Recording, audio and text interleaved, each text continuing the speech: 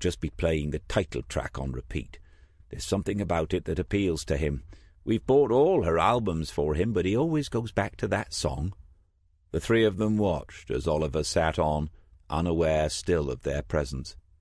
Then, after the pause, Shirley said, "And then she died, didn't she? That makes no sense either, does it? A beautiful girl with a voice like an angel. I think it was cancer." Waters stepped back from the doorway, and Serena caught the oddest look on his face, something taut and emotional.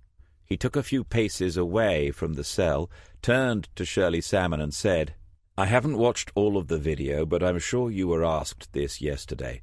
Did Oliver go out that Thursday night, the night Michelle Sims was killed?" For a moment he seemed oddly abrupt, but Shirley answered him. "This is where I blame myself. He does go out for walks around the site. He has done for a year or two. He likes to meet people, and some of them get to know him and talk to him. He loves that. He has a regular route, and he never leaves our site. He never has, not once. When he was 18 earlier this year, I gave him his own key to the apartment. It was a big thing for Oliver, being an adult." There were voices behind them in the custody suite, and Serena thought she could hear Detective Sergeant Wilson. Shirley went on, "He doesn't sleep well sometimes, and it's been so hot, making it worse. I'm an early riser, usually in bed by 10 o'clock. I didn't hear him, but he might have gone out that night. I can't swear that he didn't. He was in his bed as usual on the Friday morning. I remember him being a bit subdued most of the day, but I didn't think anything of it. If I hadn't given him that key, though—" Serena said, "You can't blame yourself for that. Things just happen." There were footsteps, and then Wilson was behind them. He said, "I hope there's been no contact with the suspect. We're under strict instructions from Mrs. Archer." Waters said in a level voice, "I was asked to come down and make sure everyone was all right." "Really? By?" "DCI Reeve." Wilson looked at the women in turn before he said, "Ought to run that by Alan as well. He was in charge last night. You—" "I expect they'll manage to sort it out between them." There had been a time, Serena recalled, when Waters had worked closely with Wilson's team, not long after she'd arrived in Kings Lake. There had even been the possibility of divided loyalties, but now there was no love lost between them. She had never liked Wilson, but she didn't like about half the men in the world. For Waters, something must have changed. You'd think the departure of D.C. would have simplified matters, but the opposite seemed to have happened. Waters turned away from Wilson, back to Shirley Salmon. He said to her, "As I said, try not to worry too much at this stage. Have you spoken to anyone else?" Shirley Salmon didn't answer straight away. Waters watched her closely, and Serena watched him. There was something going on here that she did not immediately understand. Then the woman said, "No, there hasn't been time, and I didn't know whether Waters said, "I'm sure it wouldn't be a problem. I'll have to see. As you said, this might not come to anything in the end." Then the three detectives left her there with her nephew, walking back into the custody suite. Wilson said, "Try not to worry? What was that about? You want to leave all that to family liaison. On our side of the fence, we want them worried." Anne Crisp came to the door of the cell and stared, but Wilson was unabashed. "And they should be. That DNA? You should be more honest with people. No sense in pussyfooting about with them." But Waters was already moving away towards the stairs, and Serena followed him. The briefing began just before 11 that morning.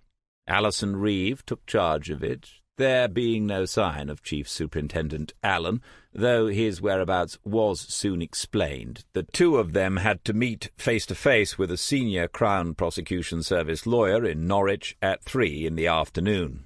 She said wryly, "As you can imagine, there's a bit of paperwork to be done." Wilson put up a hand and waited until she acknowledged him. "What's your best guess? Will they go for it, ma'am?" This is the central question in the work of criminal investigation detectives, the fulcrum upon which everything else turns and balances. No one was surprised that Wilson had asked the question, and every eye went back to the senior investigating officer. Leadership means not hiding, not running away, or at least not being seen to do so. Alison Reeve took a little respectful time before she said, "You all know it's early days. I've been involved in phone calls this morning, which suggest to me that, subject to a lot more work from everyone gathered here, they will move forward to the next stage." The next stage would be to charge Oliver Salmon with the murder of Michelle Sims. There were nods and murmurs, nothing too excited, because they all understood the unfortunate nature of the case. But a charge is a victory that must always be won if there is ever going to be a conviction. Reeve said, "Before we get too carried away, it's also pretty certain that the person in question will be given police bail this morning. In view of the likely charge, that's unusual, but it's an unusual case. There will be a number of conditions, one of which, I've suggested, is that he remains with his aunt at Pine Hills while investigations continue. That will make it easier for us if we need to go back there. He isn't thought to be a flight risk, nor to be one to the public. He would be on a daily report, and Hunston would be making contact on a regular basis." A flight risk? Waters looked around at the assembled officers and wondered which of them had imagined Oliver Salmon might already be planning to grab his passport as soon as he got back to the apartment before heading for Norwich Airport and chartering a small plane to take him to Bergerac. Was he the only person here who thought the entire business was absurd? Even Serena hadn't said much this morning. Reeve was saying, "The CPS will without a doubt hand us a shopping list of what else is required. We've anticipated that, and D.I. Turek will be briefing teams shortly. We're going to need a full workup on the suspect." And Waters thought, the person in question and now the suspect. She's avoiding saying his name. Taking a look at every aspect of his life leading up to the events of Thursday the 27th. Someone will have the unenviable job of going over every aspect of the forensics again to see what else there might be to support the case, while others will be getting out and about, visiting family members, other places he spends time, where he went to school, all involving the taking of statements. It won't be comfortable, and you'll come up against incredulity and possibly some anger. Don't let those deter you. As far as the collection of intelligence and evidence is concerned, this is just like any other investigation. The processes remain the same.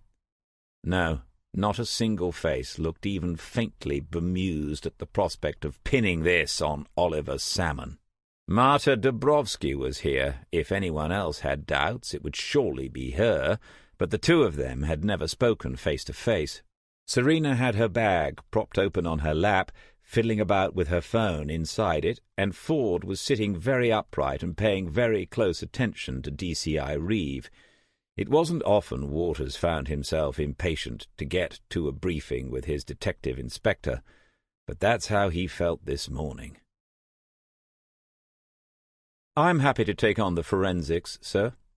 Turek glanced up over the spectacles, first at Waters, and then at the other detectives from his and Wilson's teams.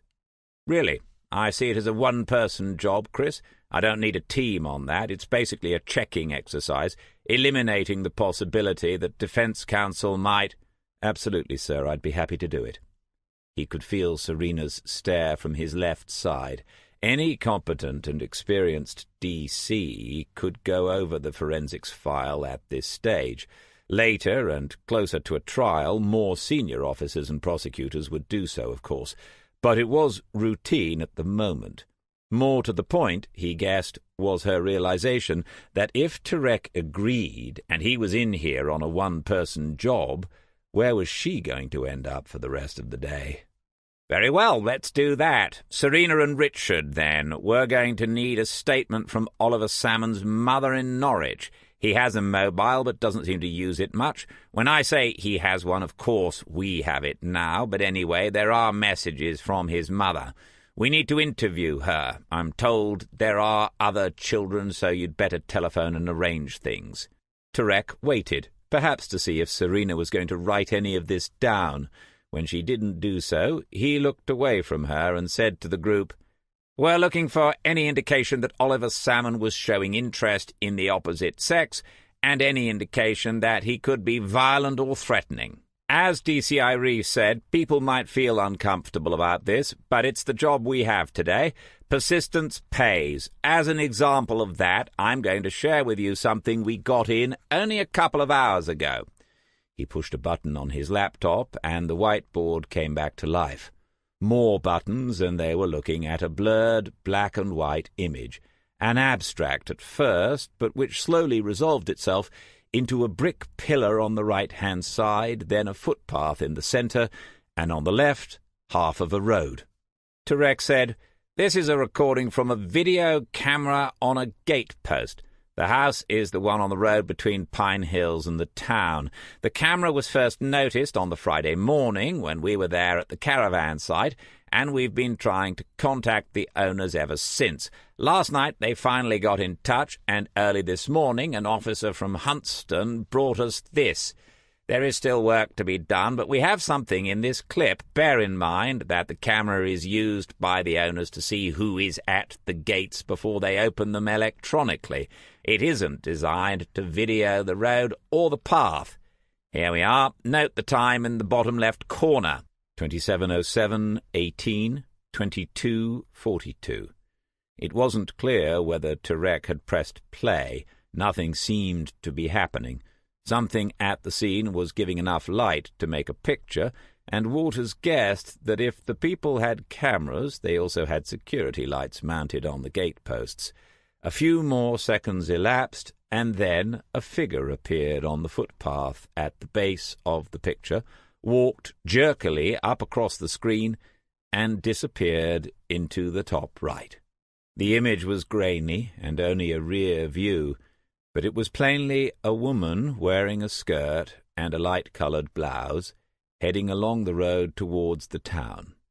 Tarek said, "This is the first thing we've pulled out. There might be more, but we think this could be Michelle Sims. As I said, persistence pays." Chapter 23. As does attention to detail. He'd had that drummed into him often enough. Waters sat down, took out an A4 pad, and opened on his screen the file of forensics results. He intended to read it all meticulously, line by line, and to make notes for himself of key points. Death had been caused by asphyxia resulting from strangulation, leading to cerebral hypoxemia. The strangulation was almost certainly manual, because any implement or materials used would have left their mark. The bruising on and in the throat was consistent with considerable and sustained pressure. The vertebrae were intact, but there was significant internal damage to the trachea, blood vessels, and nerve structures. In other words, whoever had carried out the attack meant business. Dr. Robinson had been right in his guess that there might be a hairline fracture to the right cheekbone. It was slight, but was very likely to have resulted from the heavy blow she received to the face. Waters underlined the right zygomatic bone once in his notes, and then double-underlined the word right. Then he sat back and thought. Personally, he had never punched anyone in the face. The situation had never arisen. It was as simple as that. He had been punched in the face, of course, not long after he began working with DC. The two events were undoubtedly linked in some odd, Orphic way, but the point was that it had been a really heavy punch in the face that had broken his nose. Instinctively he felt it now with his fingers, feeling the little protrusion of bone where the kink was.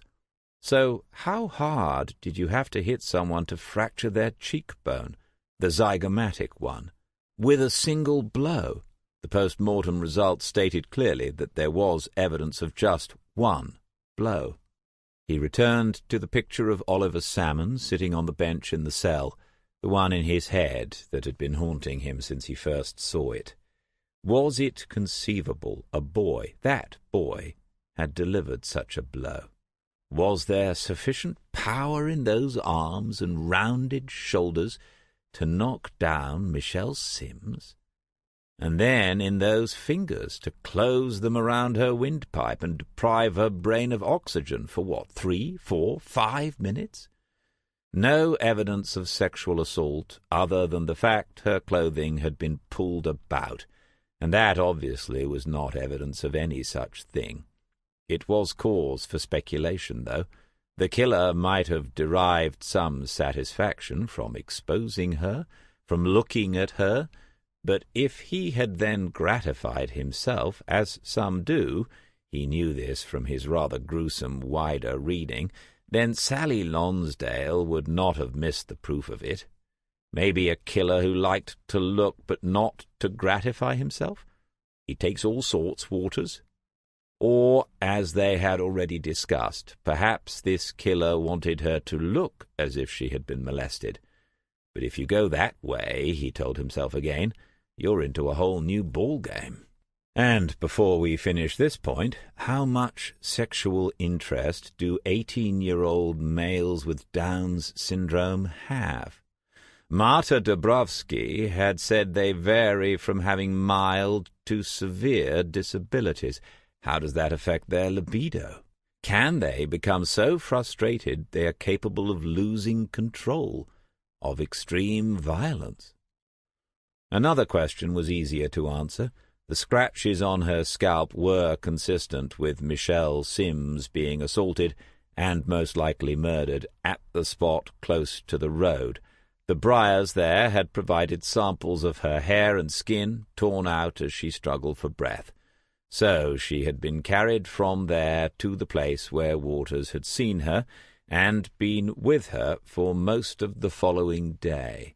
Carried bodily, 9 stones and a few pounds, placed on the ground, rearranged a little, her clothing pulled about, the shoe put down, perhaps even the other one put back on her foot, before the perpetrator took a final look at his handiwork and walked away. Oliver Salmon. But the results for the saliva were incontrovertible. His DNA was present on the front of the blouse in 3 places. The files contained a number of images, and there were 4 of the blouse. 1 was of the whole garment, the others were close-ups of where each trace had been recorded. 2 were on the upper front of the blouse, close to the line of buttons. The other was on the collar, the left side. All these locations were circled in red on the image of the whole thing, and numbered for reference to the individual sample tests. At some point, one has to trust the science and the system. It was conceivable just that during the process of labeling the samples on that Friday afternoon, 2 had become transposed, that he was actually looking at another man's DNA profile in these files. Conceivable, but extremely unlikely. There was a reason why Reeve had called in experts to do the work, and if such a gross error had been committed, it would be discovered anyway, because if charged, Oliver would undergo repeats of all the personal tests specifically to address such a remote possibility. Proceed then on the basis that Oliver Salmon's saliva is present on that blouse. There is worse for him, we know, but for now, think about the blouse.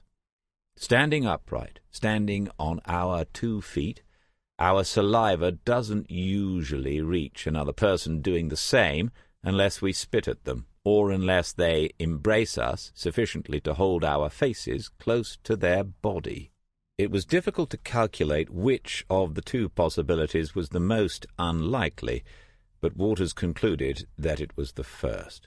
Was it possible that Michelle Sims, in her inebriated condition that night, had encountered Oliver on his walk, spoken to him, and put her arms around him? If she had pulled him close enough, saliva could have been transferred to her clothing. In doing so, if she had done so, she had committed no offence other than perhaps recklessness, but alcohol was thought to have played a part in 55% of non-domestic violence with injury cases in the years 2014 to 2015. The Institute of Alcohol Studies concludes that this figure significantly under-records the true situation. Drinking makes you more likely to commit a crime and to be the victim of one. Waters stared down at his notes. He was on the second page of them and aware of just how many question marks he was writing.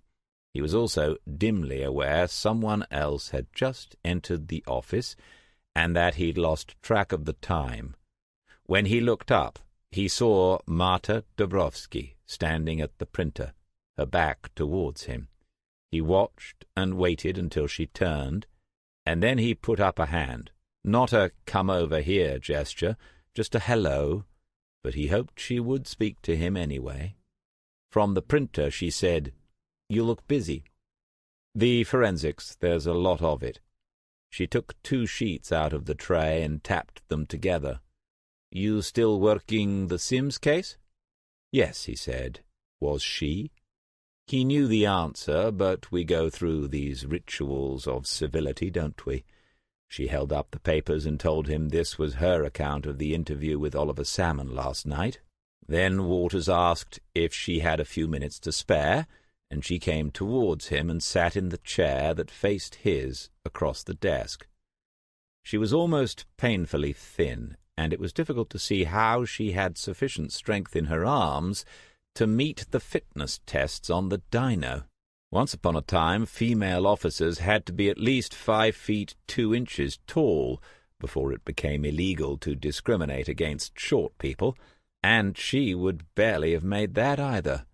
Of course, Smith had occasionally wondered aloud whether there ought to be a maximum height for male candidates, a figure that was somehow related to his own height. That is, no one should be accepted onto the force who was a certain number of inches taller than himself, unless they had a body mass to match. It was useful, he said, to have a few really big ones like John Murray to do the heavy lifting. Waters said, "I've only watched the end of the interview. Did he say anything about going for a walk that night, or meeting anyone?" "No, but I don't think he was able to recall the specific night. Not after so many days. I would be surprised if he could. Quite unlikely, I think." Long dark hair, long dark eyebrows, blue eyes, and little if any makeup. Marta looked down at the notes and said, "You find anything? You looking for anything in particular?" He told her the truth, that he was searching for some explanation of the saliva samples other than that Oliver Salmon had attacked Michelle Sims. She frowned and pursed her lips. "You trying to prove he didn't do this? I don't think you do your job properly." Now she raised the long eyebrows and smiled. "It's part of the job, testing the evidence before someone else does in court. Someone paid a lot more than you or me." He nodded, and she sat back in the chair, not seeming to be in a hurry to go, now she was here. Waters said, "The woman had been drinking. I just wondered whether she might have met him on the caravan site and behaved really inappropriately. She doesn't seem to have been the most stable of characters." Marta said, "Maybe. Doesn't seem very likely. In my experience, I mean just my brother and the others I met through him, these young men, they don't have much interest in, the having sex. They want the girlfriend because they see that's what we do, the other people around them. They want to be like everyone else. They like the interaction, often they want to be sociable, but not the sex so much. Maybe this doesn't help you." He thought she might be 30 or thereabouts, and he wondered whether she'd been in the police in Poland. Could you get a transfer? The requirements and regulations would surely be quite different. She said, "Another thing is probably useless information. Down's syndrome produces many peculiarities because of the genetic linkage. One is that saliva is unusual, more alkaline. Sometimes this causes problems with the teeth as well. I thought you should know, as you are going so deeply into it." She was teasing him, of course, and he smiled at her before he said, "Honestly, what do you make of all this?" He waved a hand over the notes he'd made. For the first time she seemed a little wary. She was a detective constable, he a detective sergeant, and it wasn't clear to whom she was reporting in Kings Lake Central. After a more than usually expressive shrug, Marta said, "Not my case, as they say. I think I will soon be back in Norwich. I have some experience but no qualifications. If the CPS decide to charge, they will find experts to interview. They will handle this one with the kid gloves." "Your idiom is very good." "Thank you. But I was asking you as Anthony's sister, not as someone from Regional Crimes. You remember his name?" She was genuinely surprised, but his head was full of useless information, which very occasionally was of some value, after all. "Okay, then. I have seen Anthony very frustrated sometimes. People say they are stubborn, but this is almost always frustration. They feel and understand much more than they can express to us. I have seen him upset, banging a table until you intervened to stop self-harm. I saw him throw a bicycle over a fence one day because he could not ride it. But I never saw him hit anyone or hurt anyone. I would say this is not in his nature." Waters was watching her, waiting, encouraging her to move to a conclusion. "So what has happened here, what might have happened here, would be very strange to me." "And to me. So that makes two of us. But his saliva is on her clothes and in her mouth. That's not in any doubt." After a moment, Marta said, "Another thing from the linkage, a large tongue. In proportion to the mouth, the tongue is larger. You can hear this in the speech sometimes, like a lisp. When Anthony is excited, sometimes he spray a little, you know. Maybe, but that seemed like a stretch the prosecution would deal with easily enough." Waters added her point to his notes anyway, and Marta asked whether he thought Oliver Salmon would be charged or bailed later in the day. "Just a guess," he replied, this all being far above his pay grade, but he thought bail was most likely.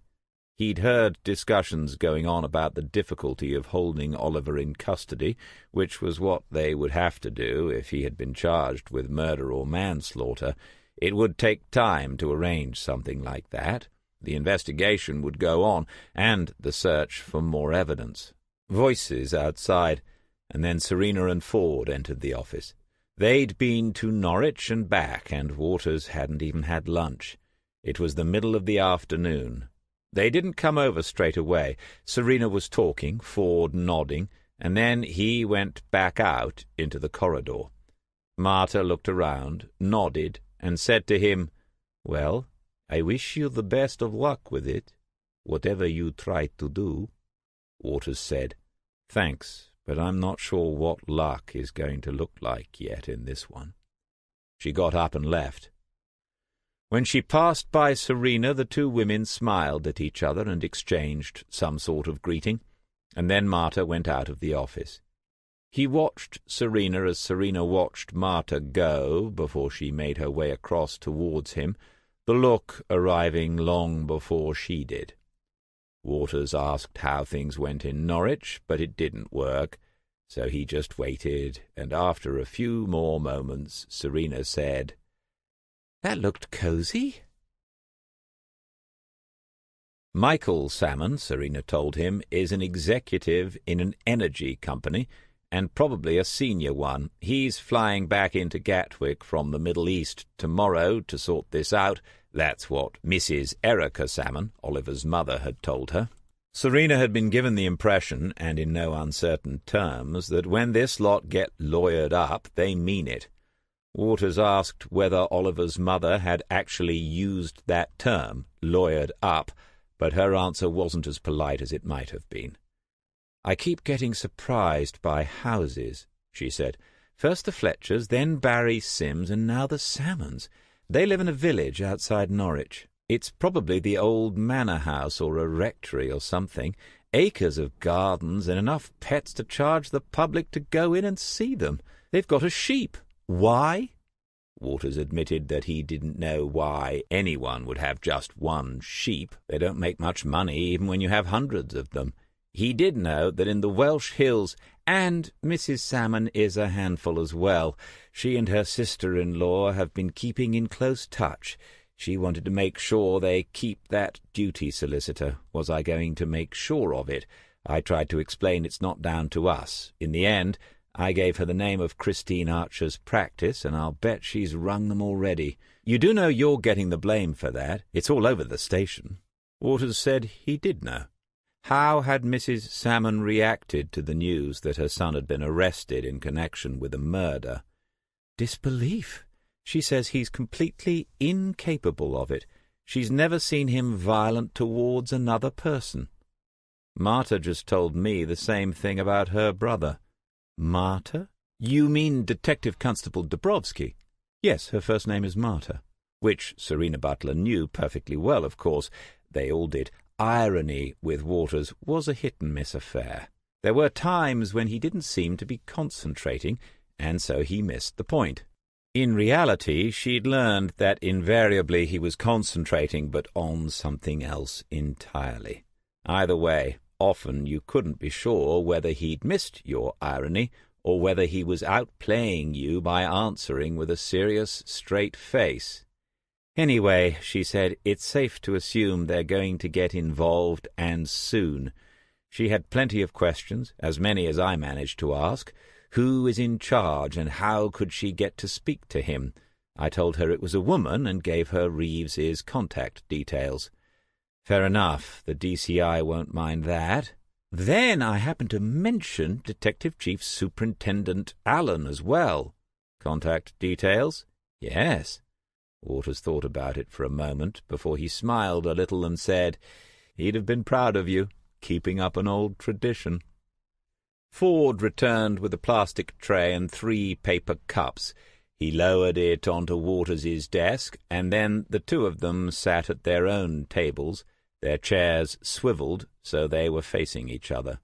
Serena said, "What about you, Sarge? Found anything interesting?" "I'm still not halfway through it, but the two of them were at least face-to-face at some point during Michelle's stay in Pine Hills. There's no doubt about that. She said, I heard that when they take him back, they're going to collect clothing, anything he might have been wearing during the week. If they can get a cross-match to her from that, it tightens the noose a bit, doesn't it?" Waters took a sip of the coffee, and for once it was halfway to acceptable. Then he realized this was because he hadn't eaten anything and his stomach was desperate. Ford said, "Actually, Sarge, it doesn't prove they'd been face-to-face. He might have been in contact with her blouse while she wasn't wearing it. I know that doesn't account for the traces in her mouth, but it could for the blouse, couldn't it?" Waters gave it some thought and caught Serena's eyes as he did so. She frowned and told Ford they'd let him know when he was qualified enough to begin thinking. But Waters thought he had a point. Assume nothing. Then Waters said, "Well, write up the interview straight away. There's no telling what we'll be involved in tomorrow. I'll push on with this stuff. I need to find out what sodium N-lauryl sarcosinate is." Serena said, "You mean apart from quite difficult to say? Why? Where did it show up?" "In the gas chromatography results. There were minute traces of it." "Where exactly? On the body? At the crime scene?" Waters skipped back a few pages on the screen, although he must already know the answer to her question. "The collar of the blouse first, then, when they checked further, traces in samples taken from the skin of her throat. 3 hits in total." Serena said, "Oh, my God, that's from his hands, isn't it?" "Could be. It's a solvent. I've got that far. But I haven't found out what it's used for yet. I'll follow it up when I've got to the end." She was still looking impressed with the discovery when Ford said, We're all covered in chemicals now. We're all contaminated.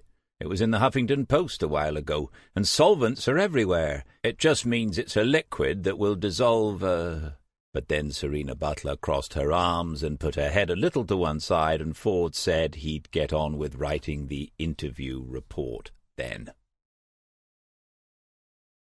And the other thing was the 2 fragments of leather underneath Michelle Simms's fingernails, under the nails of the index and middle fingers on her left hand.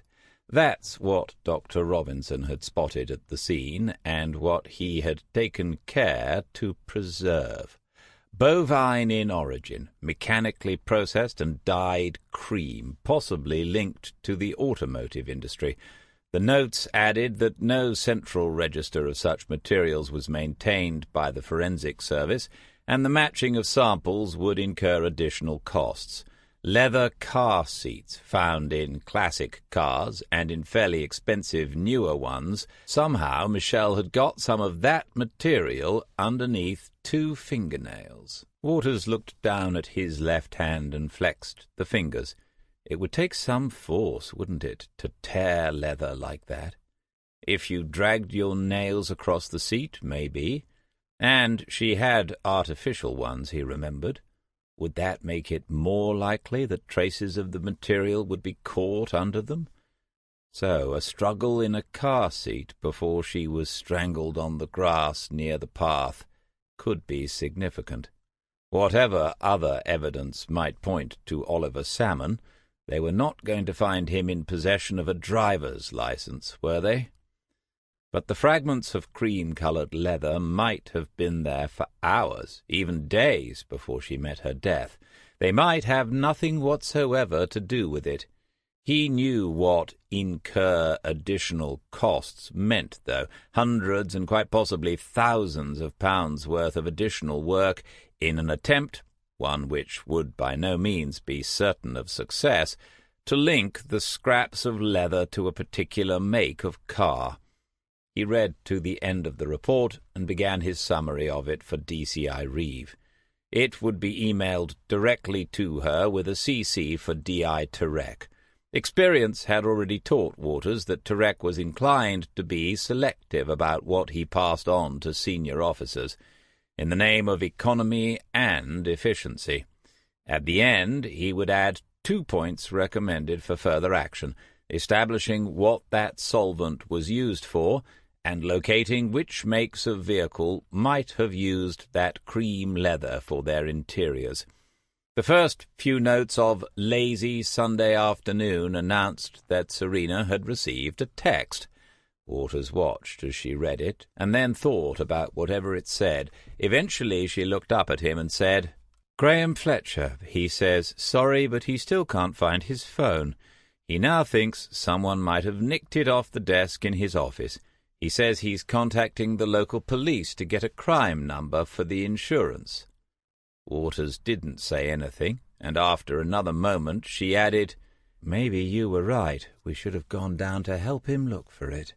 "Okay, add that to the file, and reply telling him that if it turns up, we'd still like to see it." It took Waters another half an hour to complete the summary. By then it was a few minutes after 4 o'clock, and he was meant to be off duty until the Friday morning. At 10 minutes after the hour he received a text from Janey, telling him that she would be back in Lake tonight, and that she'd meet him at the flat, not to book a meal anywhere. They needed some time to talk. 8 minutes later, as he was clearing his desk, Detective Inspector Simon Turek came in and told them that following the meeting with the Crown Prosecution Service, Oliver Salmon was to be charged with the manslaughter of Michelle Sims. The lawyers had concluded that should the case come to trial, the question of diminished responsibility through abnormality of mental function was likely to arise. Also, murder is a crime of specific intent, something unlikely in someone with Down syndrome. But they felt there was sufficient evidence to present a case that Salmon had taken the woman's life, even if he had no intention of doing so.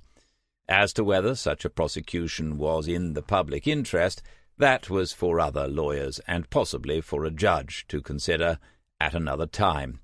Serena said, "What about bail, sir?" "Yes, post-charge police bail today. He has no previous convictions for serious offences." As if, thought Waters, he does have a few minor ones, like drunken disorderly, taking and driving without consent, and possession of Class B drugs. Tarek was pleased, as if they'd all had a hand in it. "Let's have all the T's crossed and the I's dotted," he said. "We can regard this as another job well done. It's unfortunate when someone like Oliver Salmon is caught up in the criminal justice system, but we as police officers do our jobs without fear or favour. That is our mission. By the end of the week, at least some of us should be on to new cases, and anyone less like Winston Churchill I cannot imagine," thought Waters, as he passed by the one-way glass security screen at the new entrance to Kings Lake Central. He remembered Charlie Hills behind the polished oak counter. He remembered the exchanges between the desk sergeant and his favourite detective sergeant, the complaints about being a messaging service for CID, and the long-running inquiries into who had stolen his custard creams.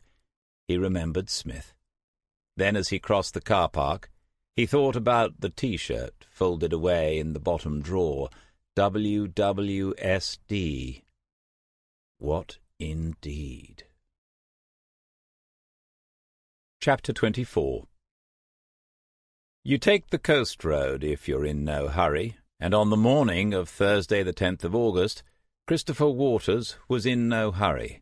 There is on that road a rush hour of sorts as village residents commute down into Kings Lake, and he had waited until that was over. But in the second week of August, every caravan, cottage, and room on the North Norfolk coast has been let to holiday-makers, and these days every single one of them has arrived by car.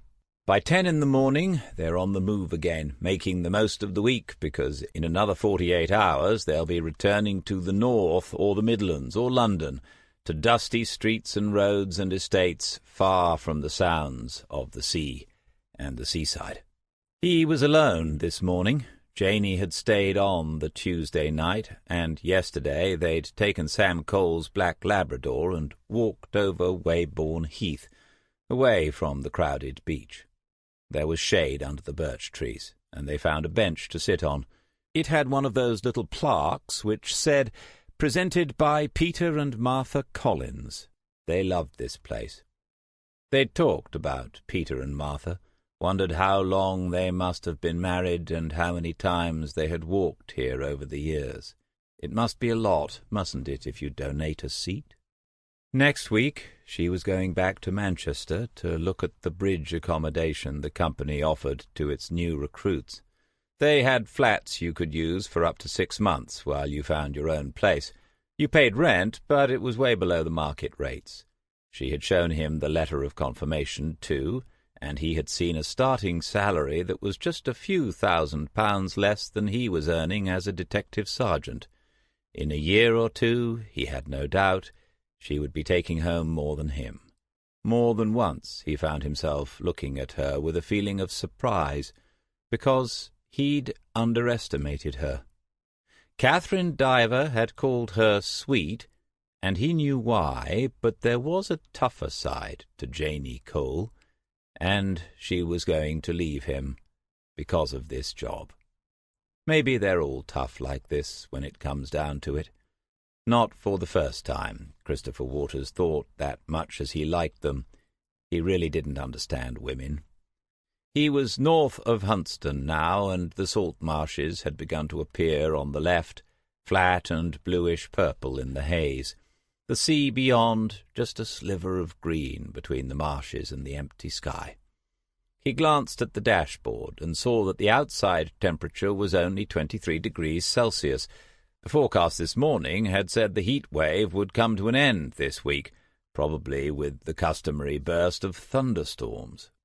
Janey was still telling him they could work it out, talk every day on the phone and visit each other nearly every weekend. It was only a few hours away, and whatever job she'd got and wherever it was, You were never going to be together all day and every day, were you?" Waters had pointed out that when she moved to Boston it wouldn't be so straightforward, and she told him not to be silly, but the idea appealed to her, it was plain to see. A part of him wanted to confront it then, as they sat on the bench, to say there on Weybourne Heath that it was over, that this might as well be their last day together.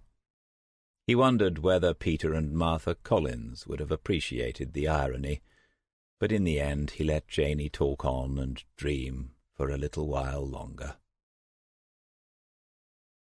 He passed the turn down to Barnum's Staithe, not slowing to look as he might once have done, but not forgetting either that it was where they had first met.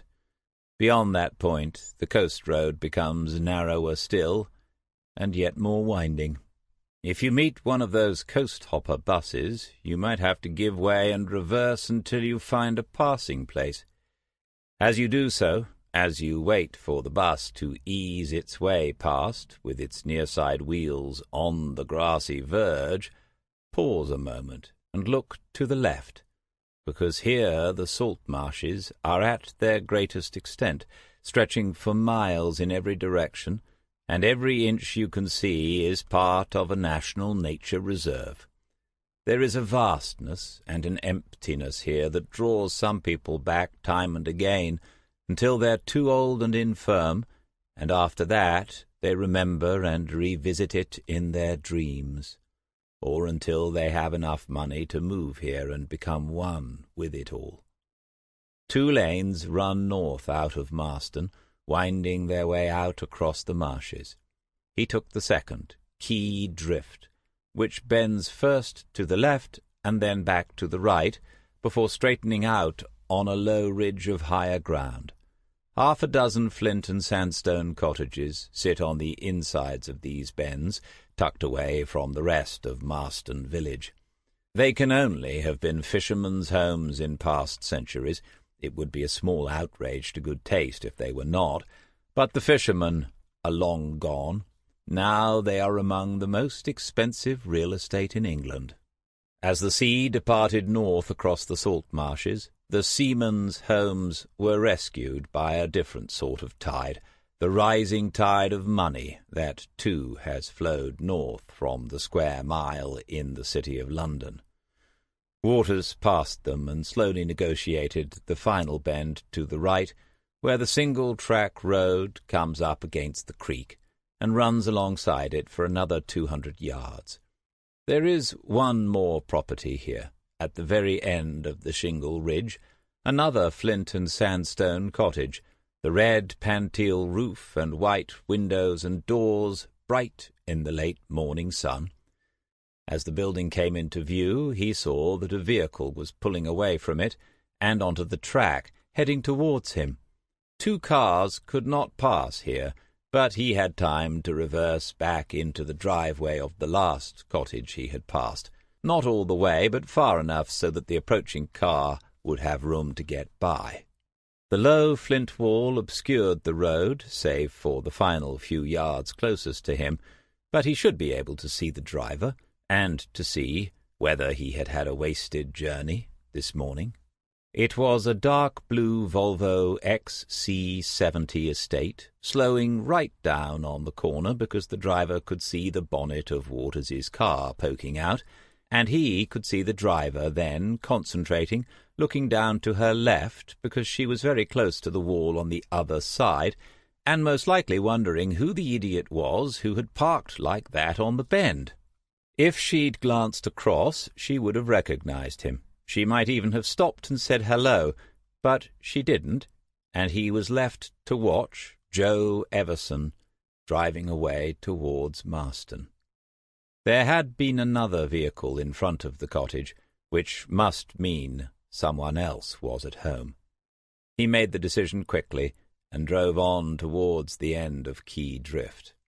Far from a wasted journey, he might just have had a stroke of luck. He pulled in beside a red Subaru Impreza, making sure he'd left enough room for the Volvo if Joe returned while he was still here, An Impreza. That's a lot of car, sir. It didn't look bad outside the cottage, though, fitting in pretty well with the sort of vehicles you saw parked alongside the holiday homes all along the coast. He stood for a moment, admiring the place. There was a low flint wall in front of it, enclosing a small rectangular garden full of carefully chosen plants, the foliage all greys and silvery greens, plants that could thrive in the brackish air and the thin, shingly soil. There was a wooden gate in the wall, and a path leading to the front door, and a porch, smothered not in roses, but two clematises intertwined, one red and the other a deep purple. On the gate was a sign that served as the name of the place and the cottage, Drift's End. Waters left his car unlocked and with the windows down. There was a public footpath leading on past the cottage, following the winding course of the creek into the marshes, and he could see a couple of people out there in the distance, but crime seemed something of an improbability here. He took the path that led from the parking spaces around to the back of the building, and then stood at the rear of it in a shaded square. There was an outdoor table and 4 chairs beneath a sunshade on the paved area, and beyond that another rectangle of garden 3 or 4 times the size of the one at the front. A little timber shed stood at the end, and a small greenhouse, which he didn't remember from his last visit. He took a few steps in that direction to be certain, but there was no sign of anyone. The cottage had a stable door at the back, and the top half was open. He listened and could hear nothing. Then he tapped quite gently, paused, and repeated it. Someone might be taking a nap, though it seemed too early for that. He hadn't been here in a while, and he couldn't be sure how things were going on.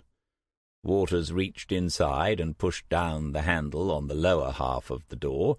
It opened with a creak, and he stepped inside, into the still, cool air of Drift's End, with its low ceilings, beams, and flagstone floors.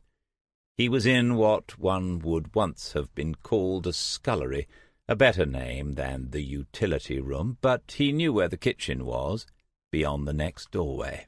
It, too, was open, and he stepped quietly through, to be faced with a blonde girl, holding in her left hand a baby's bottle, and in the other a carving knife pointed in his direction. To describe the ensuing moment of silence as awkward wouldn't do it justice. The girl never blinked, and Waters never moved. Eventually he said, "I'm sorry, but who are you?" She said in a definite and very Irish way, "Me? Oh, I'm Mairead Kelly. Who the bloody hell are you?" Christopher Waters, Detective Sergeant. I was hoping to speak." But she'd taken a step towards him. It wasn't clear yet whether she was going to attack with the knife or the bottle of formula, but she was not intending to retreat. He put up both hands and edged back into the scullery. She followed, keeping the distance the same until he was outside the cottage again. She closed the lower half of the stable door. Eyes still fixed on him, she said in a surprisingly loud way, "Dermot, where are you? We have an intruder." With that name, things had begun to make some sense. Waters had never met these people, but he knew who they were because John Murray had told him. He said to her he was a friend and former colleague of D.C., just calling in to say hello on his day off. "Who's D.C.?" she had answered. David Smith. We worked together at King's Lake." "You're a policeman, you say? Any identification?" "Sorry." He pointed down at the T-shirt, jeans, and sandals, and she understood. "So is he expecting you?" "I doubt it. It's an unannounced visit, I'm afraid. I can call back. If you'll just tell him that Waters was here, Chris." Mairead Kelly had lowered the knife by then. She apologized in an unapologetic way, explaining that where she was from it's not a good idea to go wandering into people's houses without their say-so, and out here in the middle of nowhere, sure people should be more careful. He didn't know whether she meant the owners of these places who left their doors open, or the fools who went wandering into them unannounced, and he didn't ask. She said, "It's up to you whether you leave or not, but they're down the track there. You can see them.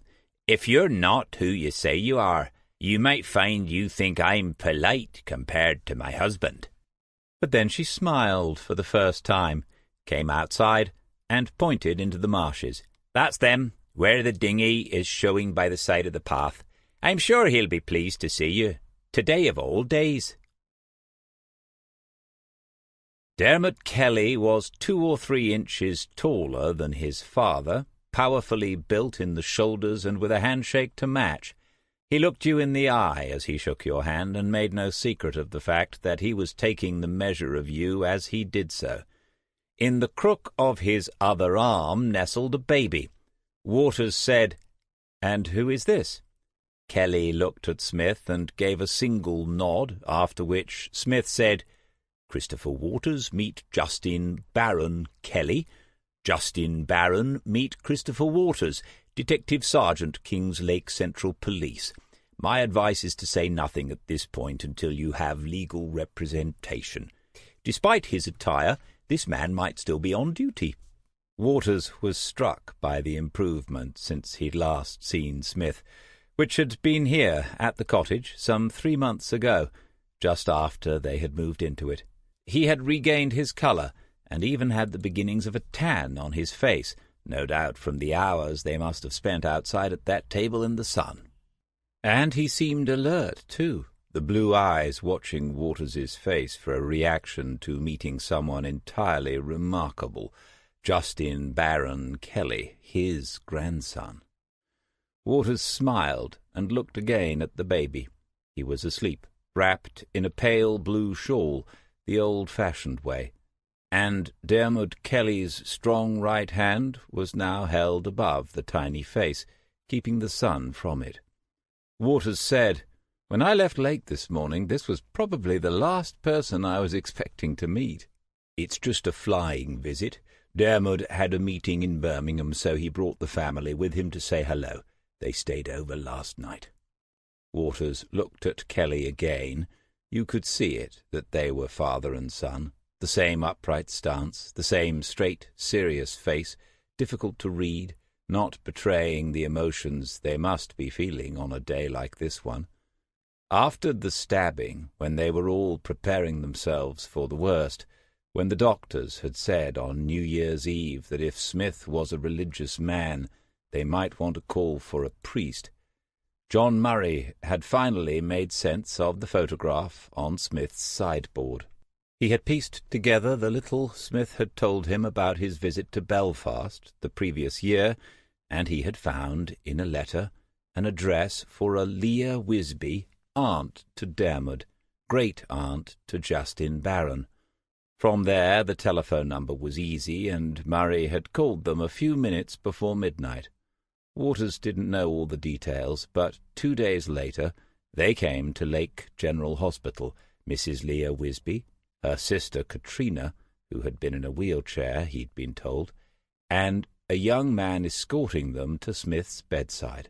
The young man, Dermot Kelly, had not known that Smith was his father when they met in Belfast, and it seemed that if it hadn't been for the knife wielded by Paulo Harris, he might never have known it. What extraordinary scenes there must have been.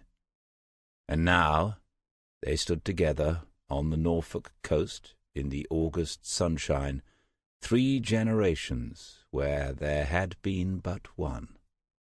Waters had been to Smith's home in Kings Lake several times. He had felt the emptiness in it, comfortable though it was. It seemed that with her death Sheila had left a void nothing could fill, and he could not have been alone in wondering what Smith would do when the job finally came to an end. And now a son and a grandson, a devoted and fiercely protective new partner, and a cottage full of character in one of the loveliest locations on the coast that meant so much to him. As Smith himself might have put it in one of his more expressive moments, it was a bit of a result. "Anyway, DC, it's good to see you looking well. You've got a lot on today. I'll call back another time." Kelly said, "No need for that. It's getting hot for this little man. I'm taking him back inside, and he'll be hungry as soon as he wakes. Nice to meet you, Christopher." They shook hands again, and Waters was ready for it this time. Then Dermot left him, heading back towards the cottage. When Waters looked that way, he could see the girl up on the bank, waiting.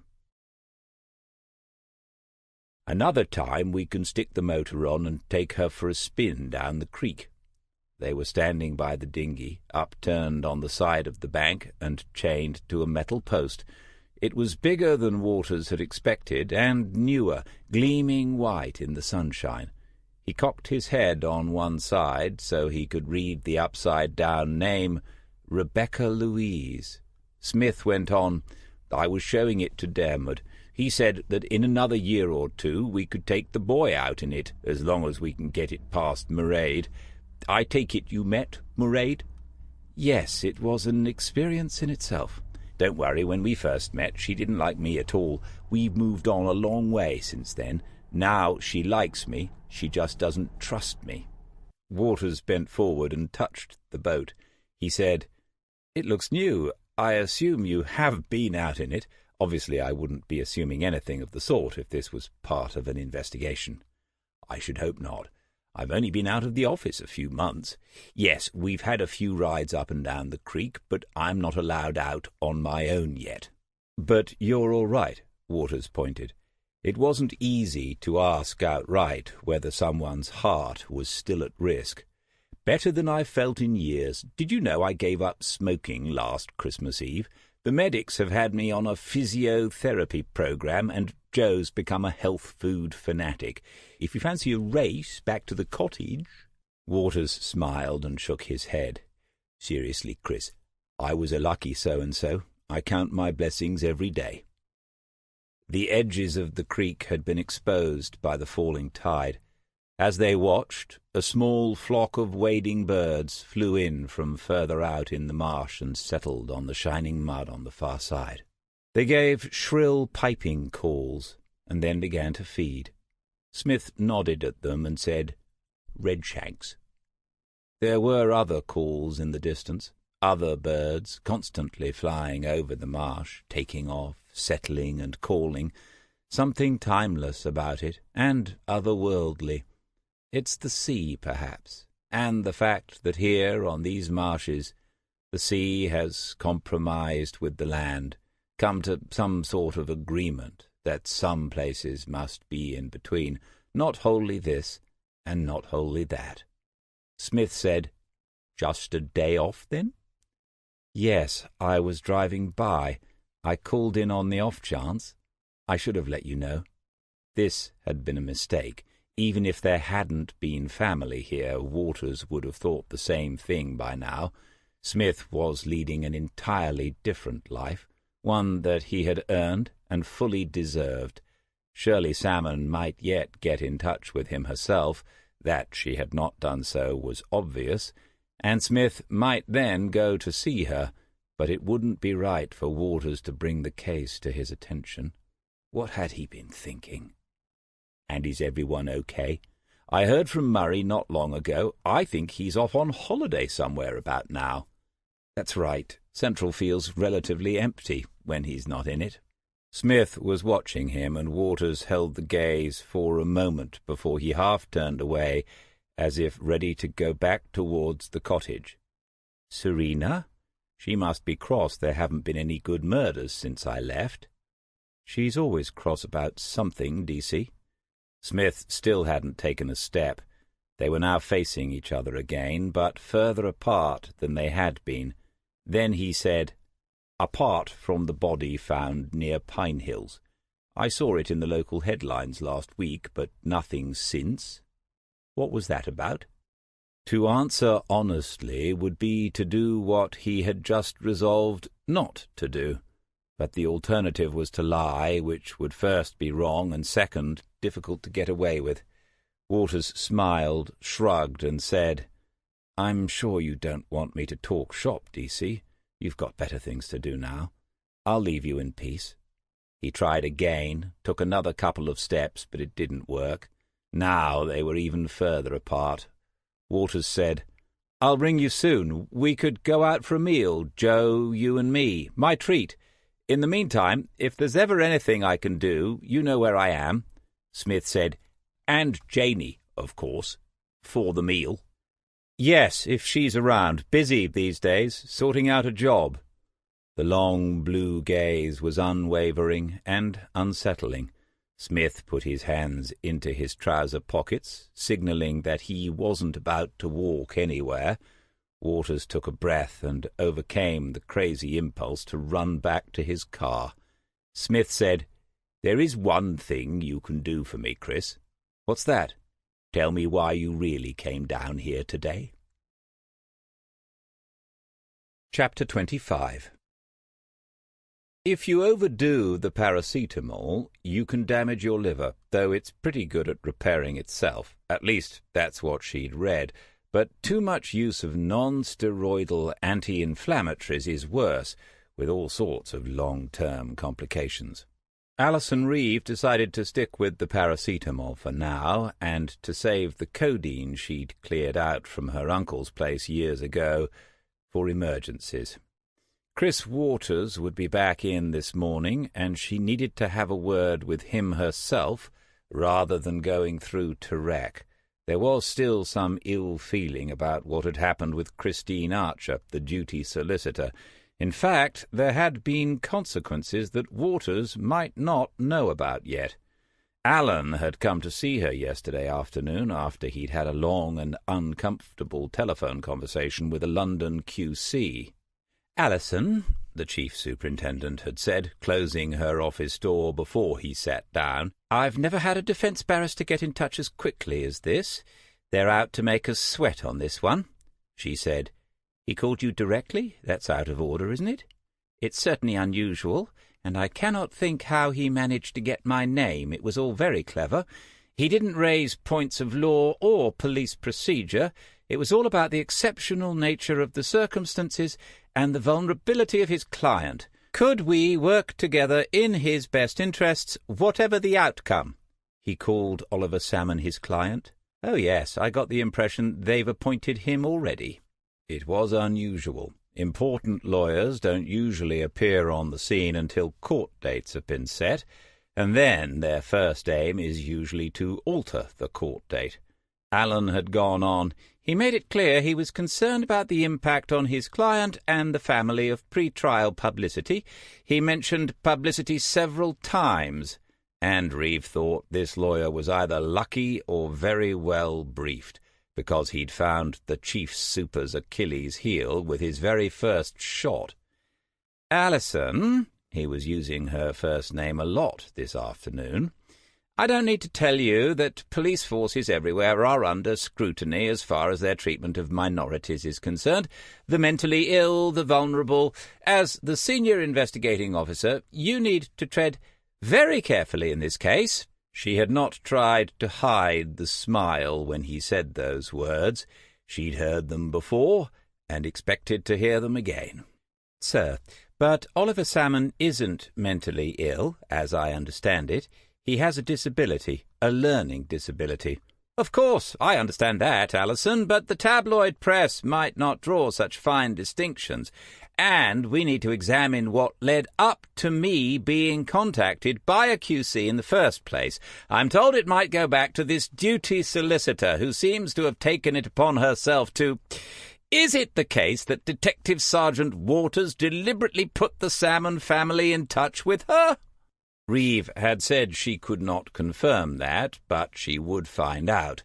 Alan had gone over it all again before she could get him out of her office, how the defence were going to play the card of a disabled suspect being locked up in a police cell, Not any old police cell, but one in Kings Lake Central. Not any old backside being exposed to the tabloid gaze, but his, Chief Superintendent Allen's. When he'd gone, she sat down and added Seeing Waters to her to-do list. You'd think, wouldn't you, with Smith gone, that this sort of distraction and upset might have returned to normal levels. Say, once every few months. Would that be too much to ask? Christine Archer was a known danger, so why had Waters deliberately picked her out of the list of duty solicitors? Why had he even got involved in that? Calling in a duty solicitor should just be routine.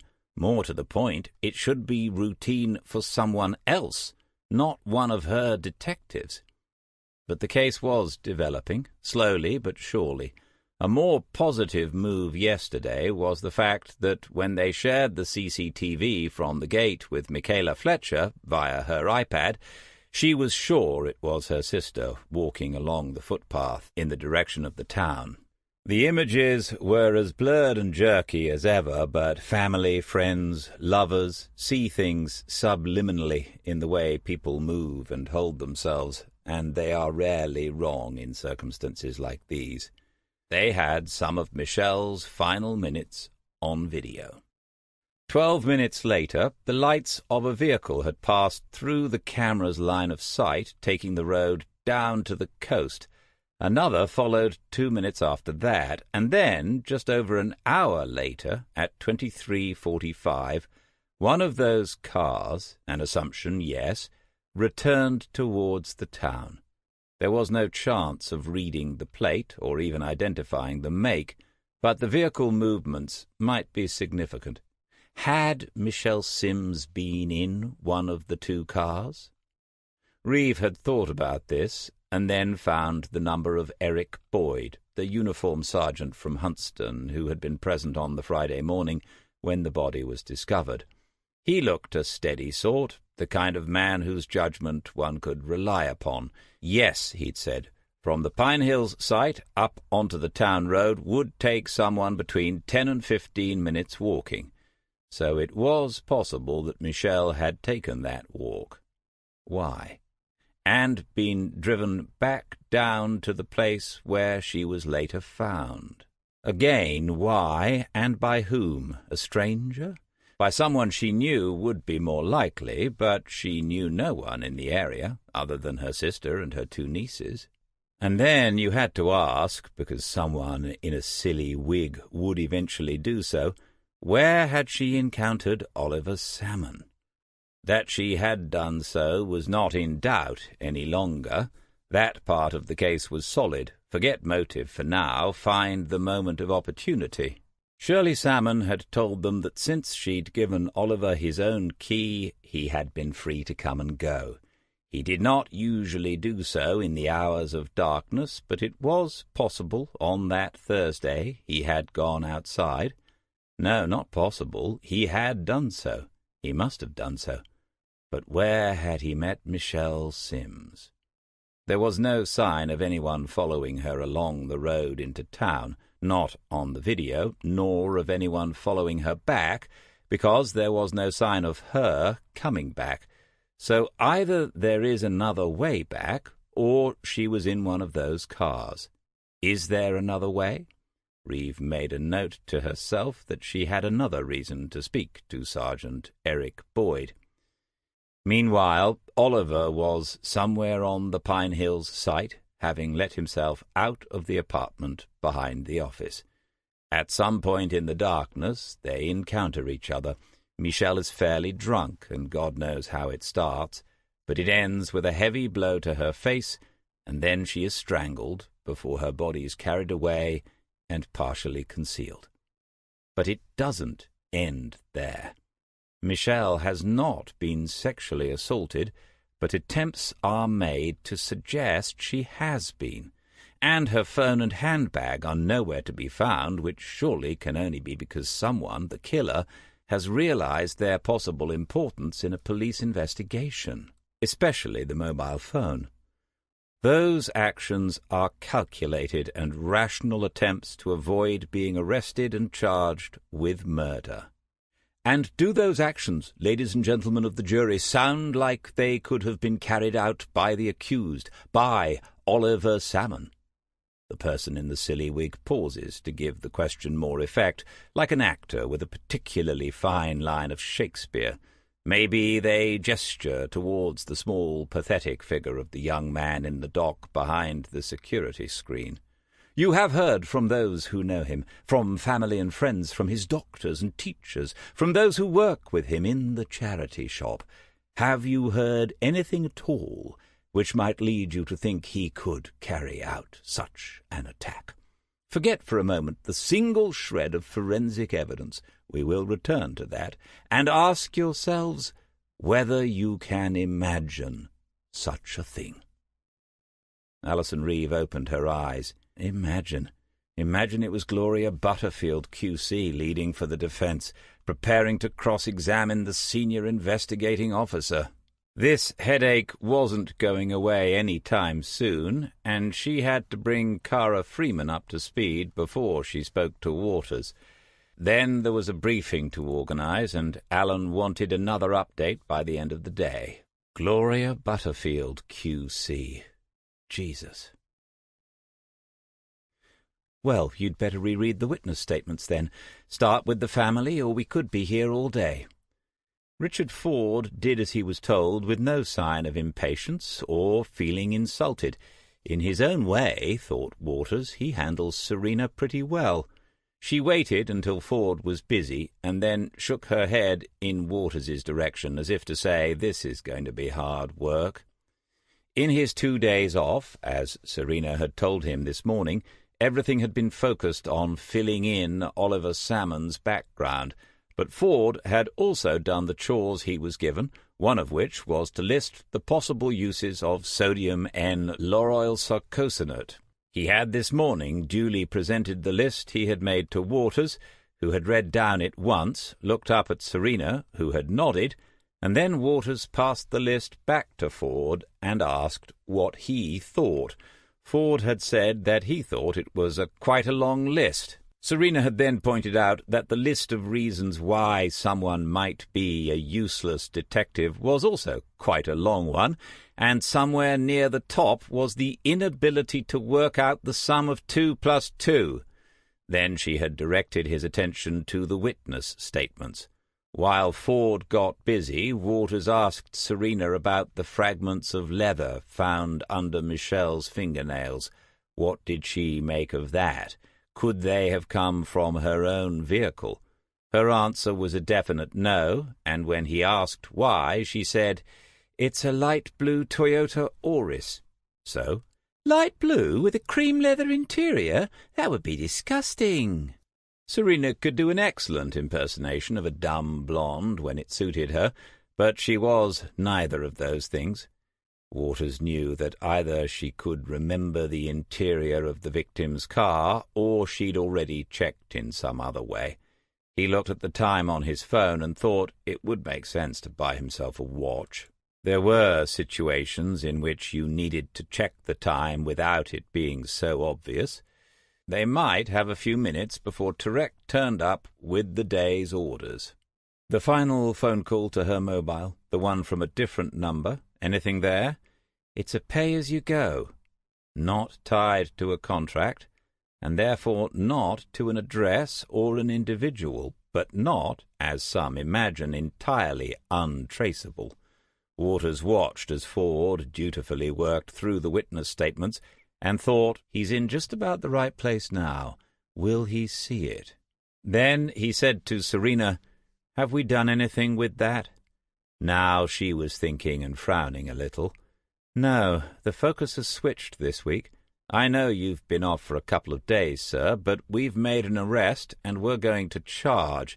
I don't think the phone records are going to play a big part in the case against Oliver Salmon." There had been times when Smith hadn't told him things for his own good, and he, Waters, understood why that was sometimes the wisest choice.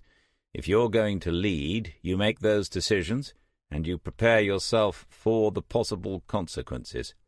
He said, watching her, We know the time that mobile was used to call Michelle. It would be time-consuming, but we could perhaps find out where it was when the call was made.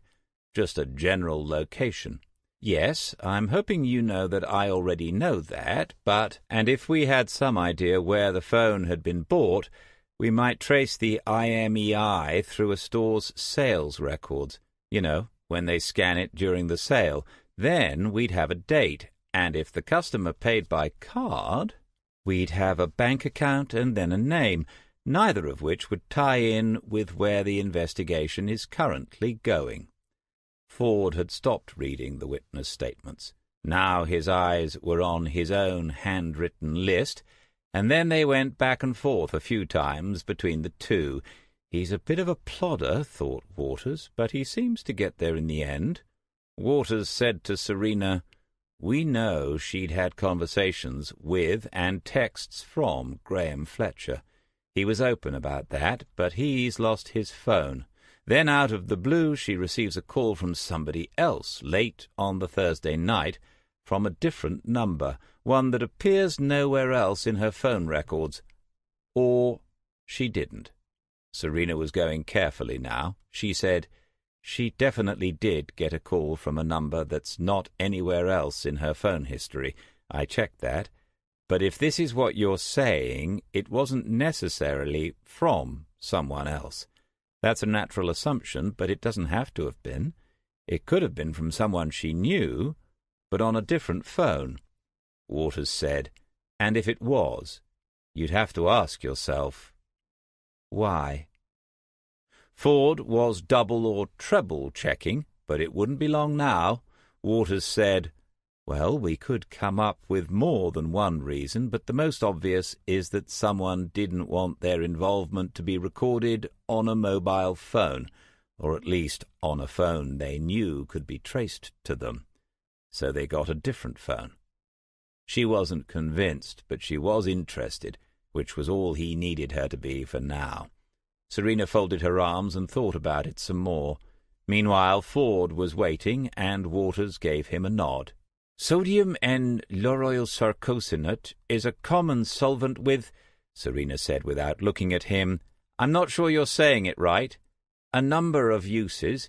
It's a foaming agent in skin cleansing products and shampoos, so obviously anyone who used those products could have traces on their skin.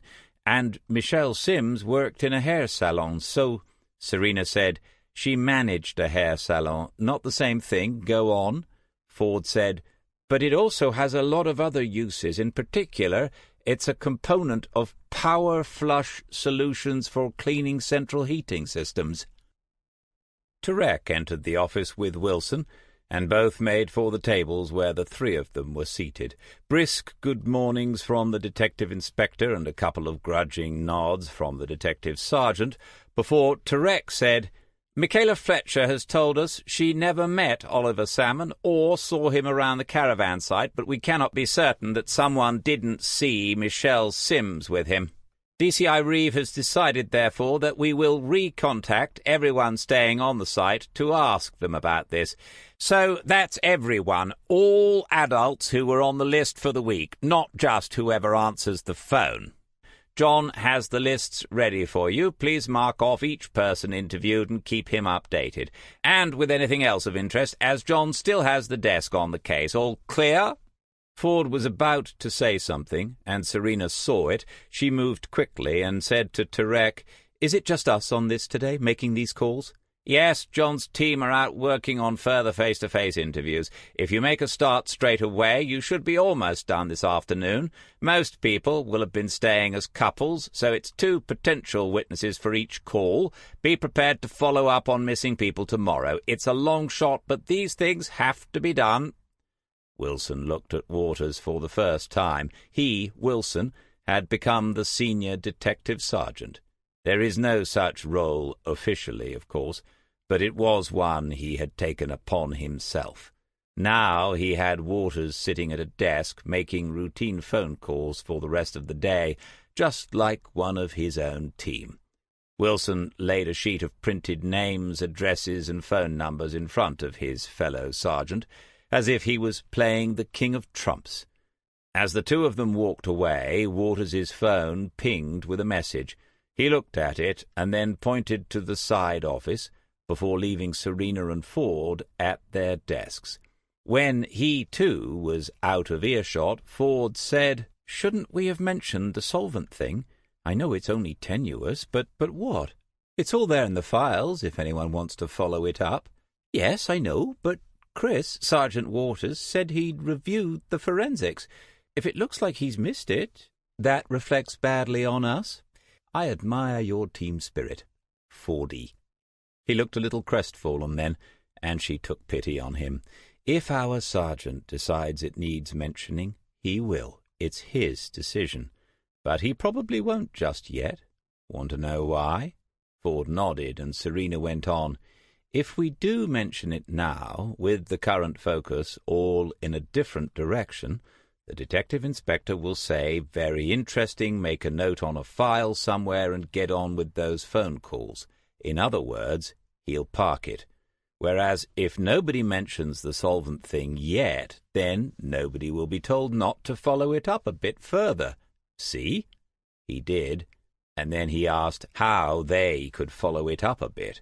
Serena told him that finding out how you could find out a bit more about things was actually quite an important part of the job.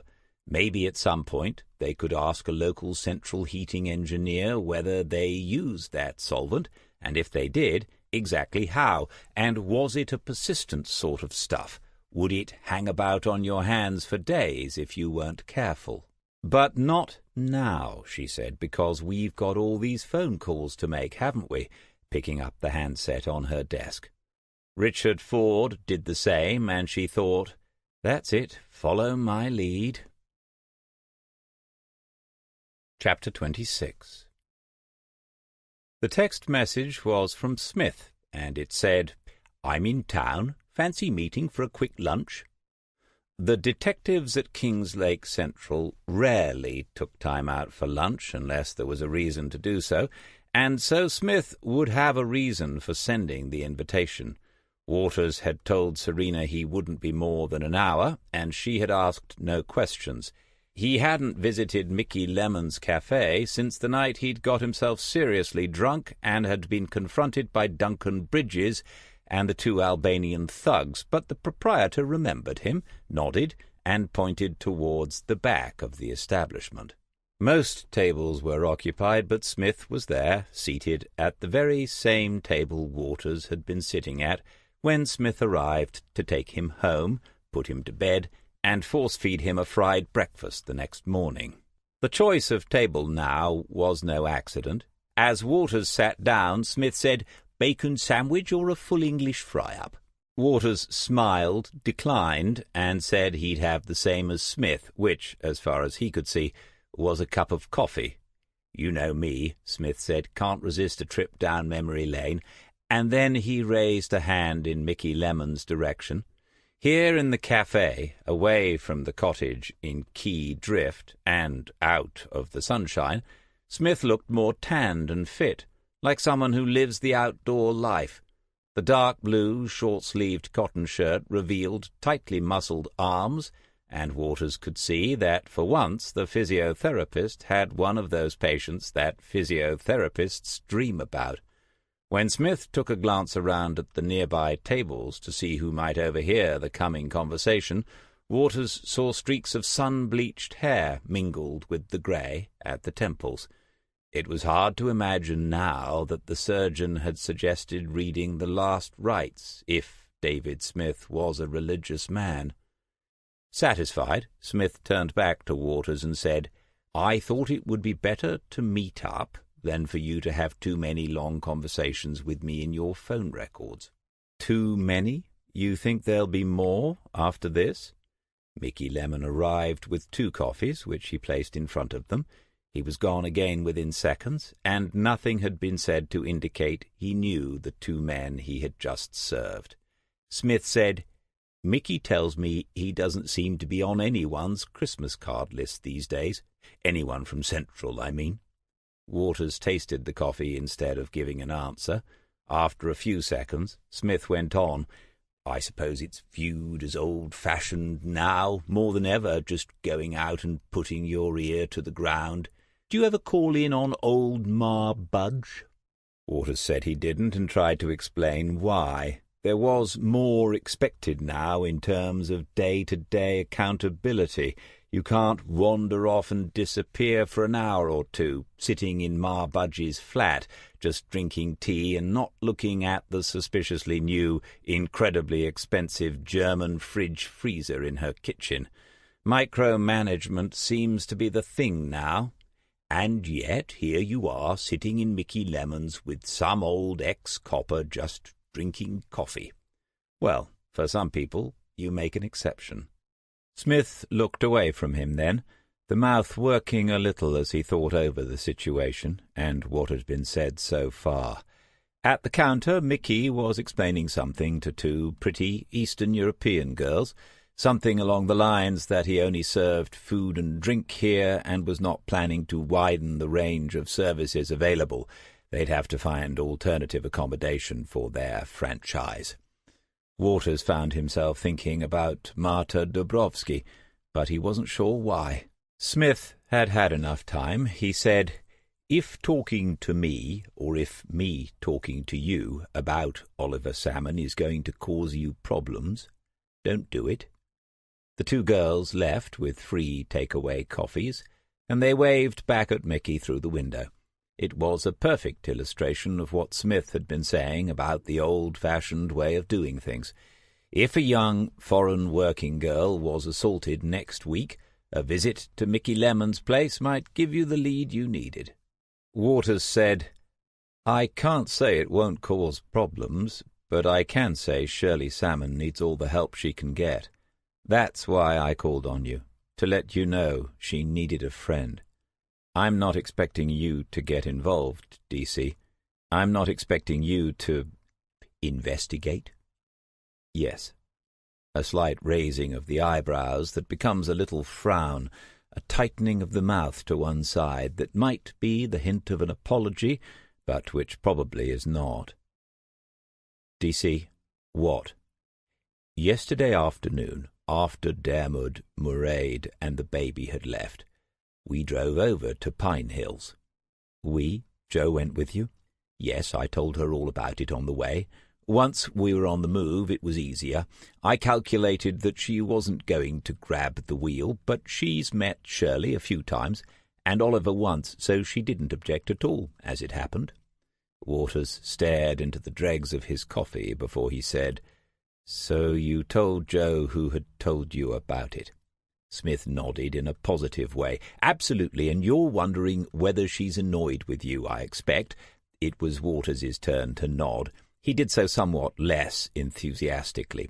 "Well, she is a bit, or she was. As I say, she's got a lot of time for Shirley, so she was keen to help out by the time we got there. I think Joe will be having a word with you the next time she sees you, though." "Oh, good." Smith was enjoying himself, it was plain to see. He put up a thumb in Mickey's direction, which meant that 2 more coffees would arrive shortly. That would be Smith's third, and Waters wondered about caffeine and heart rates. The conversation with Joe would be awkward enough as it was. Smith said, "Anyway, I'll let you know what occurred yesterday afternoon. It's up to you whether you want to tell me anything else about the case. I won't be offended if you don't. How does that sound?" Waters remembered that from many interviews. The laying it out plainly, no hidden cards, followed by the salesman's assumptive close, getting the agreement of the witness or the person of interest or the suspect, so they had the sense they were willing participants in the process. Some imagined they were in control of it, and they, of course, were the ones most in danger. Waters, at least, was unlikely to make that mistake. He said, "So where is Joe this morning?" If she was about to join them, he wanted to be ready. "Cambridge. I dropped her off at the station earlier on. She has a dinner tonight, so she'll be staying over." "A working dinner?" Waters was giving himself time to think. If Smith got involved in the investigation into Michelle Sims's murder, just how wrong could it go? You just lost your job wrong? Smith said, "Difficult to say with these university types. What they call work and what we call work are two different things most of the time. Still, Jo's done both sorts, so she's got her feet on the ground." Waters knew Jo Everson had been a detective inspector in the Metropolitan Police before she left to pursue careers in profiling and writing about some notorious murder cases. He also knew that in the spring she had sold her detached 5-bedroomed house in Cockfosters for £1.5 million. Smith had sold his own property at the same time. Even allowing for what they must have paid for Drift's End, they had to be comfortably off, and they probably didn't need to be working at all. Smith understood what Waters was doing, putting the conversation into idle and giving himself time to think. To help out, he said, "And what about Janie? What were you saying yesterday about a job?" That didn't help at all, obviously. Waters said, "It's in Manchester." There was no reason to go into detail. That was the single salient point.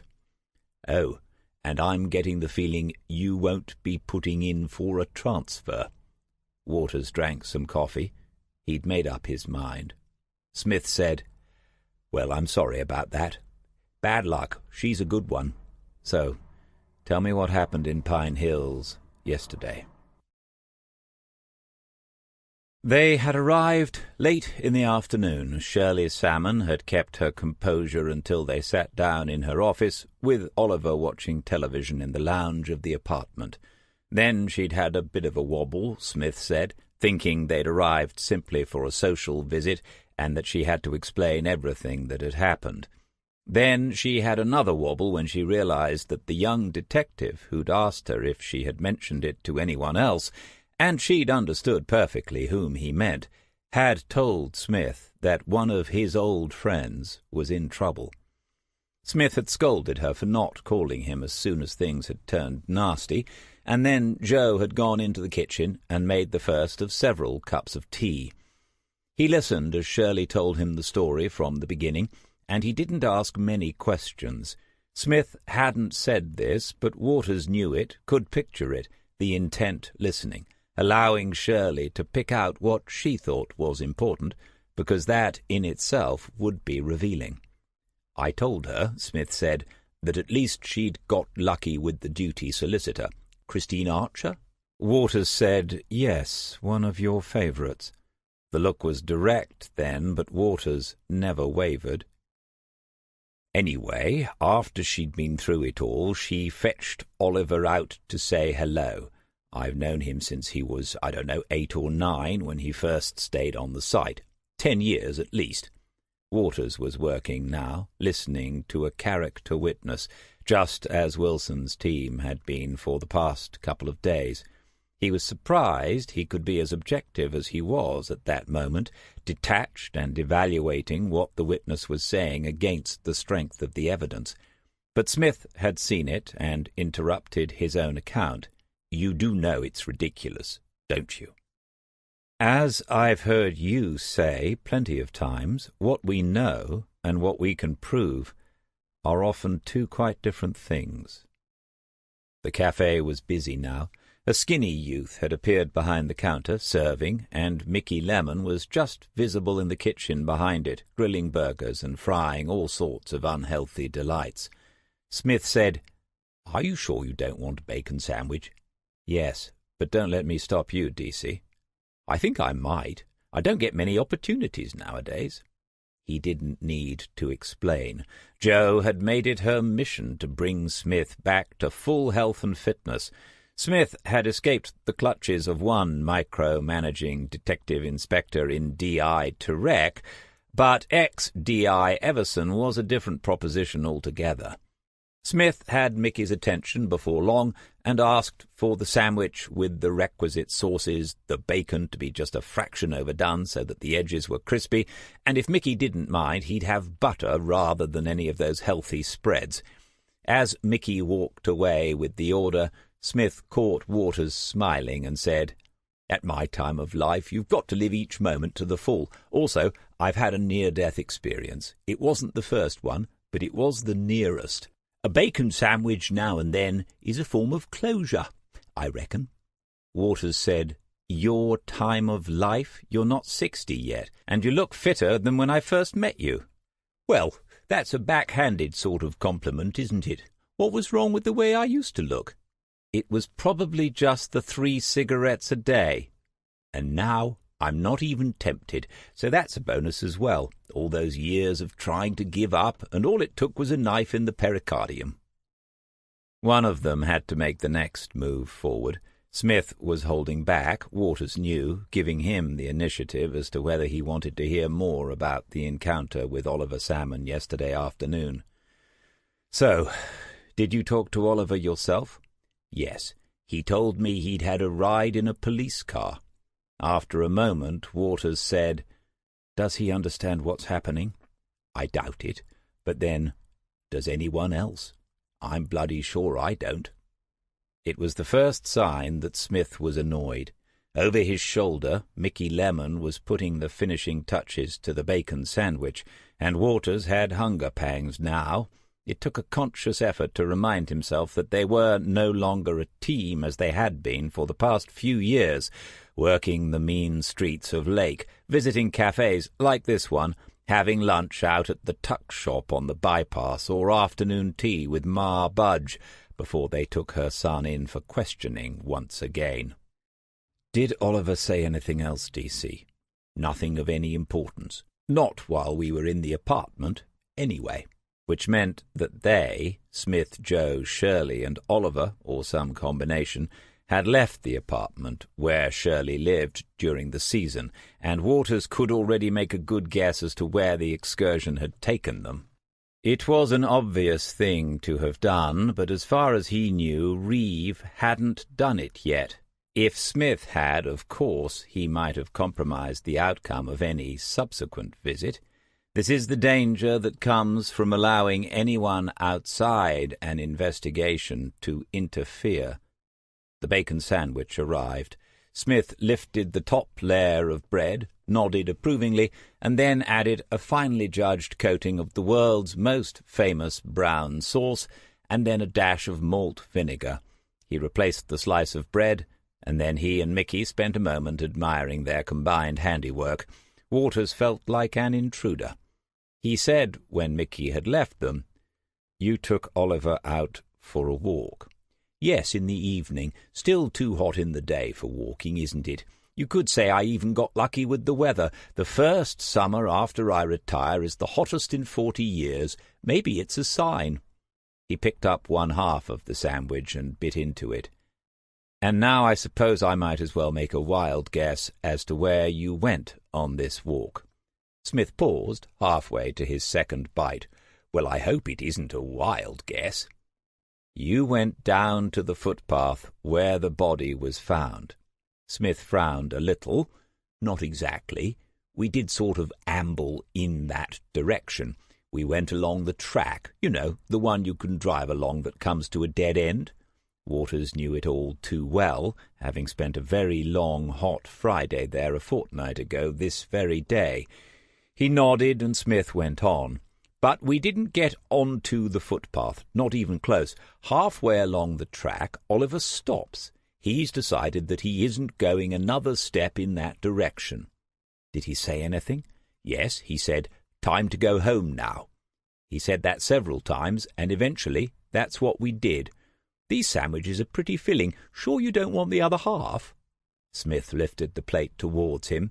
Water reasoned that Joe was going to find out what Smith had been up to today. At least if he, Waters, had eaten half the sandwich, he could claim he had reduced the patient's intake of nitrates in the processed meat and cholesterol in the butter. This might go some way to placating her irritation over Smith's being involved in the case. He took the sandwich and said, "What conclusions did you come to?" Smith frowned and chewed one piece of the sandwich more thoroughly before he said, "I think you meant to ask, to what conclusions did you come? Anyway, I checked with Shirley. They've often walked that way before and gone along the footpath scores of times." He'd never reacted like that before. We couldn't get him within 30 yards of where the path into the dunes starts. He planted his feet and he wasn't going anywhere in that direction." "That doesn't look good, does it?" Smith had finished his half of the sandwich. He wiped his fingers on the piece of neatly folded kitchen roll that Mickey had thoughtfully provided, leaned back in the plastic chair, and said, "Good for whom?" "For Oliver." The footpath reminded him of something that he didn't want to be reminded. And then Waters paused, because there was another hanging preposition in the vicinity, which could, I grant you, be something he had done there. Equally, it could be reminding him of something he'd seen. Oliver is, in this respect, a child of about 8 or 9 at best. We've been through this at Central. Good. I should hope you have. 8 or 9 at best, maybe younger than that. How is a child likely to react if they've seen something truly shocking? I don't have a list of probabilities, but one way is to shut it out, to refuse to have anything to do with it, including going anywhere near the place involved. In case you're wondering, we didn't try to get anything out of Oliver last night. We just watched him, and then we walked back to the apartment. Like all things bad for you, the bacon sandwich tasted divine, and Waters didn't want to hurry eating it once he had begun. So he paused and said, "You're suggesting Oliver is a witness?" "I'm suggesting it's a possibility. But possibilities being what they are, it isn't the only one. You're about to mention the DNA evidence, I imagine." Waters nodded, chewing and thinking about the doctors last Christmas Day, saying that the blood loss had been so catastrophic there would most likely be some loss of brain function. Maybe it just hadn't kicked in yet. Smith said, "That's what makes it interesting, obviously. It's not unheard of for a witness's DNA to be present at a crime scene." "Present, yes, but not in the mouth of the victim.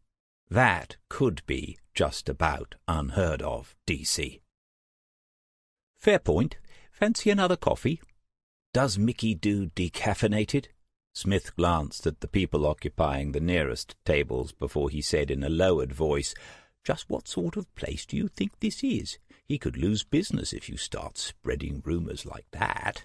"I was thinking you've probably had enough to keep you going for the rest of the week, that's all." Smith refolded the piece of paper tissue and placed it on his empty plate. "I've had enough. I was asking whether you wanted one. If you're going to prove Oliver didn't kill that poor woman, you'll need to be firing on all cylinders." After they'd said goodbye to Shirley and Oliver, the two of them went back to the track, parked, and walked along the footpath in the gathering dusk. Even after a fortnight, Smith said it was easy enough to find the place the forensics team had examined, and Shirley knew enough about the case to tell them where they should be looking. Smith said, "I've been thinking about this since yesterday afternoon. It kept me awake half the night. If somebody moved the body, they did, DC, that's not in doubt." There was a space before Smith said, "Really?" A universe of doubt can be expressed in a single word, if you've had enough practice. Waters waited then, and Smith went on, "You've seen all the evidence, Chris, and I realize I'm only aware of the bits you've shared with me, and I do not expect you to tell me the lot. Apart from anything else, I imagine we'd be sitting here with Mickey waiting to close up tonight. But are you telling me there's good evidence the woman died at the first location, close to the road?" It was a simple enough question, but Waters saw the line of argument that stretched from it immediately. He saw it now, but no one had raised the possibility before this moment, or perhaps they had, but in a meeting that did not include him.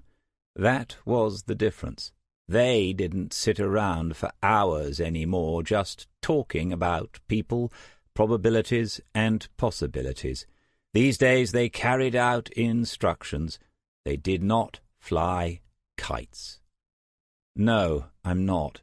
There's good evidence she was attacked there. And when people are attacked for real, they tend to put up resistance. They struggle. Sometimes they get away and make a run for it. Some attackers give up at that point. Others pursue the victim and finish the job.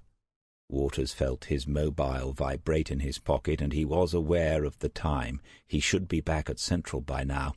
Smith said, "I'm having trouble putting Oliver into that scenario. I cannot see him being quick enough to catch a relatively young woman fleeing in fear of her life. She wasn't overweight or anything, was she?" "No," Waters said, realizing at the same time just how little Smith was working with. He was conducting his own investigation primarily as a thought experiment, but the alternative, Smith went on to point out, was even less credible. That Oliver had strangled Michelle Sims at the first scene near to the road, had picked up her body and then carried it well over 100 yards. "You've met him, Chris. He just isn't physically big enough or strong enough to do that on his own." Waters didn't want to say he hadn't really met Oliver Salmon. He had watched him in the cell at Central. He had seen the video recordings of an interview, but that was all. When Smith was at work, he'd always go out of his way to get in front of people, witnesses, suspects, victims, colleagues, friends. It made no difference. Smith said, "So maybe he had help. Maybe Oliver did kill the girl, and then someone else moved the body." Waters hadn't kept the surprise from his face when that was suggested. "Seriously? That's not something we've looked at, DC. Who? Shirley? What about Ted the handyman and his barrow thing? Anyone there with a personal connection to Oliver? I'm serious. Don't rule anything out. Shirley finds out Oliver's done something awful and tries to cover it up. Would she be the first? What I've just suggested is a better fit than Oliver Salmon carrying out the entire thing on his own, isn't it? Simply in terms of accounting for how the body might have been moved, it was a better fit. Pointing out that Shirley was an old friend was irrelevant. Smith would say being an old friend of his was no guarantee one was not a criminal. In fact, quite a number of people who were criminals would also consider themselves his friend. This was now a logical puzzle to be solved just as much as it was a crusade to save an innocent man from jail. Waters gave Smith's last question some time before he answered. "Yes, I can see all that. Obviously there are questions about how Oliver was involved, but he was involved, DC. The forensic evidence, the saliva traces, are as solid as it gets. Oliver had intimate contact with Michelle Sims at or near the time of her death. Add to that, when he's shown the photograph of her in the interview, Oliver says, 'I think she's dead.' How do you explain that? No image of Michelle had been shown in any of the media to which Oliver has access. I've seen you go for a charge on less than that, DC." Smith was staring down at the empty plate. After a second or two he nodded, sighed, and looked about the cafe. "This place is a little gold mine, isn't it? We've been talking about getting ourselves some sort of business. That's Joe and I, not me and Mickey Lemon. Something seasonal, maybe, a few months in the summer and then having the winter off." "Why not? It would save you from being bored, wouldn't it?"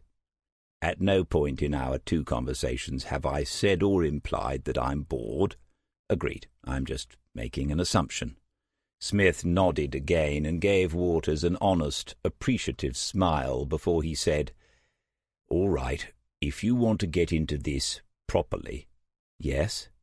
"Then you'd better get a move on. Stop ignoring the texts you're getting on your phone. You've had at least 3, and they might be to do with the case. Decide whether you want to give me anything else to work with. Up to you, no pressure. And then accept the fact that this is Mickey's busiest time of the day." Waters looked across the cafe. There was a small queue of people waiting to be served.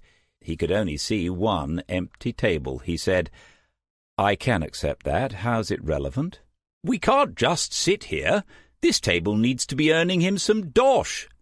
"Okay. Any suggestions?" "We could talk on the way back to the car park." "No, better idea. 2 pieces of the homemade flapjack. I'll have a mug of tea with mine. Chapter 27. There had been 4 texts altogether, 1 from Janey and 3 from Serena, which was about the usual ratio on a normal working day. Janey had asked him what time he expected to be back at the flat tonight, nothing more, but it felt significant in some way.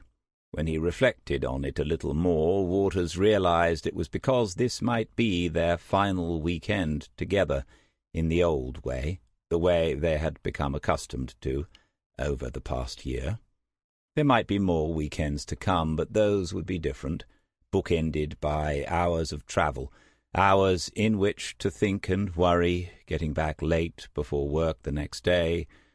Sooner or later one of them would postpone, and in the end the postponements would become cancellations.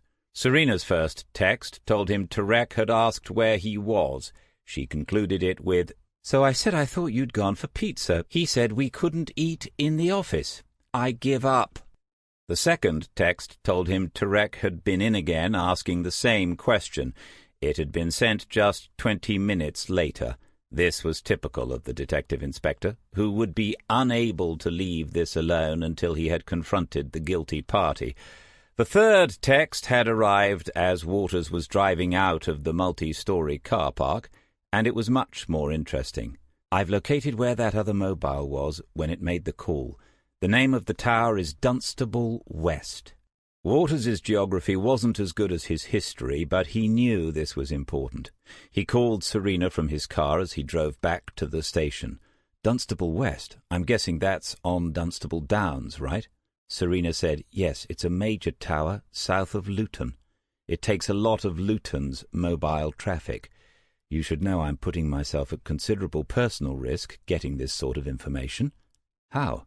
"I've explained this before. Every time I call Martina for stuff like this, she thinks it's an excuse. She invited me for another game of squash this morning. If I'm alone with her in the showers, anything could happen." Dunstable Downs, south of Luton. Why would someone make a call to Michelle Sims early on a Thursday evening on a pay-as-you-go mobile through that particular mast? Why was it the first time she'd ever been called by that number, as far as they could tell? Michelle was a businesswoman with established family and social circles, or at least that's a fair assumption. That sort of phone is used by youngsters, by people with little money, by gangs, and by people who think they have something to hide. Serena said, "Sir, I think me getting unofficial info about mobile phones should involve a risk assessment in future." "Okay, I'd agree to that, but I think you should also be open to new experiences. Remember what DC used to say about life's rich tapestry?" Serena could remember, apparently, and she said she could suggest a few near experiences that her sergeant might want to open himself up to enrich the tapestry of his own private life.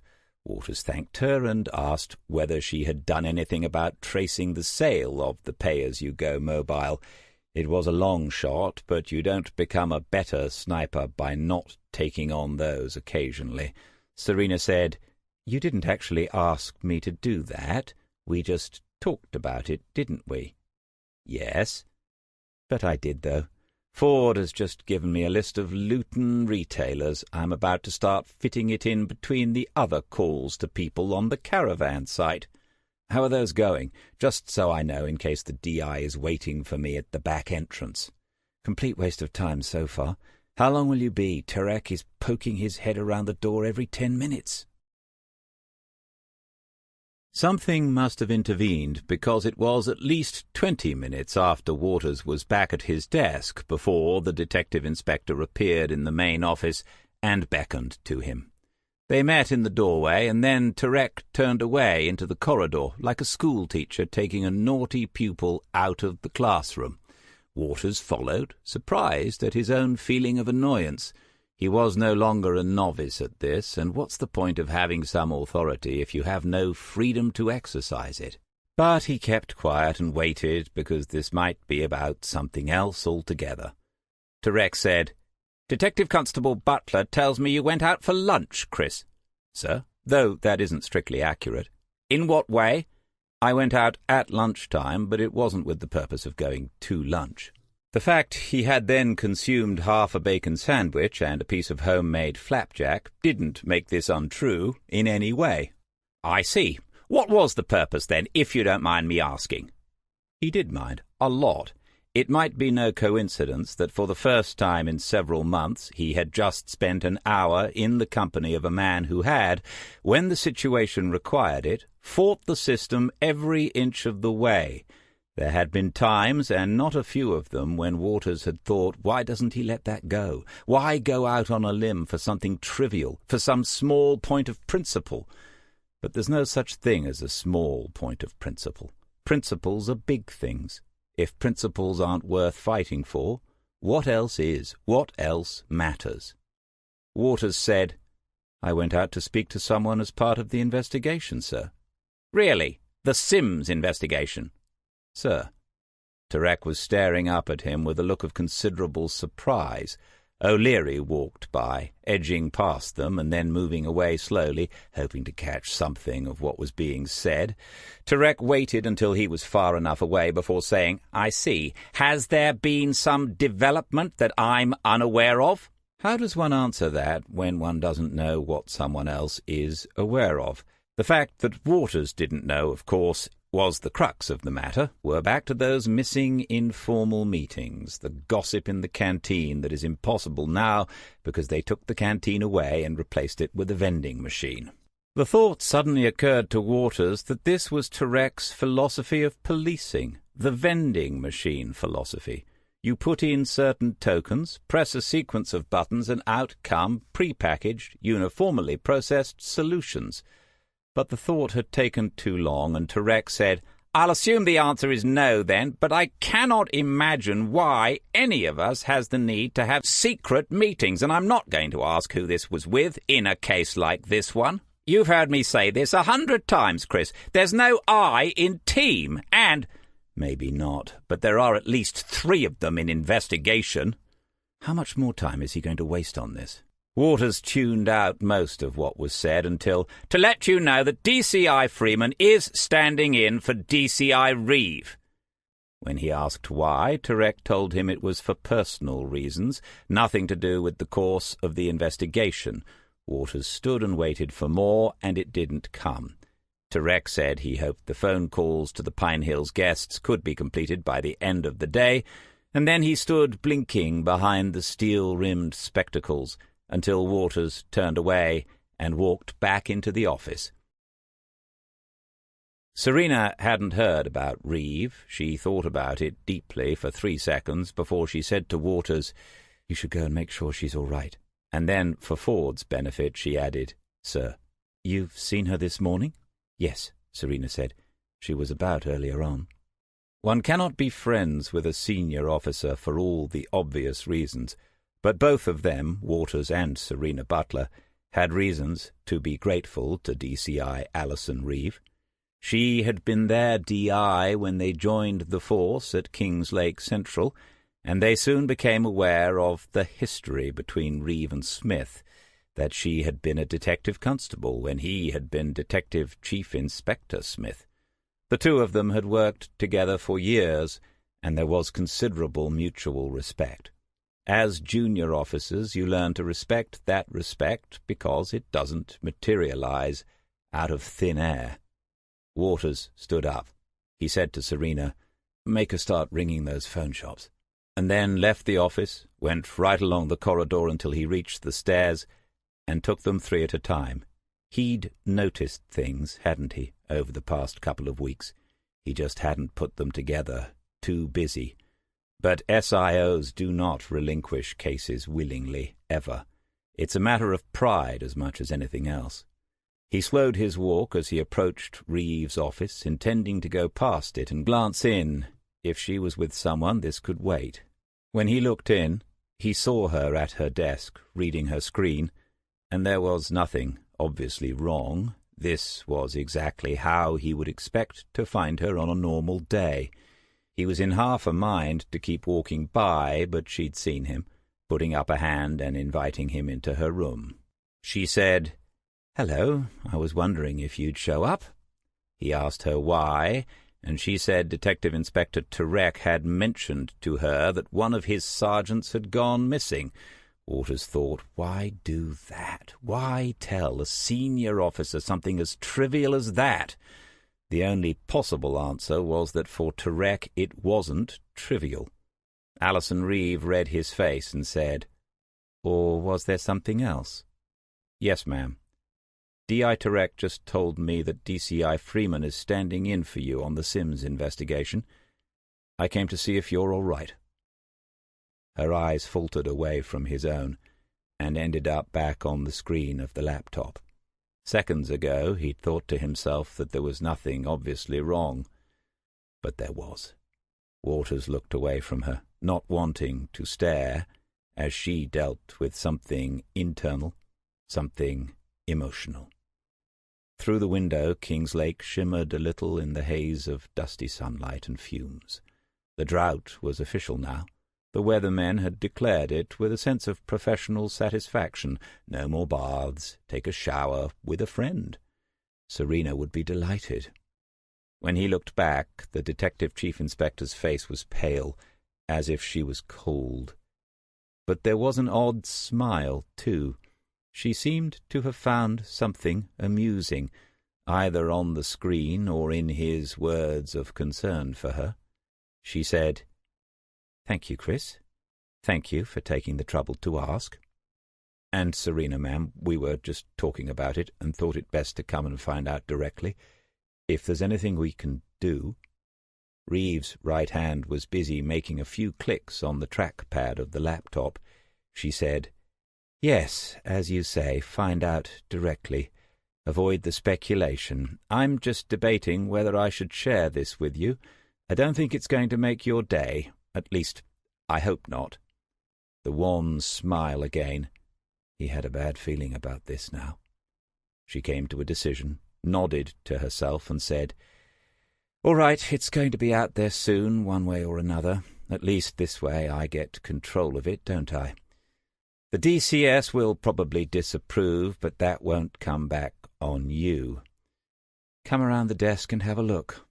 The web page had N-HL in bold letters across the top. His first thought was he was seeing the website of a delivery company, but that lasted only a fraction of a second, because underneath were images of doctors, nurses, and research laboratories. He didn't read any detail. He looked back at Alison Reeve for an explanation. She said, "I was told a couple of days ago that this is what I have. N-HL is non-Hodgkin lymphoma. Basically, it's cancer of the white blood cells. There are lots of different varieties. I'm still waiting for some results to show which one I've got. Nothing in life can prepare you for the first time you are told such a thing." Reeve's gaze was back on the screen.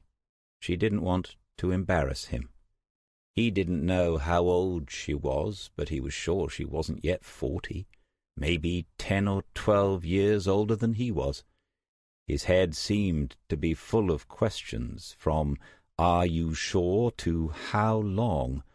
But he found himself unable to say a word. "So, there we are, mystery solved. I haven't been feeling great for a while, and finally I know why. In a funny way, it's a relief. Now I just need to get treated." Waters said, "What does that involve?" "If you don't want to talk about this, ma'am, I understand. I just don't know what to say." I know the feeling. I was dumbstruck as well when she told me. She's my consultant. Anyway, the most likely treatment is some sort of chemotherapy, which is a lot better than it used to be, but still worse than the early symptoms of the illness. Something to look forward to. But on the bright side, the 5-year survival rate is not bad for most forms. The consultant has ordered all the tests, but she doesn't think it will have progressed too far, based on what she's seen up to now. That's what I was looking at when you came in. She had Googled her own chances of living for 5 more years. That's what we do now, with everything. People here in Central, some of them seemed to think he, Waters, had a mystical gift for understanding the digital universe, but he had simply grown up with it, that was all. From knowing nothing of non-Hodgkin lymphoma 5 minutes ago, he could sit at this laptop now and within half an hour produce for you a 700-word document summarizing risk factors, symptoms, diagnostic procedures, treatments and prognoses, all beautifully presented, with subheadings and a couple of graphs and charts if you asked for them. And none of that was of the slightest use when you were confronted with someone you liked and admired who had just told you they had such an awful disease. He said, "Well, I'm very sorry to hear it, ma'am. If there is anything at all, there is just one thing. Give DCI Freeman your full support and make sure everyone else does." "I will do that. I know. They're sending me off on medical leave. Today's my last one for a while. To be honest, I could stay here and do something, but they won't have it. And when you're told something like this, it does get into your head. A big investigation needs someone's full attention. DCI Freeman has already been very supportive. All this was supposed to trickle down the chain of command. I shouldn't really have told you. Have you told anyone else?" "I'm seeing my parents tomorrow." Waters paused, imagining that, before he said, "What about DC?" "No, I'm sure he still has enough problems of his own." Waters was quiet, and she looked up at him from her seat, studying his lack of obvious reaction to what she had just said. "What about you, Chris? Have you seen him recently?" "Yes. He's doing very well." And if she had pursued it at all, he would have told her there and then he'd had lunch with the man in question only an hour ago. But she only shook her head again. He said, "He'll get to hear of it, ma'am. I'm sure his network is still very much intact." The implication was clear enough, and she didn't say he was not to tell Smith the news about her illness. She closed the laptop and said, instead, "Oliver Salmon?" It would be wise not to repeat Smith's description of the case as ridiculous. Reeve was asking for a professional judgment, which isn't always the same as one's opinion. Waters didn't answer immediately, however, and she told him he could sit down if it was going to take a while. He declined, but said, "I don't think it's straightforward, ma'am." "Why not?" She knew that it wasn't. She wanted to see if his reasons for thinking so were the same as her own. "The forensics point strongly towards someone who in several other respects is a poor fit, and I understand that the family have the resources to put up a fight. As DC would have said, this one could get messy." Reeve said, "It isn't just the forensics. Oliver's own words at the interview clearly show he knows something about what happened. He knew she was dead. It's all on the video, and that's going to take some explaining away." She leaned back and swiveled a little in the chair. It was odd. She had a life-threatening illness, was facing months of difficult treatment. She had to tell her parents tomorrow, and yet she was here, weighing up the arguments for and against a murder charge, working out the probabilities of getting a conviction. Waters said, "The CPS have told us we can charge, but we haven't. That's sending a sort of message to everyone, ma'am, if you don't mind me saying so." She did a surprising thing then. She reached out and touched his left arm as she said, "Of course I don't. That's your job as a detective sergeant, to tell me what the troops are thinking. It's a job you're doing very well, just in case you're having any doubts." "Thank you, ma'am." He was, but this was hardly the moment to go into all that. "But as for the delay in charging Oliver Salmon, I'll bring you up to speed. The decision stands. What they're waiting for is somewhere to put him when he's on remand. Naturally, he cannot go on to a wing in Norwich or Peterborough. There is the secure hospital at Great Mossingham, and as soon as a place becomes available, the intention is to proceed with the charge and place him there."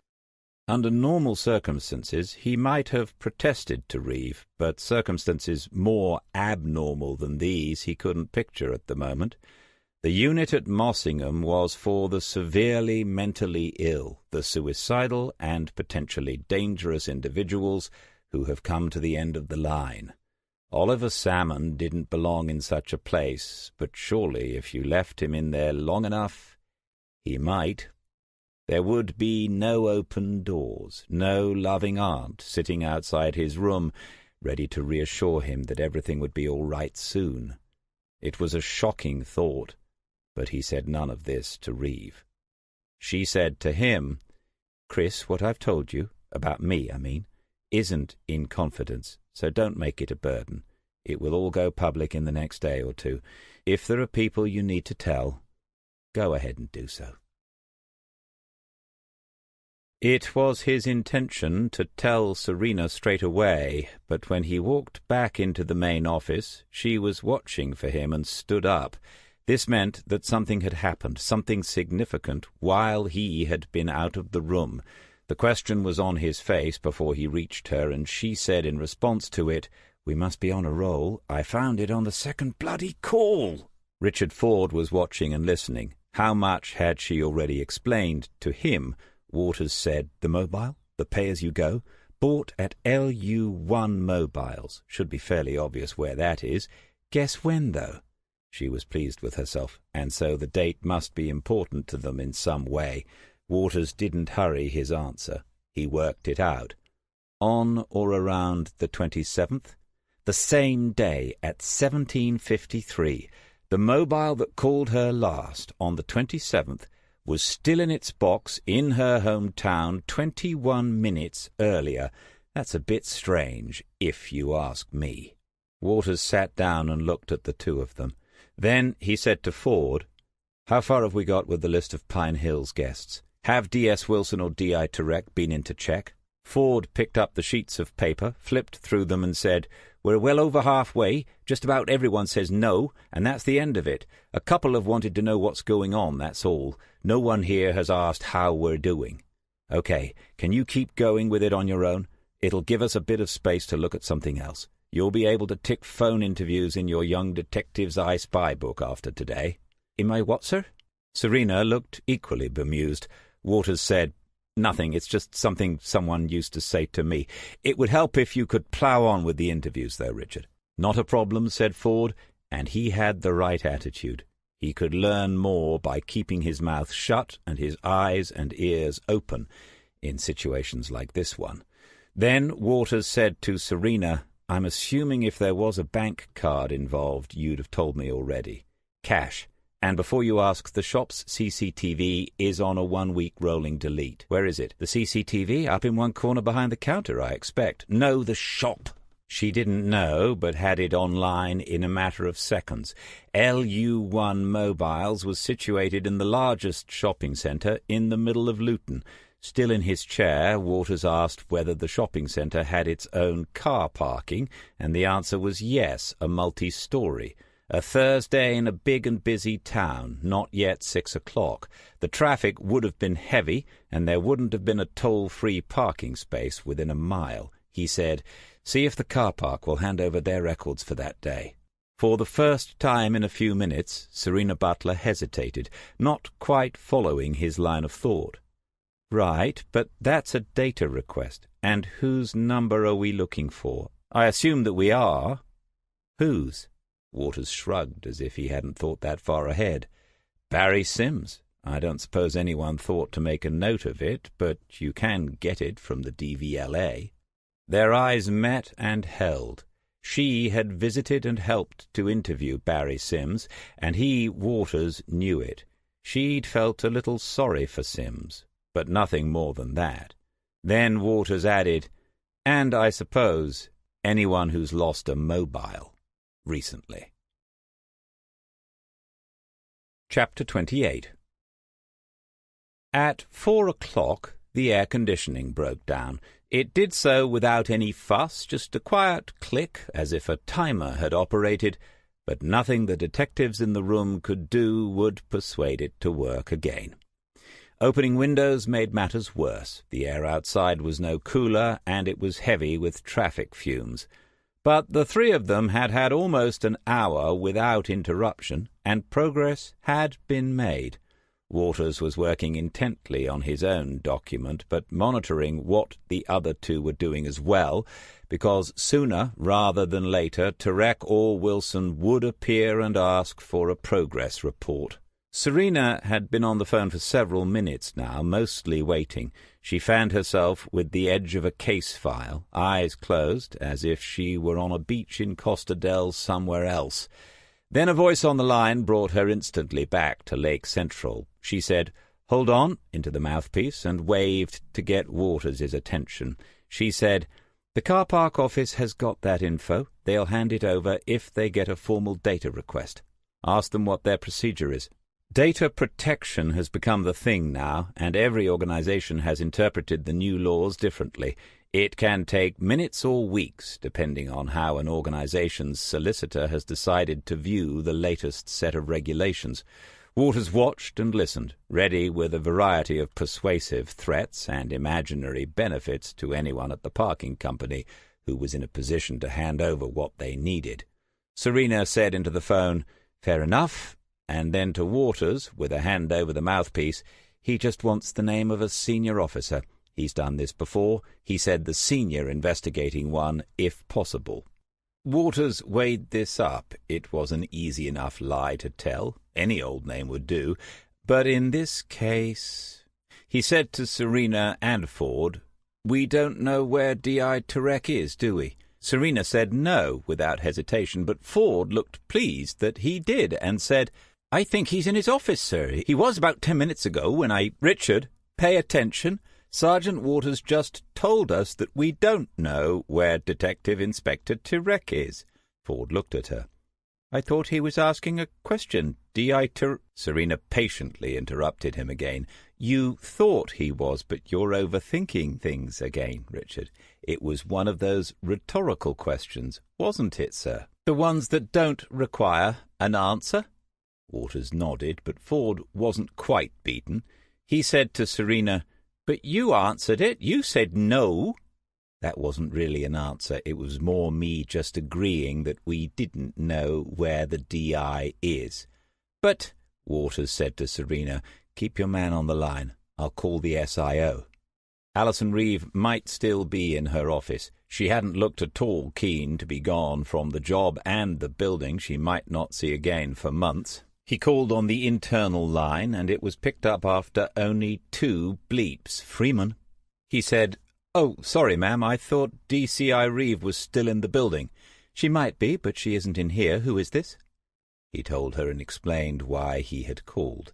There was no way back from that, and if this was the new reality, it was best to find out what it was going to be like.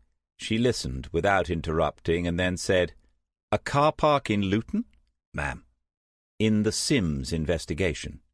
"Yes," he said. This wasn't going well. Turek might have been the better choice after all, but Kara Freeman made quick decisions. He'd noticed that before. "Tell the man you'll call him back in 10 minutes, then come and see me, Chris, in DCI Reeves's office." As Waters climbed the stairs, he heard someone behind him. It was Turek. They spoke, but then both carried on walking until they realized they were making for the same destination. When Waters stopped, Turek said, "Why are you here, Chris?" Waters explained he had been sent for, and Turek said so had he, just 5 minutes ago. Something about the situation was annoying the inspector, but the door was already open, and there was no opportunity to question his sergeant further. They heard Freeman's voice telling them both to come in and sit down.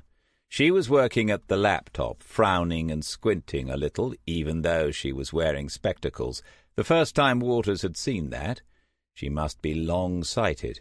She told them she'd only be a moment, and then she reread something carefully, one hand hovering over the keyboard. Finally satisfied, she pressed the Enter key, and he guessed that a message had been sent to someone important. Freeman looked up then, removed the spectacles, smiled, and said to Waters, "Good. I thought it would save time if the three of us were here. Chris, tell me about the new lead in the Sims investigation." He didn't need to look to his right. He knew Tarek's head would have turned slowly in his direction.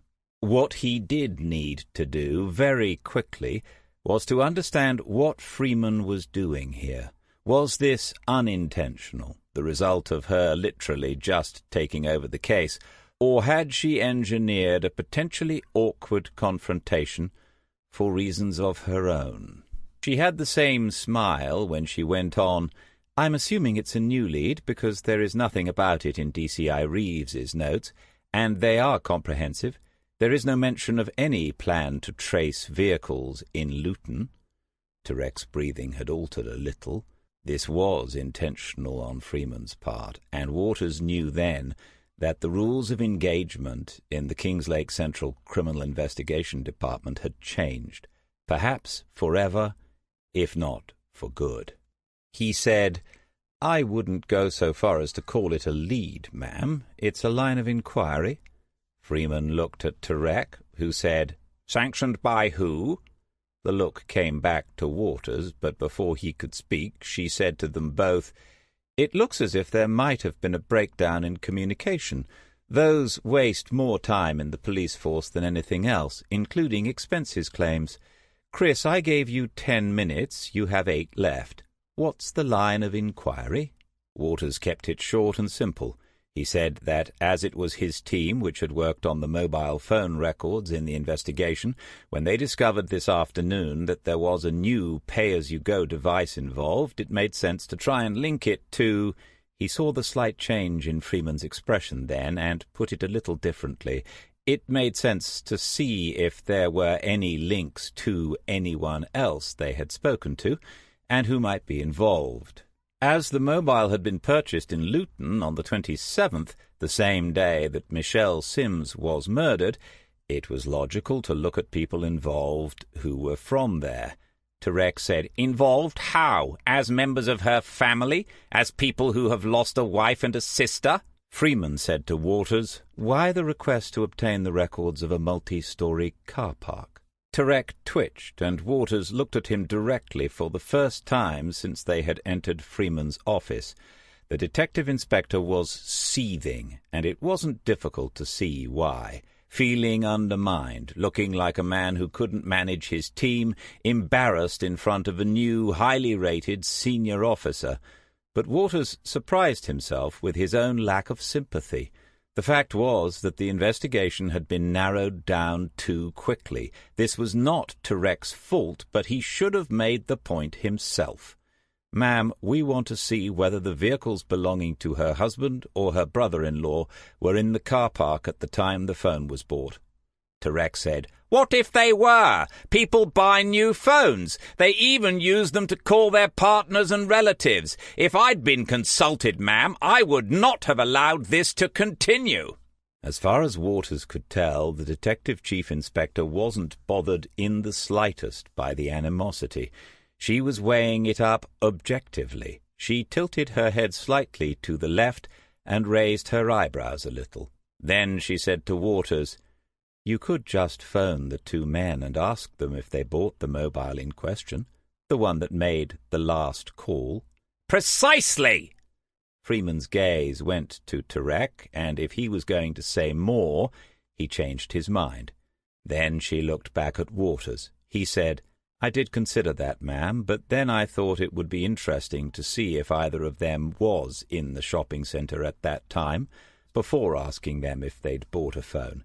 If one of the vehicles was present, but they denied buying a pay-as-you-go, it would be—" and yes, he still hesitated even now before he used the word— "it would be a bit of a coincidence." The surprised eyebrows again, but a different look beneath them, a sharper, more appraising look.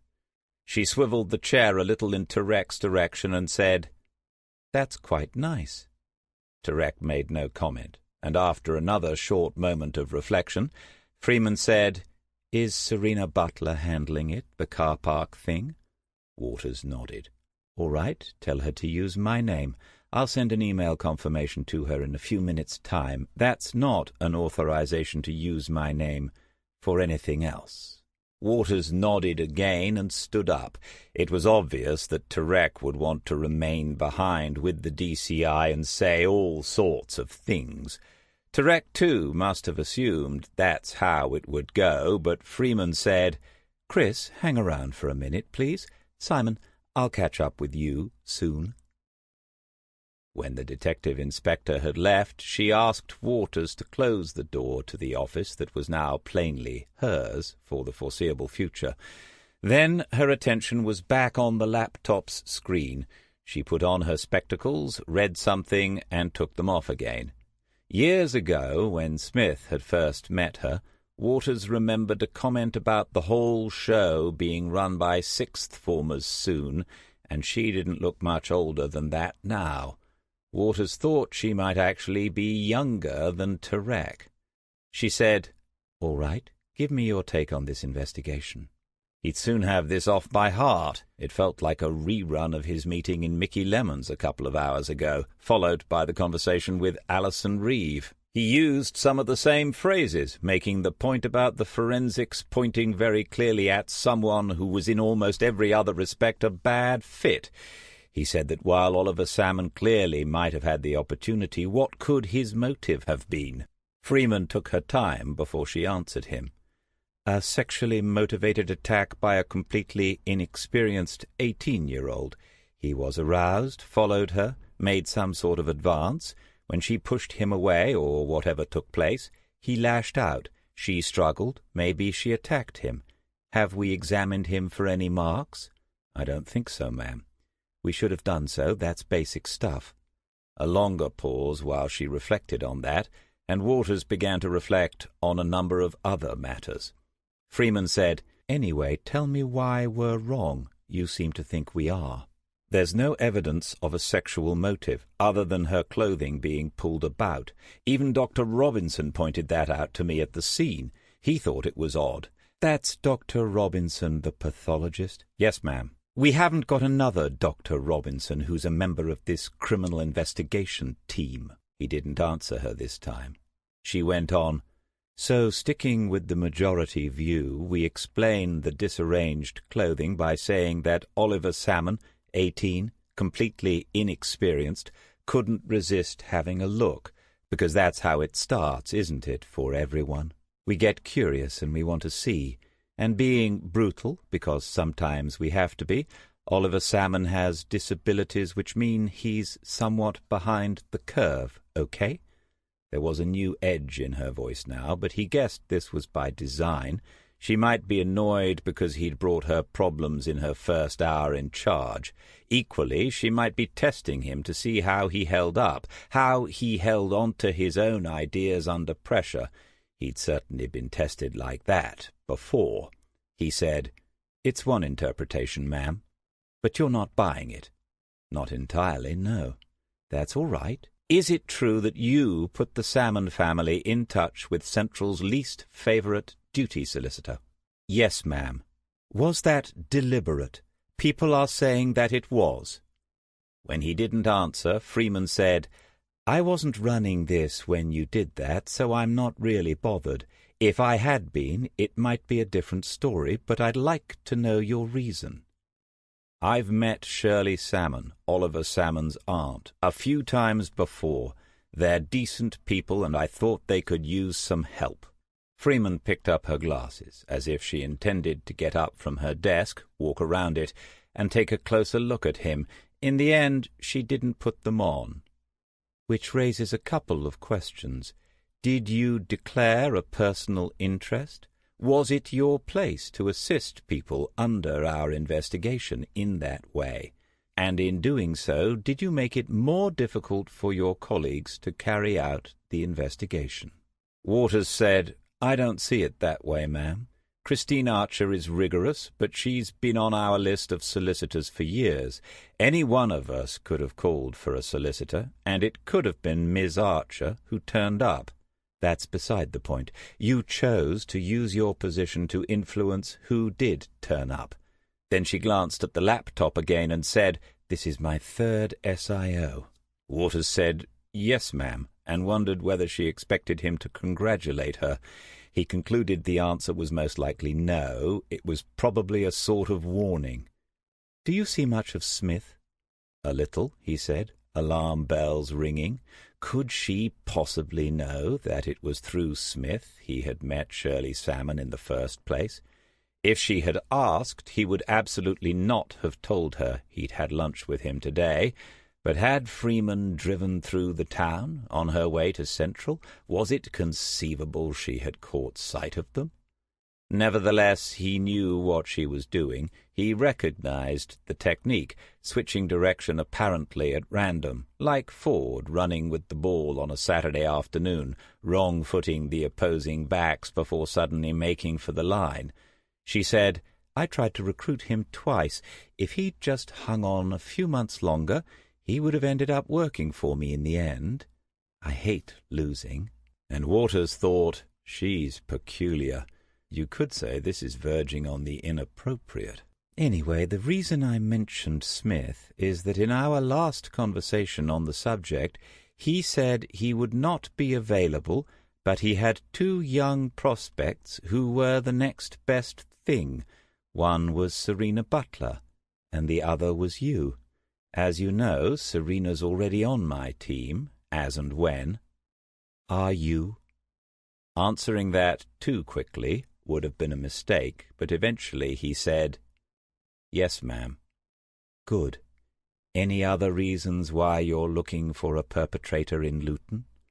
He talked briefly about the missing iPhone, and then about Michelle Sims, how she had come across so far as complicated and potentially vulnerable, someone who might well have become involved in difficult relationships.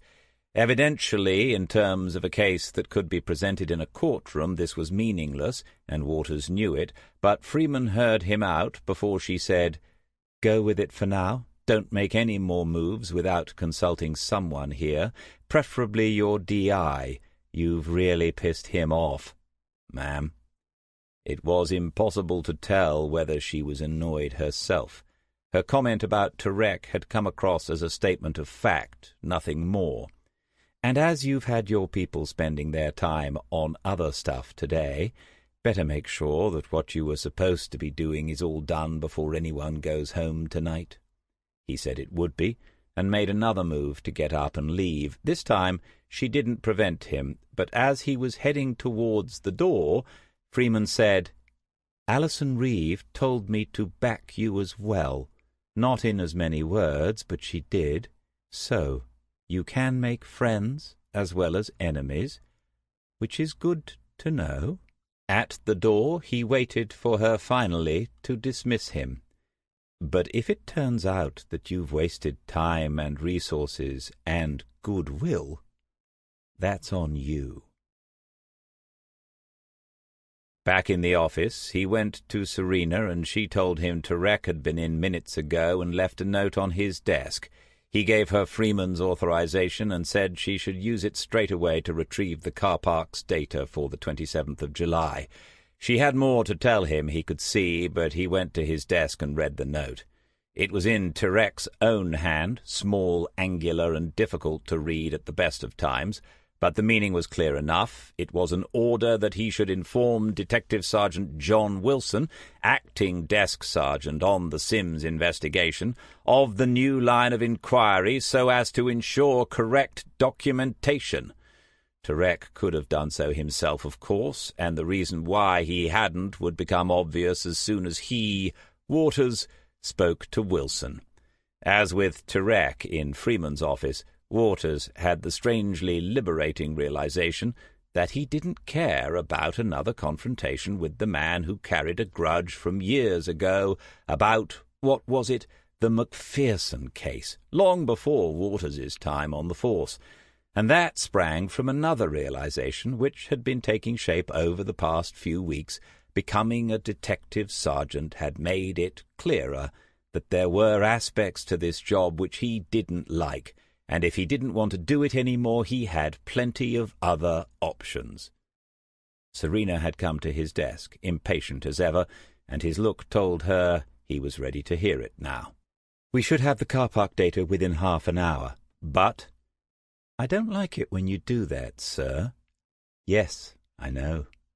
She peered at him, making it obvious she was doing so, and asked if he was all right. He said he was, and asked her if she would like a written apology, with a straight face that made her laugh a little.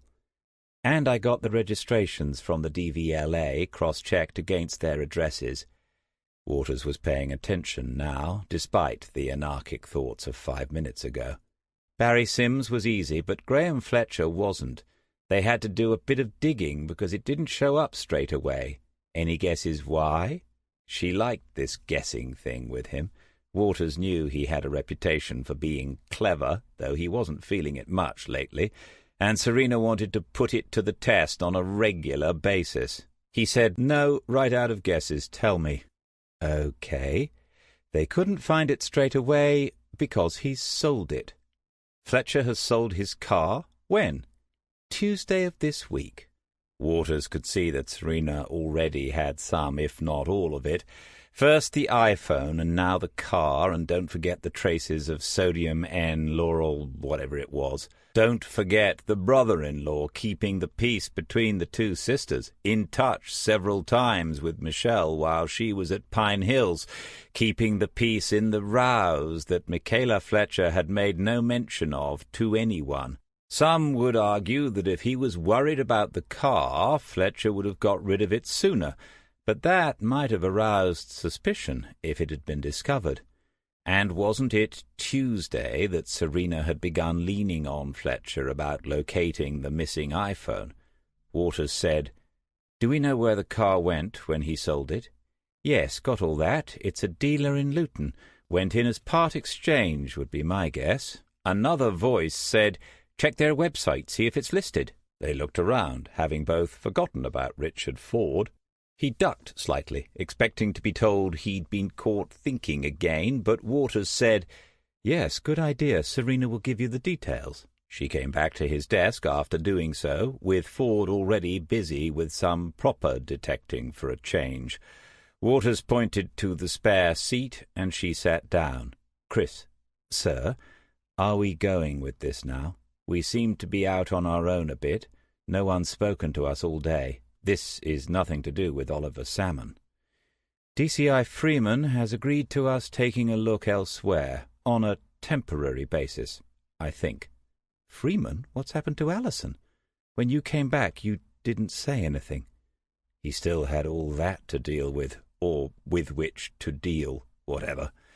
But this still wasn't quite the right moment. Serena wasn't waiting too long for answers when there were more questions to be asked. "And does Tarek know? He seemed to be in a foul mood when he put that note on your desk." Waters held up his two long-fingered hands, the backs towards her. He said, "Detective Inspector Tarek was in the room. Do these look at all bruised to you?" Serena looked closely at his right hand and then at the left. "No." And then, with an expression of delighted alarm, "Why, you didn't punch him, did you?" "We didn't come to blows, but one way or another I got my knuckles rapped. Cutting to the chase, then, I seem to be telling various people that I don't think Oliver Salmon did it, and most of them aren't happy to hear this. Freeman has said I can look at someone else, and I know you've already worked out who that is, but she's made it clear I'll be executed at dawn if it turns out to be a waste of time and resources. She also mentioned the loss of goodwill, but I think it's too late to worry about that." Serena had one of her serious faces on now. She thought over what he'd said before. "But you did want to punch him, didn't you?" "Not particularly. I think he wanted to punch me, though." "DC would have said you must be doing something right then." Tarek entered from the corridor and went to the desk he kept in the main office. He didn't make eye contact with any of them across the room. He just sat down and woke up the monitor screen before he began typing. Serena made a "there you go" face, and Waters said more quietly, "Freeman made it plain she thinks I'm on thin ice with this. I don't want anyone else falling through it with me. Ford's still an innocent. No one will blame him. You're not, and You don't see me as an innocent." No, try as I might." "Well, we can talk about why that is another time. It's nice of you to be concerned, sir, but I think I can take care of myself. If the worst comes to the worst, I can always say I was just following your orders, can't I?" "Absolutely. Fine. I might have to say it sooner than you think he's on his way over." Tarek's expression was set to unforgiving. He ignored Serena and Ford, and without preliminaries said to Waters, "Have you spoken to Sergeant Wilson yet?" "No, sir." "Make sure it's done before he leaves. I don't want that dragging on into Monday." Waters said that he would and waited. There was bound to be more. "Where are we with the list of Pine Hills holidaymakers?" Waters had no idea, and was in the mood to say so, but Serena stepped in. "Nearly finished, sir. There'll be a few to follow up, the ones who didn't answer their phone this afternoon." Tarek said, "All right, make sure it's done." And that was it. The detective inspector turned on his heel and walked away.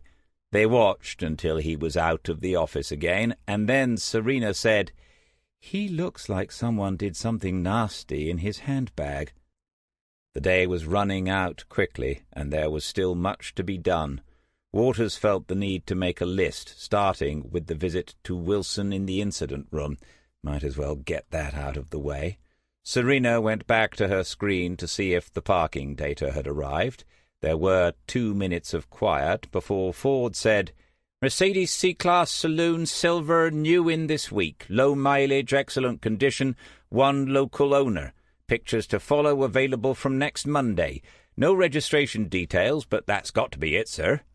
Waters paused in the list-making and looked at the two of them. "You'd think so? Well done again. Ring them, though, and check the registration. We need to be certain." He glanced at the time on his screen. "They might well have closed first thing Monday. Richard, ring them." "They'll be open tomorrow, sir. I can take the details home and ring from there." Teacher's pet. Serena had her eyes fixed on her own screen, and she didn't glance up even when they were both looking at her. Waters shook his head at Ford, who had taken no notice of her anyway, and then they heard, "It's opened with Excel, here we go." They watched as she tapped a few keys and waited. Then she looked up quickly and said, "Barry Sims first," before her eyes went back to the database she was searching. Waters added items to his list, with the nagging thought that he had forgotten something important. It wasn't telling these two about DCI Reeve. He'd do that soon. Something else. No, doesn't look as if Barry has ever used the car park. These records go back months. I wouldn't be surprised if Barry Sims takes the bus when he goes into town, to be honest. Let's put the other one in. He needed to finish the document he'd been working on at various moments during the day. It was only bullet points, but it had to be as complete as possible. What else? Be ready to move quickly on Monday if any of this looked promising. None of them were on duty over the weekend, but all would be in by 8 on Monday morning. When Waters glanced up again, because the room was so quiet, he saw Serena staring intently at her screen. Ford was watching her as well. Without acknowledging either of them, she muttered, "Double-check that," and pressed some more keys. A few seconds later, she said, "Same result. Sir, he was there." Chapter 29. With Waters to her right and Ford to her left, Serena moved the pointer, clicked, and highlighted an entry on the database. It now stood out from the mass of tiny print as a blue bar across the screen. She said, "That's the reg of the Mercedes 40 just found for sale. On the 27th of July, it was still owned by Graham Fletcher." Waters said, "It's so small I can hardly read it. What are the times?" "Arrived in the multi-story at 17:28, left at 18:06. The fee was £4.50. That's a bit steep for less than an hour's parking, isn't it? I won't be doing my Christmas shopping in Luton." "Remind me what time the phone was purchased?" Without checking and without hesitation, Serena said, 17:53. 38 minutes between the time the car goes past the camera on the first occasion and the second. He finds a space, parks up, then walks from the multi-story to the shops. We know the phone shop is in the centre, but you'd still allow a few minutes for him to do that. Then he's in the phone shop. He chooses one, with or without assistance from the staff, and less than half an hour after he arrived, he's buying the pay-as-you-go with cash. How many people who have bank cards do that now? 13 minutes after that, he's leaving the car park. He must have pulled over somewhere, because just 8 minutes later, Michelle Sims gets a call from that mobile. He was in a hurry. Serena said, unless he loses his phones on a daily basis, he's still got his iPhone at this point. So why does he need another phone? Richard Ford said, excuse me for saying it, but this doesn't prove that Graham Fletcher bought that phone, sir. It just sort of proves he was in the shopping centre when it was bought. I say sort of because someone else might have been driving the car. Serena took it up. Well, not his wife. We know where she was. Who else? Someone from his company? They waited for Waters then. He straightened up, his back aching from leaning in to study the screen, put his hands into his pockets, and didn't hurry. Serena recognized the signs and clicked back to see if the same vehicle used the multi-story regularly. Ford stared at the sergeant and wondered if he was all right. Eventually Waters said, Richard, you're right. Of course you are. Don't excuse yourself for saying anything when we're into something like this. But it's the odds. Someone else might have bought it, yes, and that makes Fletcher's being there or being involved in any way a coincidence. He didn't look in Serena's direction, didn't need to. But if that's the case, what are the odds that it was someone else who knew Michelle Sims who bought that mobile during the 38 minutes that Fletcher was there? Fletcher has admitted he was exchanging texts with her that day, and then, while he's in the shopping centre for less than 40 minutes, someone else buys a mobile phone and calls her the same night? What are the odds on that happening? Serena said, 183,964 to 1. Waters left them saying he had to see Wilson and that he wouldn't be long. He took the circuitous route, not because he wanted to put off the inevitable, but because he needed a few minutes to think, to work this all out. When would be the best time to speak to Fletcher about the mobile? Tonight? Tomorrow? Monday morning? When should he let Freeman know there had been a development, if it was a development? And should he do that through to Rec? Would that help to heal relations or just delay progress? How and how soon could he get down to Luton himself and meet these people face to face? Lake Central already had the Friday evening feeling. Most CID had gone home, but on the ground floor there were uniformed officers equipping themselves to do battle once more with the rising tide of drunkenness that swamps the streets of provincial towns and cities across the land every Friday and Saturday night. Let's have continental opening hours, the politicians had said, and then the British will learn to drink in civilized continental ways, like proper Europeans. They didn't say when this miracle would occur, naturally, and those ministers who had proposed the idea were long gone, leaving the police to hold the line and clear up the mess. By 10 o'clock, a dozen vehicles and twice as many officers would be engaged on the streets, being abused, spat at, vomited on, and ferrying the people having a good time to accident and emergency. Mostly they were of Waters's generation. He had grown up with it, tried it once or twice, and grown out of it too. But without Smith, he wouldn't have known how things used to be, when the pubs and clubs had licenses that shut them down at 11 in the evening. It was all over by midnight, Smith had told him, and even earlier than that on Sundays. People still had a skinful now and then, but there was none of this anarchy. The centre of Lake wasn't a no-go area for decent-minded sorts on a Friday night. I don't pretend to understand it, but I know what we should do about it. Detective Sergeant John Wilson was still at his desk, and it was plain he'd already been told what had been going on as far as a new line of inquiry was concerned. Waters stood by the desk in the incident room as Wilson pretended surprise and wrote down a few notes. When that part of it was over, he looked up at Waters and said, "Well, this is all very exciting. When do you expect to make an arrest?" "I've no idea." Wilson went to write that down as well. Then he smiled up at Waters and said, "You can say that again." There had been a time when Wilson intimidated him. The stocky, powerful build, the shaven head, and the deliberate sense of menace made plenty of people wary of Wilson. But he was in the end only a bully, and Smith had been able to make him dance whenever he wanted, with well-chosen words, nothing more. Every force has its Wilsons, and perhaps even needs them on occasion. But they are dangerous dogs and should never be allowed into the house. There was no need to respond, and Waters had begun to move away when Wilson said, "The bit I'm waiting for is when you take Oliver Salmon out of the equation, though. Doesn't matter how many other suspects you can invent. Doesn't even matter how much legal advice you get for the Salmon family. Is it right you knew them before this investigation kicked off, by the way?" Waters didn't rise to the implication, but stood and listened to see what else might come.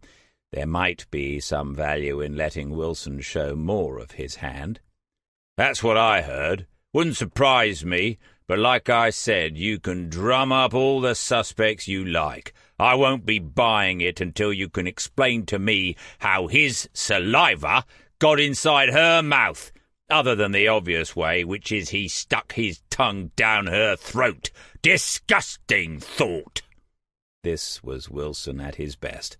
The deliberate crudity, the provocative leer, the hope that Waters would lose a little of his smug, smart-assed self-control, and, ideally, lay a hand on him.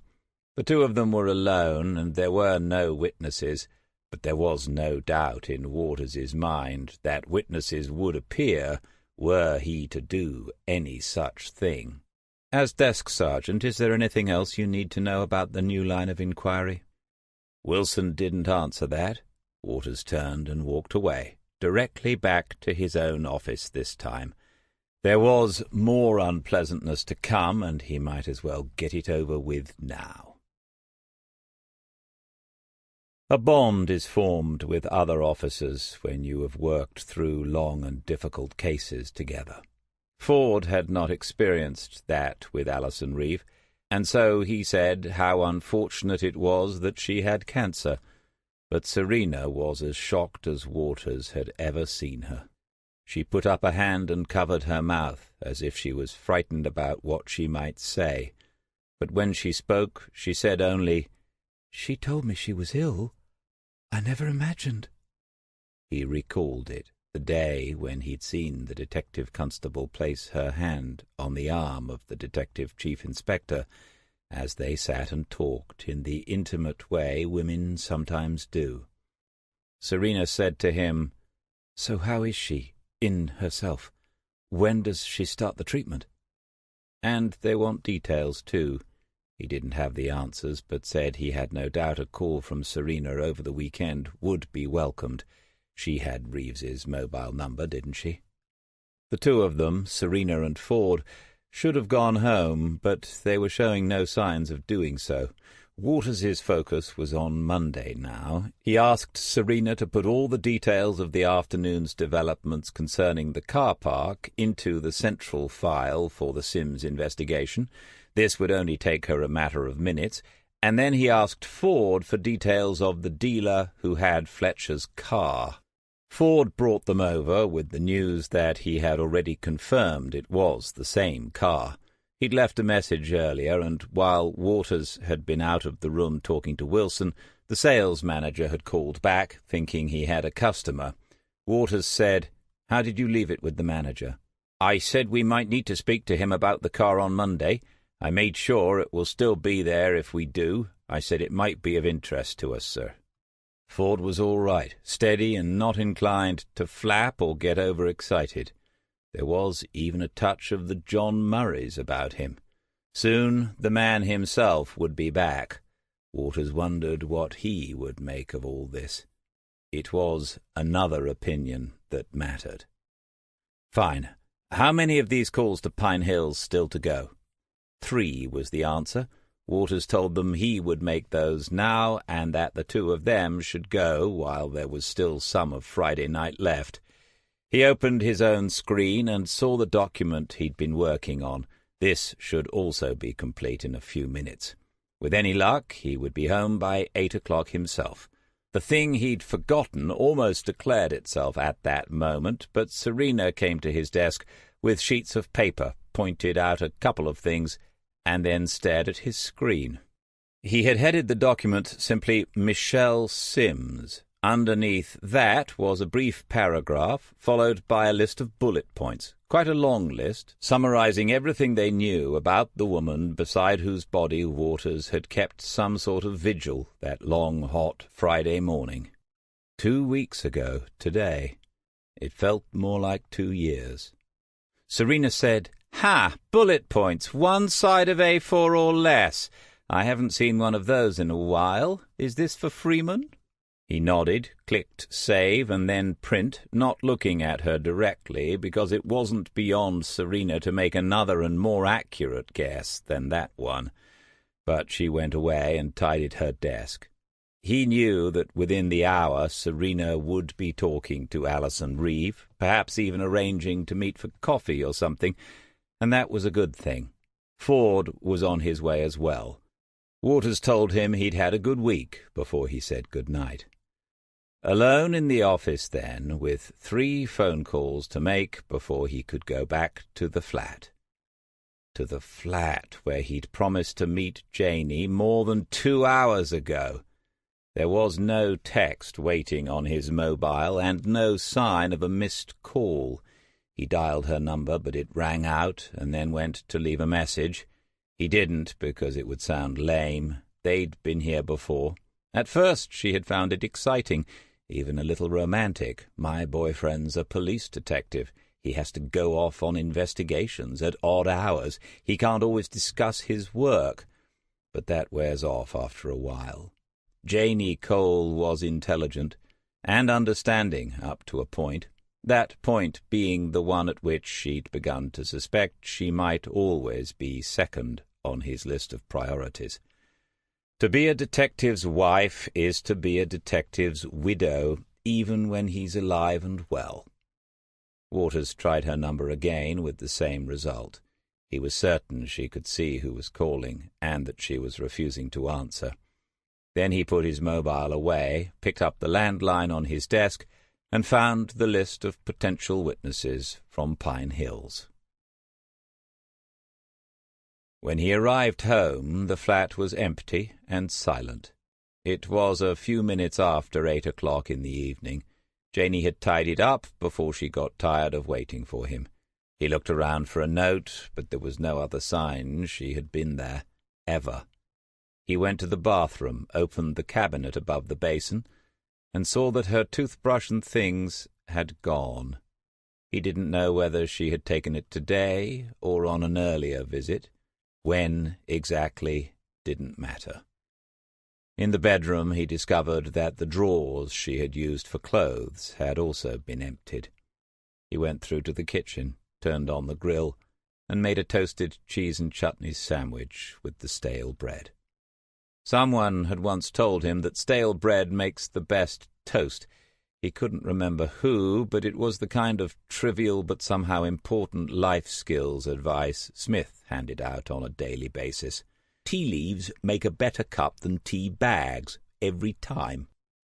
Yes, it might have been Smith. Sitting at the small kitchen table with the sandwich, he poured the remains of a bottle of Madeiran into a mug, too idle to fetch a wine-glass from the cabinet. Red wine, that was another thing. He'd never bothered with it until Smith got involved. But it made the sandwich taste better, and that's the whole point of a sandwich. He took out his mobile and laid it face up on the table beside the plate. He hadn't been alone on a Friday night very often over the past year, but this seemed like the way things were going to be for a while. He was savouring the last mouthful of wine when the phone lit up and began to ring. It wasn't her, just a number, but it had a vaguely familiar look about it. He accepted the call and said his name. "Funny coincidence," said a female voice.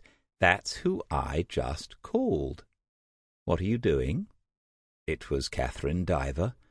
Waters told her exactly what he was doing, going into quite a lot of detail about the sandwich and the wine. She said she'd always thought he was a man who knew how to drain the cup of life to its dregs, and then she asked what he was doing next tonight, because there was a good saxophonist on at the Blue Note, starting in about an hour. Waters declined politely, and Catherine said it was okay, he could bring his girlfriend as well. He didn't go into any details about that, because it would just give Lake's leading female private detective, and the only one, as far as he knew, just too many opportunities, and he wasn't in the mood. Catherine said then, "Look, in case you're getting the wrong idea, it's nothing personal. If I wanted your body, I'd come to your flat in Old Wharf and take it. Resistance would be futile. You know that. I want to talk about something else." How did she know where he lived? They'd only met again a couple of weeks ago, after a gap of years, and he hadn't mentioned that. Maybe another night, he said. He was at home, but he still had some work to do for tomorrow. She couldn't possibly know he wasn't on duty over the weekend. Catherine said, "All right, this time, but I want to speak to you. It's about a business opportunity." Yes, he would have asked at that point, but she'd gone. A business opportunity? Seriously? She had talked about Diver and Diver that night in the club, and he could see and hear for himself they were doing well. But that well? Recruiting police detectives well? He tried calling Janey again. Then he took the single sheet of A4 out of the briefcase he sometimes used for work, laid it on the kitchen table, and studied it, as if someone else had written it, and he'd never seen it before. Chapter 30. "No, we don't hear any traffic. Sometimes a dinghy goes by if the tide's in." The three of them listened then, as if to see whether Smith was mistaken, but there was only the sound of a dog barking in the distance, somewhere far out on the marshes where the footpath wound its way east. Joe said, "Don't forget the jets, though." "Ah," said Smith, "and the jets. When RAF Coningsby have saved up enough fuel coupons, they put on a bit of a show over the wash. It's their training area. If the wind's in the west, they run in from here when they're doing target practice. Typhoons mostly. We reckon the estate agent kept it quiet, but it's a plus for me, a free air show once a month." Waters looked up into the sky as if trying to picture a typhoon fighter rolling and banking, going in low, but there was only a passenger plane at many thousands of feet, just a glint of sunlight leaving a vapour trail across the blue, heading northeast. He put down the coffee cup and picked up the binoculars that lay on the table. Now he could make out the great silver airliner, but it was so high the sound wasn't reaching where they sat in the rear garden of Drift's End. Smith said, "Too high for Scandinavia. We think they're bound for the Far East or Russia. It's a regular flight path, dozens every day." Waters nodded and replaced the binoculars. Smith said "we" a lot since Waters had arrived for lunch an hour and a half ago, and that, as much as anything else, summed up the changes in his life since he'd retired. Common sense told you the two of them spent a lot of time together, but it was evident in every conversation that they had lots of conversations about the cottage, the village and its inhabitants, the ramblers and dog-walkers, the birds. There was a Drift's End list with 81 species already, about the plants that would and would not grow in this soil, about what would happen if the tide got as high as it did in 1953. They'd be cut off, Smith said, possibly for days, Good thing he'd bought that dinghy. He seemed to be relishing the idea.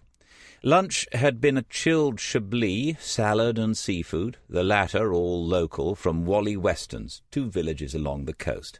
When Waters inquired, he was told there really was such a man. It wasn't a brand, and Smith had known him for donkey's years.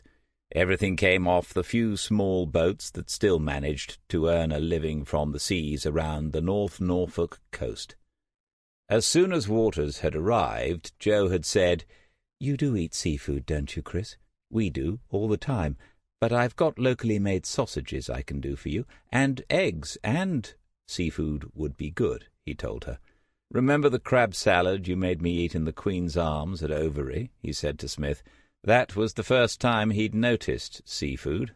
He'd been trying to find something as good ever since. Smith had winked at Joe then and said they could match it because he'd been back there and got the secret formula for the dressing from Marjorie Harris, who owed him a favour or two. Yes, she was doing all right, and Julie Shapiro had recovered well from her leukemia treatment, which inevitably brought about the moment when he told them about Alison Reeve. Smith had been silent for 30 seconds, and Joe had watched him as she asked Chris questions about the detective chief inspector, whom she had met briefly on 2 or 3 occasions. From what she knew, she said it's one of those that if you catch it early enough— "You only found out about it yesterday?" There was a familiar edge in the voice. The bad news had caught Smith off guard. "Yes, DC. As I already knew I'd be here today, I thought it better to tell you this way rather than on the phone. As far as I could tell, she's okay, if that makes sense." Joe said that it did, and Smith asked whether Alison still had the same mobile number. There was no point in discussing whether he ought to ring her, and Waters guessed Alison Reeve would be expecting such a call anyway. The mood over lunch had become a little more sombre than it might have been, but what else can you do? Sitting there in the pleasant shade of Drift's End on a Saturday lunchtime was one of those tiny, perfect moments. But elsewhere, in the same instant, friends are confronting the other side of life, which is death. They are telling their own shattered parents the prognosis isn't so bad, and reassuring them that the consultant is one of the best in the field. When they had finished eating, Waters declined a second glass of the Chablis because he was driving back, and Smith went to make coffee. Joe said, "He's fond of Alison." "Yes, they go back a long way." "He's fond of all of you, except someone called Wilson, and another one called O'Leary, I think." Waters smiled at the names, and she went on, "He thinks people don't get in touch because they imagine he's still at death's door himself. As you can see, he isn't." He didn't know Joe well, but this was a reproach, and she looked directly at him until he acknowledged it. He said, "I'll have a word around the office. To be honest, when I turned up that Thursday, I was really surprised to find him so well. Last winter, when he was on the edge for so long, they seemed convinced he wouldn't make it. Some people probably are nervous of seeing him again, just in case he isn't what he used to be, I suppose." It was enough of an explanation, if not an apology, for Joe to smile again. She said, "Well, I think he is, but, as he'd probably say himself, only more so. As far as your visit on Thursday is concerned, I haven't quite forgiven you. Did you wait until I was out of the house? Were you keeping us under observation?" It was impossible to know whether she had remembered his car pulled into the driveway as she'd driven past that morning. No, he said, he hadn't been, but there was no point in lying to her about the fact that he had come to speak to Smith about Oliver Salmon's case. She'd already cornered him about it as soon as she had the chance, about 10 minutes after he arrived today. She said now, keeping an eye on the open stable door at the back of the cottage, where Smith would shortly reappear with freshly ground coffee, He only has one more appointment with the surgeon, and then they'll sign him off. As you can see, he seems to have made a full recovery, but I don't want anything to risk that, Chris. If this didn't involve Shirley and Oliver Salmon, I'd be telling you to back off." Joe Everson was a former detective inspector with the Met, and sometimes it showed. It must have been years ago, because she was an established writer now. Waters had read 2 of her books about well-known murder cases. But, as Smith himself used to say, you can leave the force, but it never leaves you. This was invariably followed by bad Star Wars jokes, but it was true.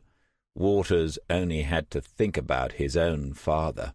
If you talked with former Detective Sergeant Douglas Waters for more than 5 minutes, there would be some mention of his time in the Kingslake Police. Waters said by way of defence, "I was in a no-win situation, Joe. I knew he hadn't heard about Oliver, because if he had, he'd have been in touch with me or Alison Reeve, and I also knew that when he did find out, he'd be annoyed with me for not telling him." "I can see that. But you must also have known that when he did hear about it, he wasn't just going to sit and do nothing. We had to drive over to Pine Hills the same evening. There was no point in trying to stop him." Waters had never met Sheila Smith. She had died around about the time he was studying for his A-levels, and he wondered now how alike or how different the 2 women were. Sheila had been a teacher, well-read, Smith had told him, and well-respected. Waters remembered the many shelves of books in Smith's previous home, and wondered where they had all gone. And here was Jo, another woman involved with books and research and writing. They didn't look much alike as far as he could tell from the photographs he'd seen of Sheila, who had been at least as tall as Smith, slender and dark-haired. Jo was shorter and blonde, ash-blonde now, after all the sun, the hair pulled back into a simple short ponytail. Her dark blue-green eyes were upon him now, waiting for a response.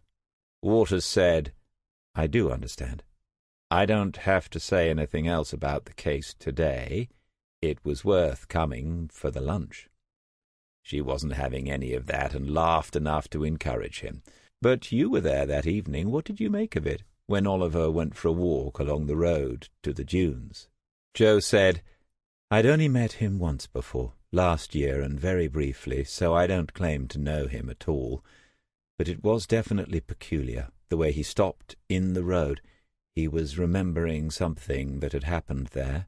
Someone with the right skill set might get it out of him. It's hard to imagine he did it, but the forensics. She didn't need to say the words. Smith appeared at the open door and said 2 more minutes because he'd had to clean the grinder. He didn't want this Costa Rican single estate contaminated with the Italian roast they'd had at breakfast. When he'd gone back inside, Joe said, "So what did he tell you to bring today?" She almost certainly knew the answer, but she was keeping a distance from the 2 former colleagues, not wanting to presume. That was Waters's guess. He was also sure there was no way she was going to go off and do the washing up while the 2 of them discussed the murder of Michelle Sims.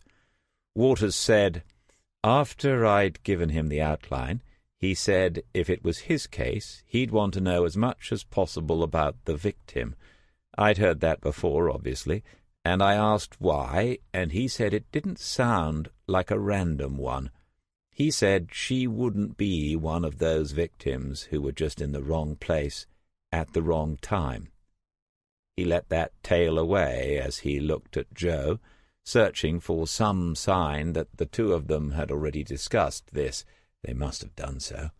But she kept her silence and gave nothing away. Waters went on. I don't know how he got to that so quickly, from the little I'd said. I mean, I agree, but it wasn't just because he refuses to believe Oliver could have done it, was it? Smith was coming back with a tray of cups, saucers, and cafetière. Why there were 2 of the latter, Waters couldn't imagine, until it was explained that the Costa Rican was strong stuff for young people, and rather than suffer in silence, they could have some of the more mellow Italian without embarrassment. Waters told him he was a very considerate host, and Joe agreed, but she said he was also a nutcase about certain beverages and foods, to which Smith agreed, but added that if one was naturally a connoisseur of the finer things in life, one should embrace one's destiny, because life, is short. And then he poured coffee for them. It was a moment in which nothing more needed to be said. Bitter chocolate, dark smokiness, a hint of toffee or caramel, that's the sort of thing that might be written on the packet of beans Smith had ground to make the coffee. Whatever the words, it was strong stuff, and Waters took small sips of it. A couple of these, and his ears would be ringing. When he put the cup back onto its tiny saucer, Smith said, "So you two started without me. What have you got there?" He was indicating the single sheet of paper Waters had put onto the table, A4 and folded twice crossways, so that it would have fitted into an envelope. "Just about everything we have on—" "Whoa!" The hand came up in the familiar traffic-stopping gesture. "No names, no pack drill. Is it written on the paper anywhere?" "Yes, at the top." Smith got up from the table, asked to be excused, and went back into the house, reappearing moments later with a pair of kitchen scissors, which he handed to Waters. The intention was plain enough. Waters unfolded the sheet and made a cut across it near to the top, removing the victim's name. In one sense, of course, it was merely a symbolic gesture, but Waters understood why he'd been asked to make it. It was for his own sake. He was, in sharing intelligence collected by the Kings Lake force, committing a disciplinary offence. It was highly unlikely the offence would ever come to light, but should it do so, he could say truthfully, if they were careful now, that the details had only been discussed anonymously, that the victim's name had never been disclosed. Waters folded the narrow strip and put it into the pocket of his jeans before offering the remainder to Smith. "If it were me," Smith said, "I'd give it to a profiler first." Jo reached out her hand, and Waters gave her the paper. She moved her coffee cup to one side, placed the paper flat on the table, and pulled her chair closer before she began to read. Smith asked if Waters would like some more coffee. The answer was maybe later, then poured himself some and picked up the binoculars to look at a solitary seagull hanging high above Drift's End in the warm blue air. As far as Waters could tell, Jo Everson went through the information in 3 different ways. She read it quickly from top to bottom, more as if she were examining a photograph than a page of text. Then she placed a finger by the first bullet point and stared intently at it for some seconds before repeating the process with the next. Halfway down, she looked up at Waters and said, "No Facebook page?" He said there was one, but there had been no new posts on it for some months. It had offered no insights as far as the investigation was concerned. Jo frowned, and Smith asked if she needed her laptop. The answer was yes, and away he went once more. She continued the point-by-point examination until Smith returned. When he handed it over to Jo, Waters noticed the screen already showed a Facebook log-on page. This became the focus point as she typed in and waited for the results. Waters exchanged a look with Smith, but nothing was said. There was the sound of an outboard engine somewhere beyond the front of the cottage, and that must mean the tide was coming in. Waters had looked at the Facebook page more than once, and he knew what Jo would see. There was only one photograph, Michelle's profile picture. It was posed, and she looked demure and rather ordinary. It did not convey the woman he had pieced together from the rest of the intelligence they'd gathered about her. Reading back through the older posts, Jo would find mention of Michelle's singing. She must have sung in a bar or at a party, because several people had commented how good she was, and there was the usual chat about clothes and hair and holidays. Joe said, "She gave up on social media about 6 months ago. I wonder why. You'd say she was a natural up to that point, except no photos. Perhaps there were, and she deleted them. She works in hair and beauty, but there are no pictures. Odd." Waters could see her clicking back further into Michelle's digital history. Smith held up the cafetiere again, and Waters made a gesture that meant just a little then. Smith refilled the cup and then poured a third one for himself. Joe said, "When she was posting, I can find no mention of her husband, not one, but it says on the sheet that she was married. Have you met him?" "No." "A lot of what's on the sheet comes from the sister. You've met her?" "No." There was a tut of irritation from Smith, as if Waters was at fault, but a glance in that direction showed only that the sardonic sense of humour had also survived a week of induced coma unscathed. Waters said, "The only person of any significance I've had direct contact with is—" he almost said her name, "the woman in question. It lasted longer than was strictly necessary, I'm sure, but she didn't say very much." Joe's attention was back on the sheet of paper. "So who did speak to the husband? Someone must have interviewed him at length." Waters told her about the visit made by DCI Reeve and Serena Butler, how they had gone to the home in Luton. Some of this had been summarized into the notes Joe had in front of her, but she clearly wanted to know more. Smith added that those two detectives wouldn't have missed much unless things had gone downhill even more than he'd expected since he left Kingslake Central. "It's not in there," Waters said, "but DCI Reeve told us that the sister told her that it was becoming increasingly difficult to work around saying the name, that her sister, the victim, used to call him the plastic man sometimes. That's what he does, works in plastics." "Oh." Joe's gaze returned to the laptop and the Facebook page. "There are many thousands of them already, and one day there will be millions, the pages of the dead. Social media is becoming a mausoleum, a virtual vault. The artificial intelligence that runs it all is unable to distinguish between our occasional silences and our final one, and so we remain there, caught in the instant of our extinction. For some, a caring relative or a careful attorney will make the announcement, but even then, for many, the pages will remain as monuments to lives that were once shared with millions." Joe said, "Well, the fact that he's missing completely from here is unusual, to say the least." Waters told them what Serena had said about Michelle's bedroom, how it was separate from the rest of their home in all sorts of ways, and apparently somewhere her husband rarely, if ever, went. He hadn't even entered it when the two detectives examined her room, but had waited downstairs. Smith said, "I take it that someone has had a really good look at him for this." "He was at work, as he said. That all checks out." Alison and Serena agreed they didn't have a feeling about him other than feeling a bit sorry for him. That's the impression I got from them. Smith pursued it further, "because the chances are somewhere between 60 and 70% that she was killed by someone she knew. A frustrated husband fits the bill, shut out of her Facebook page and her bedroom. I'd want more than one conversation with him."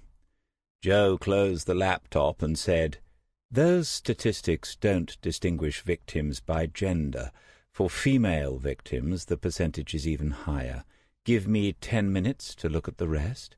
You did well to get all this onto one sheet of paper, Chris." "Properly trained," said Smith. Chapter 31. "Okay, then. I'd say she was a complicated and conflicted personality, probably inclined to be impulsive. I'm sure she didn't spend months agonizing over whether to get that particular tattoo, but also likely to spend time reproaching herself and regretting choices she'd made. That fits in with some of what the sister says about the mood swings and the volatility, the suggestion she was bipolar. I'd guess from what I have here, by the way, that her sister knew her better than anyone else. That relationship was probably important to her, a safe harbour when things got rough. But even then there are things her sister didn't know about, such as the heavy drinking, which suggests the victim kept a lot to herself. Outwardly sociable, inwardly lonely, is more common than we imagine. If the hairdressing business is a busy, successful one, then she isn't without ability. She can organize, and she can handle money.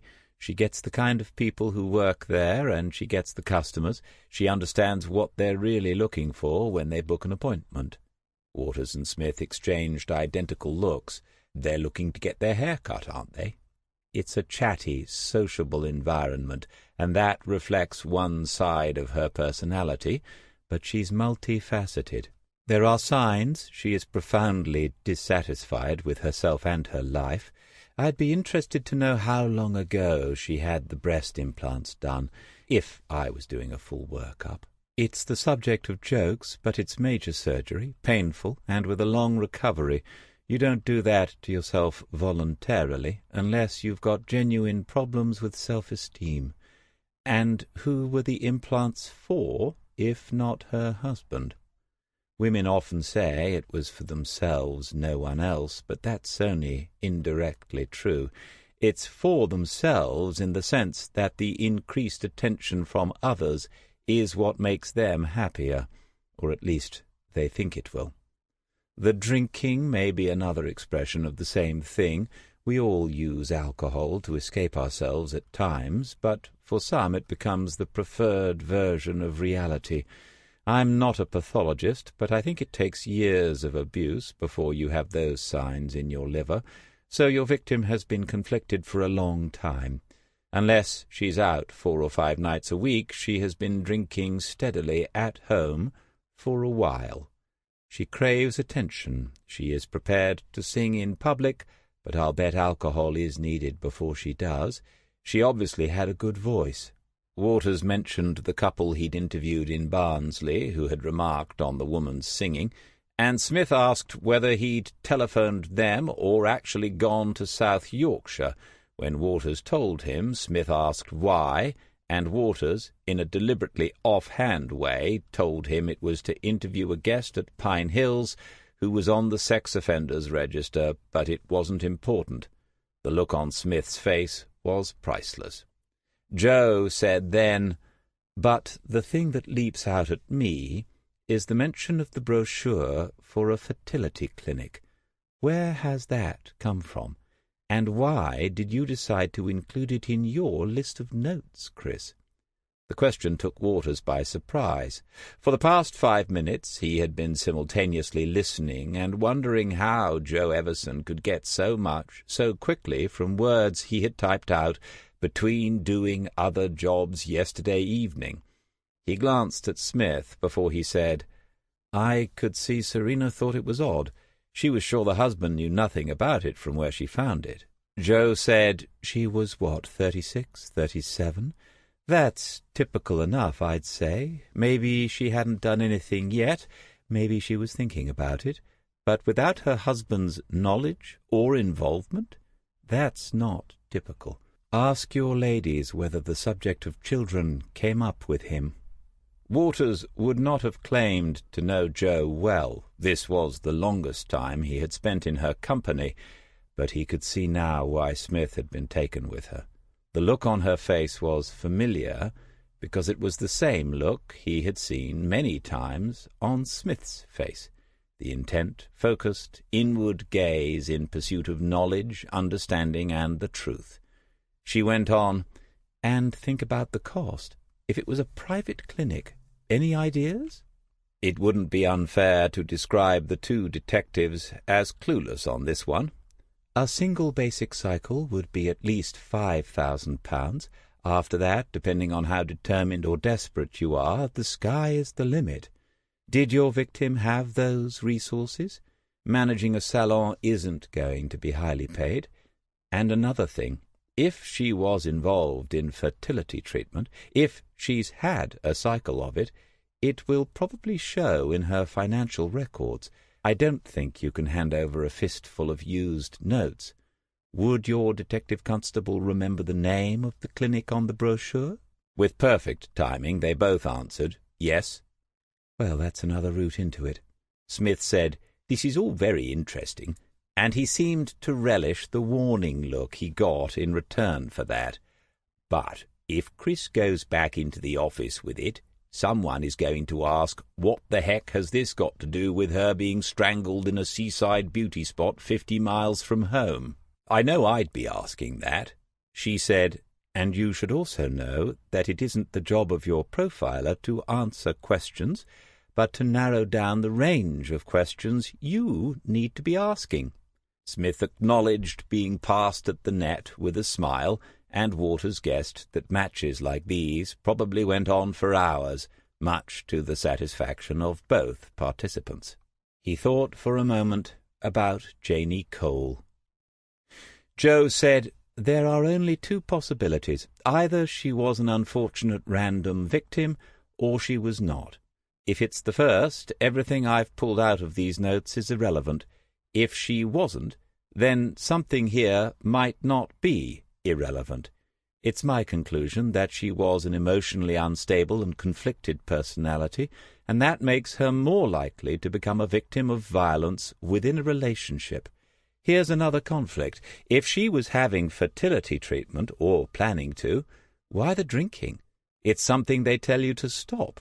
Was she actually an alcoholic? That also points to someone becoming a victim, of course. So I'll shut up soon. But here's the final reason you might want to explore this, Chris. If she was having or planning fertility treatment, there has to have been a man involved. The sisterhood can dream of the day when there won't be, but for now... Anyway, either she would opt for an anonymous donor, which isn't difficult, or it's the actual flesh-and-blood variety. If it isn't her husband, who is it? I'm sorry to break it to you both, but for most women, wanting and having the baby is the biggest thing in their life. It's the emotional Everest. You're in second place, the means to an end. And now I'll go and do the washing up and leave you in peace. They watched her depart in silence. Then Smith turned to Waters and said, It makes you wonder what her Monday morning briefings were like, doesn't it? Waters had put his coffee cup and saucer on the low brick wall surrounding a raised flower bed so that Smith couldn't refill it any more.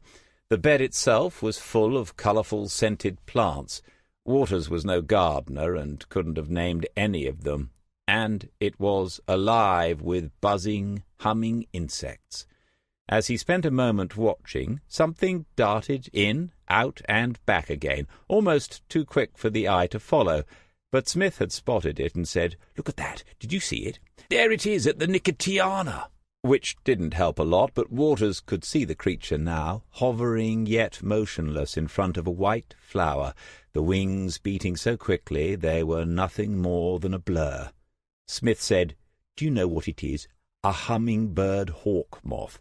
When I checked on the internet, there are lots being reported this year because of the hot summer. Can you see it feeding right down inside the flower?" Waters nodded. Smith had got out of his chair and moved around the table to get a closer view. "We've been keeping a count. We've had up to 5 at a time, which is exceptional.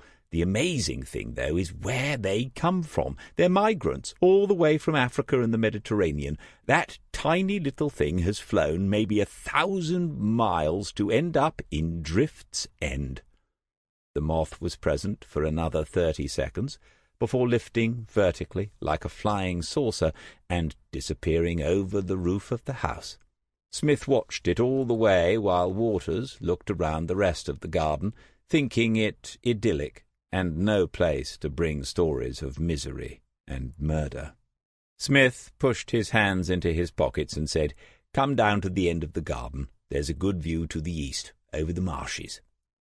It was a view uninterrupted to the level horizon, a view of salt marshes and creeks, edged on the left side by the high shingle ridge that kept out all but the highest of spring tides, and on the right by the low rise of the land where the coast road winds its way from village to village. 2 squat Norman church towers, faintly blue in the far distance, looked as if they'd been added for effect by a watercolourist.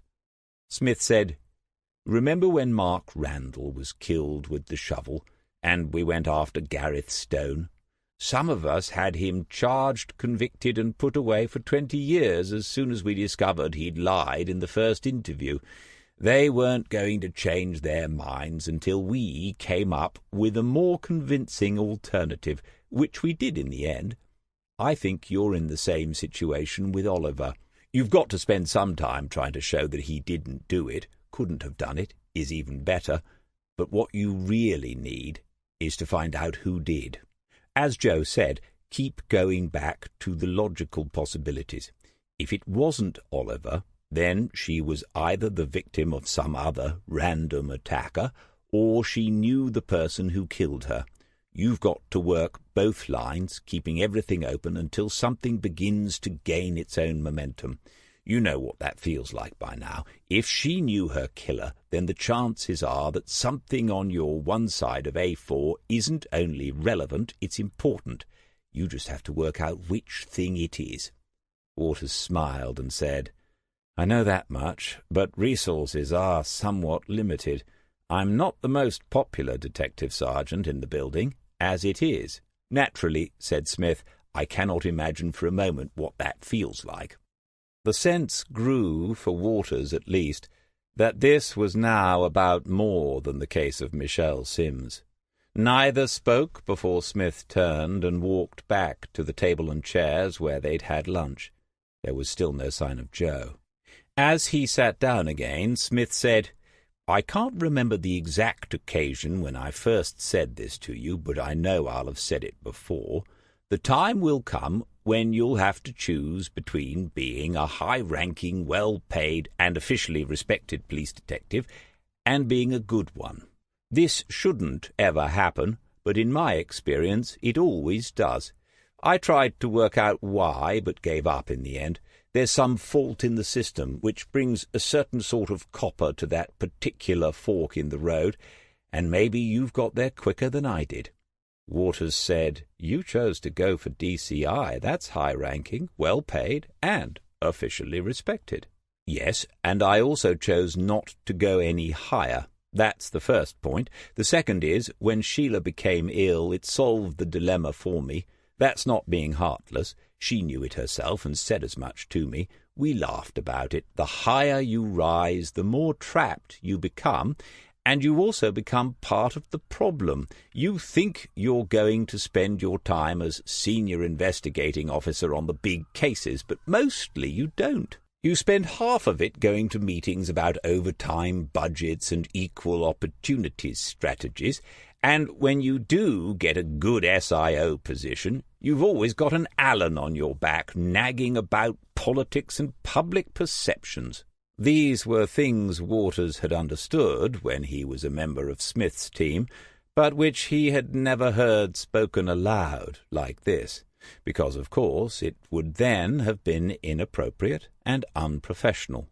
Waters said, "DCI Freeman told me the present case is her third SIO. That's unusual. She hasn't been a DCI for long. She's a bit of an odd one, though." "In what way?" Smith hesitated and didn't answer directly. "Is my mate Detective Sergeant Christopher still following her around?" "No, at least I haven't seen him lately." Smith stared at the flowers again. The afternoon had moved on, and the angle of light was changing. Joe came to the stable door and said she was making tea if anyone wanted some. When she'd gone, Smith said, "Cara Freeman might have got rid of DS Christopher. You want to watch out. She's ruthless, and she could be looking for a replacement." "Would that be a bad move?" "The answer to that sort of depends on what's happened to Terry Christopher. But how's it working out with Tyrek?" Waters had to smile at that.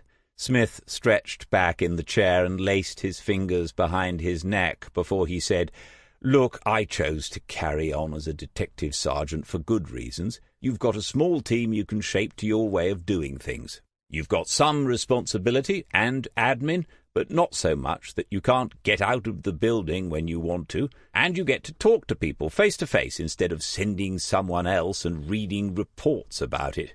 Being a sergeant is still hands-on. It suited me, but it might not be right for you, not as a longer-term option. You've got the qualifications and the ability to keep edging up every year or two, but it comes at a price operationally. That's all I'm saying. Or you could quit and do something else." Waters knew before he looked up in surprise that the sharp blue eyes would be upon him as those words were spoken. What had he said that had given this game away? "Do you think I should?" "I can't answer that. Nobody can, but you." After a moment, Waters said, "Did I mention that I bumped into Catherine Diver recently?" Smith sat up and looked around in alarm. "She asked about you. She said she hoped you were making a full recovery. You didn't tell her where I lived, did you?" "No, but she could probably find out if she wanted to. She's been in touch again since then. Something about a business opportunity." Smith stood up again. It looked as if afternoon tea was to be taken in the sitting-room of Drift's End. Then he walked around the table and sat on the brick wall of the raised flower-bed. With one hand he examined the nicotiana blooms that had attracted the hawk moth. "Your dad would think that was hilarious, wouldn't he, you going into business with the opposition?" And then, after a short silence, "Look, it's as I said. No one can make those decisions for you. I know this much, though. There are some unpleasant and dangerous people behind bars this afternoon, thanks to you. You've made the world a slightly safer place, and so has any copper who's doing the job properly. Not many occupations offer that as job satisfaction." Waters showed he was thinking about that, and then Smith went on, "And whatever you decide in the end, you've still got a case to sort out now. I'm guessing there's someone else who at least looks interesting. If you want to share that, now's the time. Jo knows we'll be talking about your case, but she'd rather not hear me doing it." Still without mentioning a name, Waters talked about the victim's injuries, her phone records, the missing mobile, the fragments of leather beneath her fingers, the traces of solvent on her skin, the pay-as-you-go number, and the car which had been parked nearby when it was purchased, the car which was now in a Luton dealer's showroom. Smith was still examining the flowers. He had 2 or 3 of the little white trumpets between the open fingers of his right hand. He said, "And no one but you is taking any interest in him? Serena can see it. Freeman? I think she's giving me enough rope to hang myself with, to be honest." Smith let go of the blooms and looked directly at Waters. "Well, to continue the imagery, they say you might as well be hung for a sheep as a lamb. You need to get face-to-face with this bloke, the brother-in-law, I think you said." "No, I don't think I told you that, DC." Just the merest ghost of a smile then. Chapter 32. Waters arrived early in the office on the Monday morning, deliberately so. Mike Dunn had been the overnight CID presence, and he reported that there were no further developments in the Sims case. Why would there have been? No one was working it over the weekend, and they had a suspect ready to be charged. If Freeman was going to be as good as her word, the plan was to get out of the office and start making some house calls in Luton by mid-morning. Waters wrote it down so no irate detective inspector could say later that they didn't know what he was doing, where he was, or how to reach him. Then he added Serena Butler's name because she was the obvious choice, and probably the only detective constable in the building who would relish the thought of annoying Turek and Wilson simultaneously. And the fact she had already met some of the people he wanted to see would be a bonus. Next, he created a new file on the central database and named it GF. Into it went what he already had, which was a few facts, some dates and times, a small tangle of circumstantial evidence that wouldn't be enough to convict the man of a speeding offence as it stood. But the presence of the file on the database made a statement which was his intention. Detective Inspector Turek came into the office at 07:45, half an hour earlier than usual, and it was a fair guess Waters was the reason why. They exchanged nods across the office space, but might as well have been sending coded radio signals across the solar system for all the communication that took place. Turek picked up papers from his office desk and left the room without saying a word. Serena and Ford were due in at 8 o'clock. There were still a few names missing from the list of holidaymakers, which Ford could follow up, and then he could report directly to Wilson with little risk. The latest recruit was too new to be affected by the fallout from all this. "It comes back on you," Freeman had said, and Waters wanted to be sure that it did, and on no one else. At 10 minutes past 8, the three of them, Waters, Serena, and Ford, were standing around his desk. Turek still hadn't made a reappearance. Waters took the decision to go up to the Sims incident room with the intention of finding someone senior to tell that he was leaving the building, and if he couldn't find them, then Wilson would do. By now he had felt the warmth of bridges burning on his back, and there was a sort of reckless reassurance in it. If this was not where his future lay, he could at least do this one last job properly, the way it should be done. And then Turek was in the room, at his desk and reading the sheet of paper that Waters had placed there, his plan for the day. Serena understood all of this naturally, and her gaze travelled from the inspector to her sergeant, and waited there as the senior of them approached the other. "Does this really require two of you?" Not the easiest of questions to answer. Even today, in the age of austerity and cuts to public services, CID detectives usually work in pairs. It isn't merely a tradition. There are plenty of good operational reasons for it. Waters got as far as "I" before he was interrupted. "Because we still have quite a workload here. There are several more interviews that need to be carried out concerning Oliver Salmon's background. Those must be completed as a matter of urgency if we're to be in a position to charge by the end of the week." Over Turek's head, Waters could see DCI Freeman. She was standing in the doorway to the office and watching. He couldn't be sure she could hear what was being said. "Sir, but Serena has already met some of the people I'm going to speak to, and—" "Is that why she's going? To make introductions? I don't think so. You can manage this on your own. You two get details from me in 10 minutes. You'll be taking a statement from one of Oliver Salmon's teachers." Freeman was making a move now, heading in their direction. Much to his own surprise, Waters found there was a smile on his face as he said to Turek, "A statement from Oliver Salmon's teacher. Does that require two people, sir?" When the senior investigating officer arrived, Turek said good morning to her and made a deferential movement, a half-step aside. Freeman returned his greeting, gave her own to the rest of them, and asked what this meeting was about.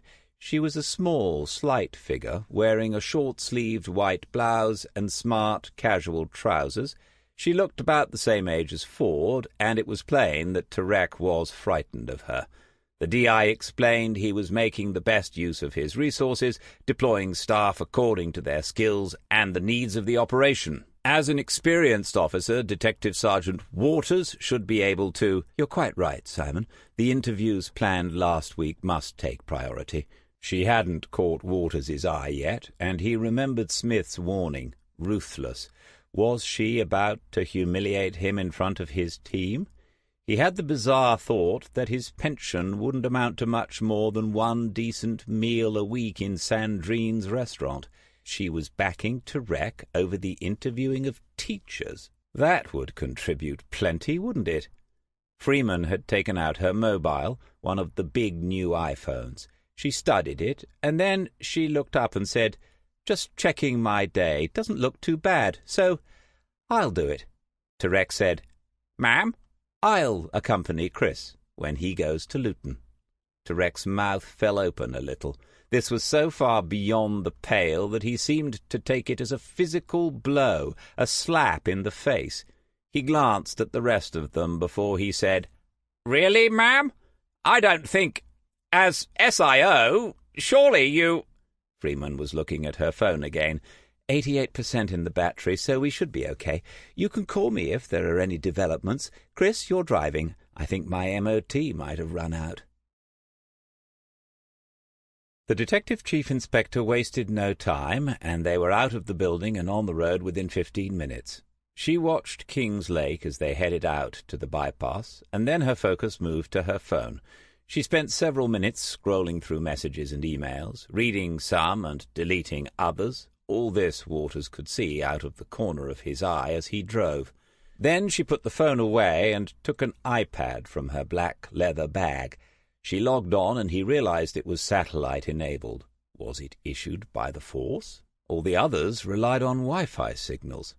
She said almost nothing to him as he drove down the first stretch of the A10, drove positively, overtaking occasionally, the lessons he had received in police driving becoming second nature now. By the time they passed Upham, Freeman had completed whatever was required on the iPad. She closed it and put it away, and then sat for a while watching the road ahead, except that she wasn't. She was watching the way he drove. The situation was the reverse of the one he'd been aware of as he'd driven Tarek up to Barnsley. Tarek had noticed nothing about his companion and nothing about the changing landscape as they travelled north. Freeman was relaxed, leaning well back in the passenger seat, which she had adjusted when she first got into the car, but Waters had the growing sense she was drawing all sorts of conclusions about him. When words finally came, they surprised him. She said, "Would you describe yourself as ambitious, Chris?" Probably not, ma'am." Somehow that response had ended up with an up note, as if he had asked a question. He sensed her head turning to look at him directly. He had given, without a doubt, completely the wrong answer. "Only call me ma'am for as long as you need to, okay? Except when we're meeting the public. Then you have to say it lots." He had to take his eyes off the road for a moment to look at her. Apart from the gender thing, that could have been Smith 3 years ago. He said, "When I say I'm not ambitious, I'm referring to rank, I suppose. I had a fit of it at the end of last year and ended up as sergeant, but I don't see it a ladder I have to climb. I'd say my ambition is to be good at the job, I suppose." "Well, you already are, so that's sorted. What's next?" Her speech was curiously abrupt at times, as if she felt only the essence of things was worth saying, that everything else was a waste of her time. Her mobile buzzed, and she glanced at it. Something there was worth a frown before she put it away. Waters said, "Be better?" "Be better. And then the best? Like the army? You want to be the best detective that ever lived, or the best that you can be." Sounds like an uplifting message in a teenager's birthday card, if you don't mind me saying so. It still sounds like that, even if you do. He kept his eyes on the road, which was single carriageway, but open and fast. He allowed the speed to drift up towards 70, and wondered what she would say. He had no doubt she would notice. "I agree if you put it that way, Matt." Then wincing as he corrected himself, "But as far as I'm concerned, it's a job worth being good at, worth trying to be better at." A job, not a career? He shrugged an answer to that, realizing they were already seeing signs for Cambridge. It was uncanny how many conversations recently had ended up in the same place, with him contemplating the navel of his own working life. Janie, Catherine, Smith, and now Freeman. She studied one of the signs as it flew by and said, You could have gone down the A1M from Peterborough. Long delays near Huntington, major roadworks. Her terse manner of speech seemed to be infectious. She said, "Is anyone wondering what's happened to Terry Christopher? Nobody's asked me." And the reason for that, Waters thought to himself, is probably that nobody wants to know unless the answer is something unpleasant. But he confirmed the detective sergeant's absence had indeed been noted. Cara Freeman said, "Still a sergeant, but he's gone to head up the chief constable's personal liaison team at county headquarters."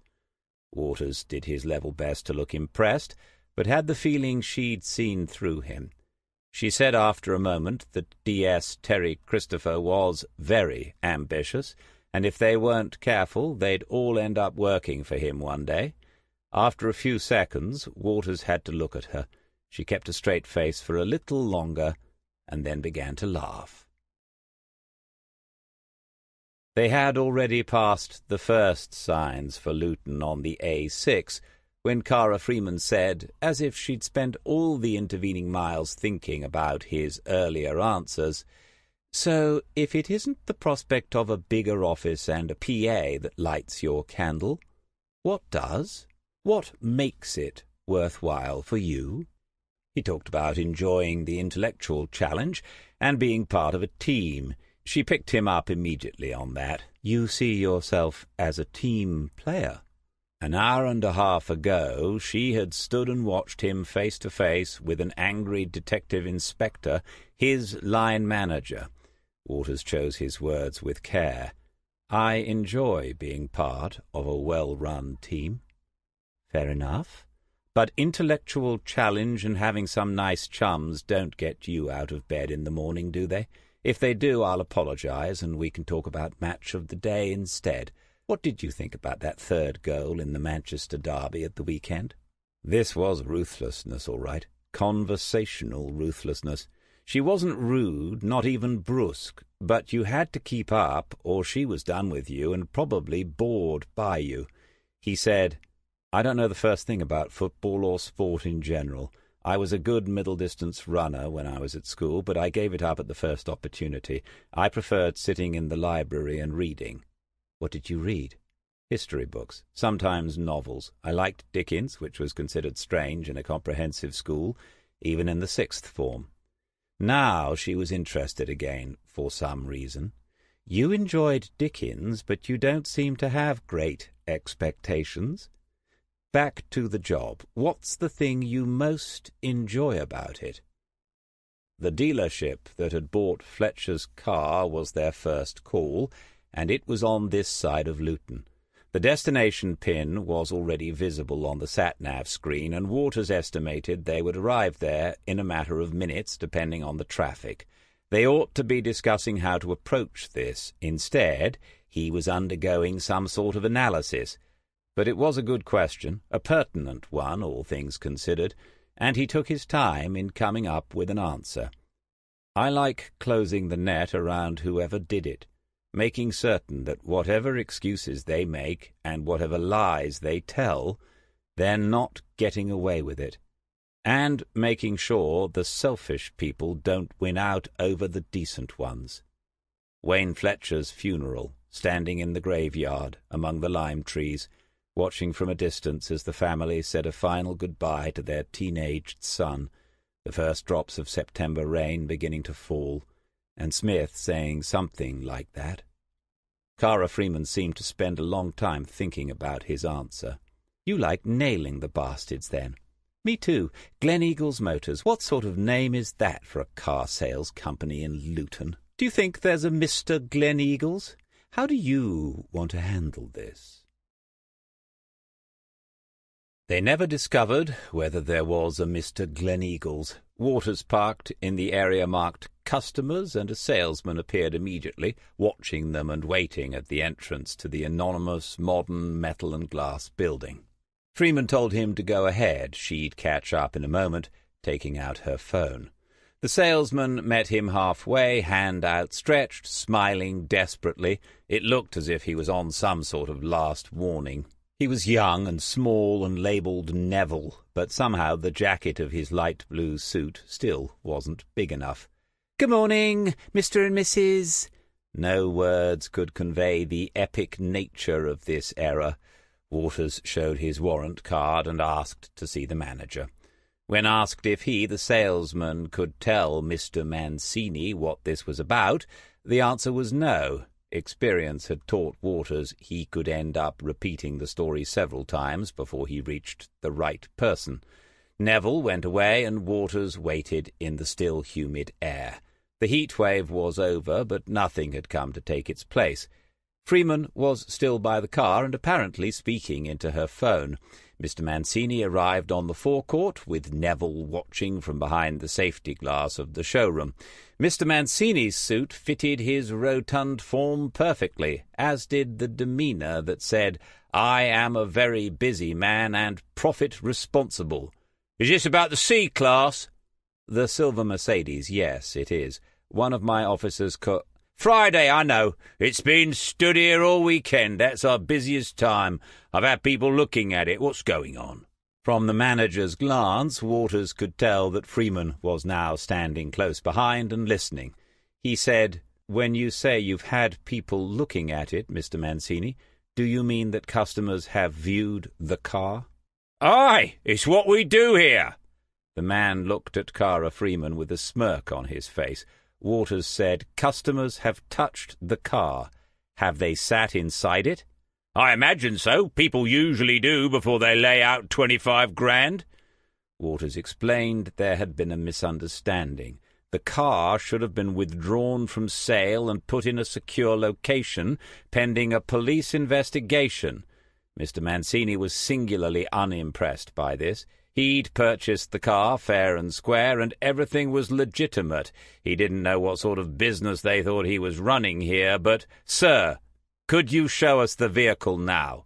Mr. Mancini looked as if he might want to argue this point as well, but the tall policeman's manner suggested that compliance would bring the matter to an end more quickly. The manager turned on his heel, and they followed him.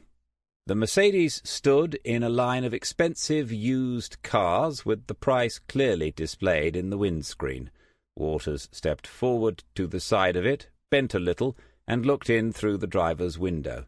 Then he straightened up and caught Freeman's eye. He couldn't know how thoroughly she had briefed herself on the files, but she could probably see something in his face. Waters said, "Mr. Mancini, I'd like you to remove this vehicle from the forecourt. It isn't for sale until further notice. Please put it somewhere secure.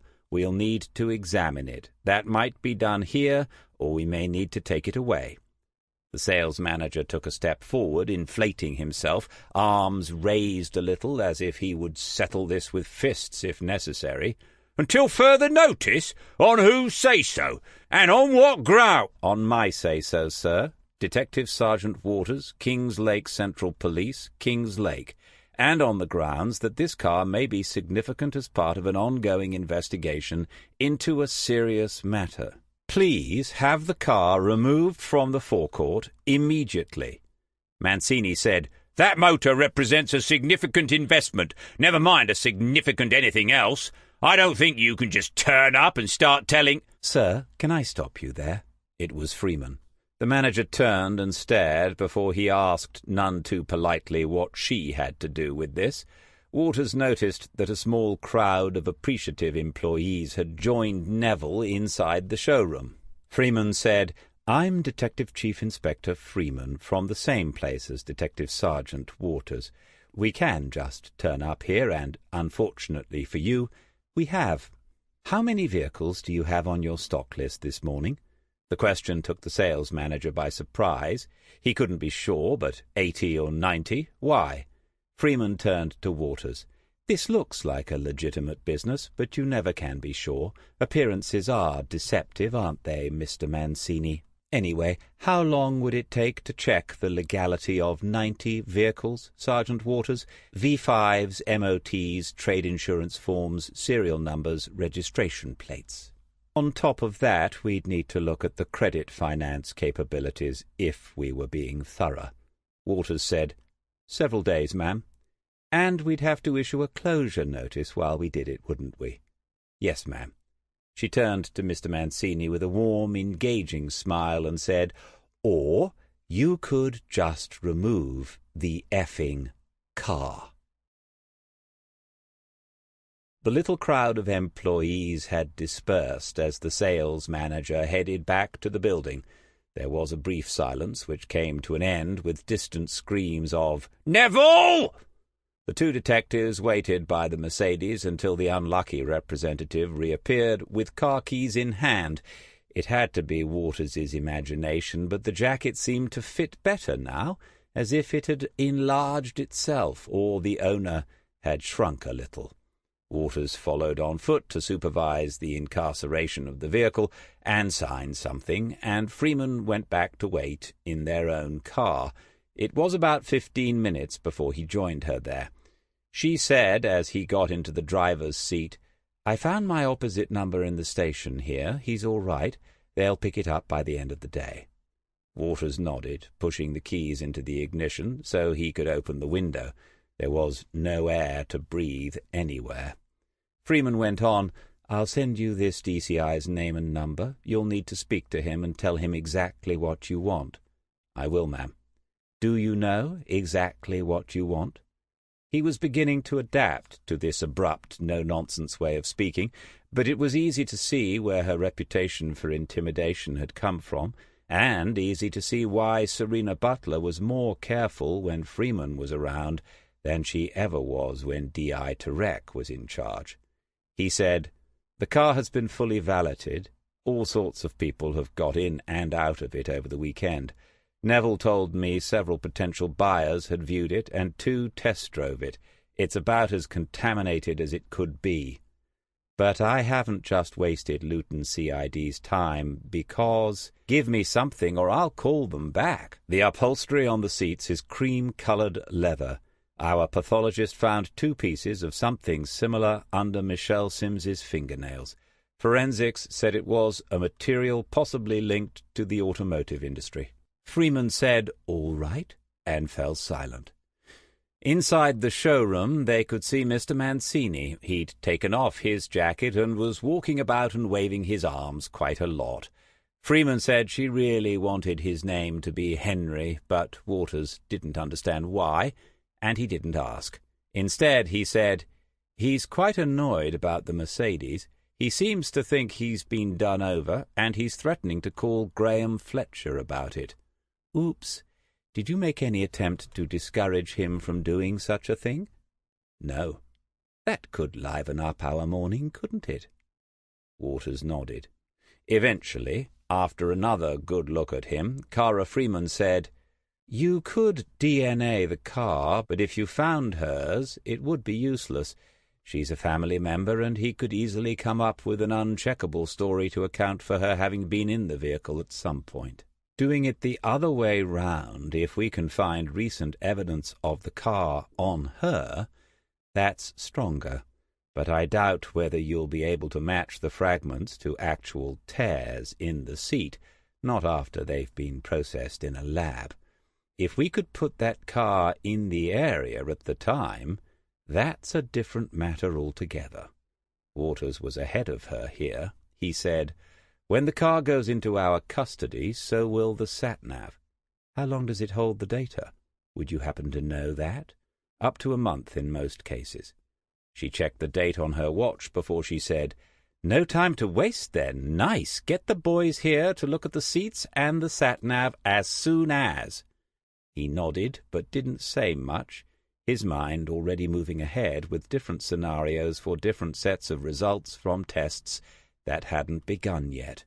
Freeman looked at him and wondered whether he was paying attention. She said, "So you know, I tend to say things just the once. I don't repeat and I don't remind. I don't chase people to do things. If things don't get done, I get rid of the people who don't do them." "Yes, ma'am." "Okay. That said, I'm quite enjoying myself. You know how to show a girl a good time, Chris. Where are we off to next?" Chapter 33 The premises of Luton Central Heating Services were on the far side of the town, and the traffic was still Monday morning heavy. At around the 8th set of traffic lights, Freeman said, as if nothing had happened since they were last discussing the subject of Waters's motivation, "People say I'm ambitious, but that's not how I see it myself. I've done the job in a particular way, and I've ended up where I am as a result. That's not the same as being ambitious, is it?" Waters said he didn't think it was. She went on, "I set myself goals, but not with any aim other than doing the job properly. The key is choosing the best people in the first place. I'm usually right on that. Then they just need to be managed in the appropriate way, and it's sorted."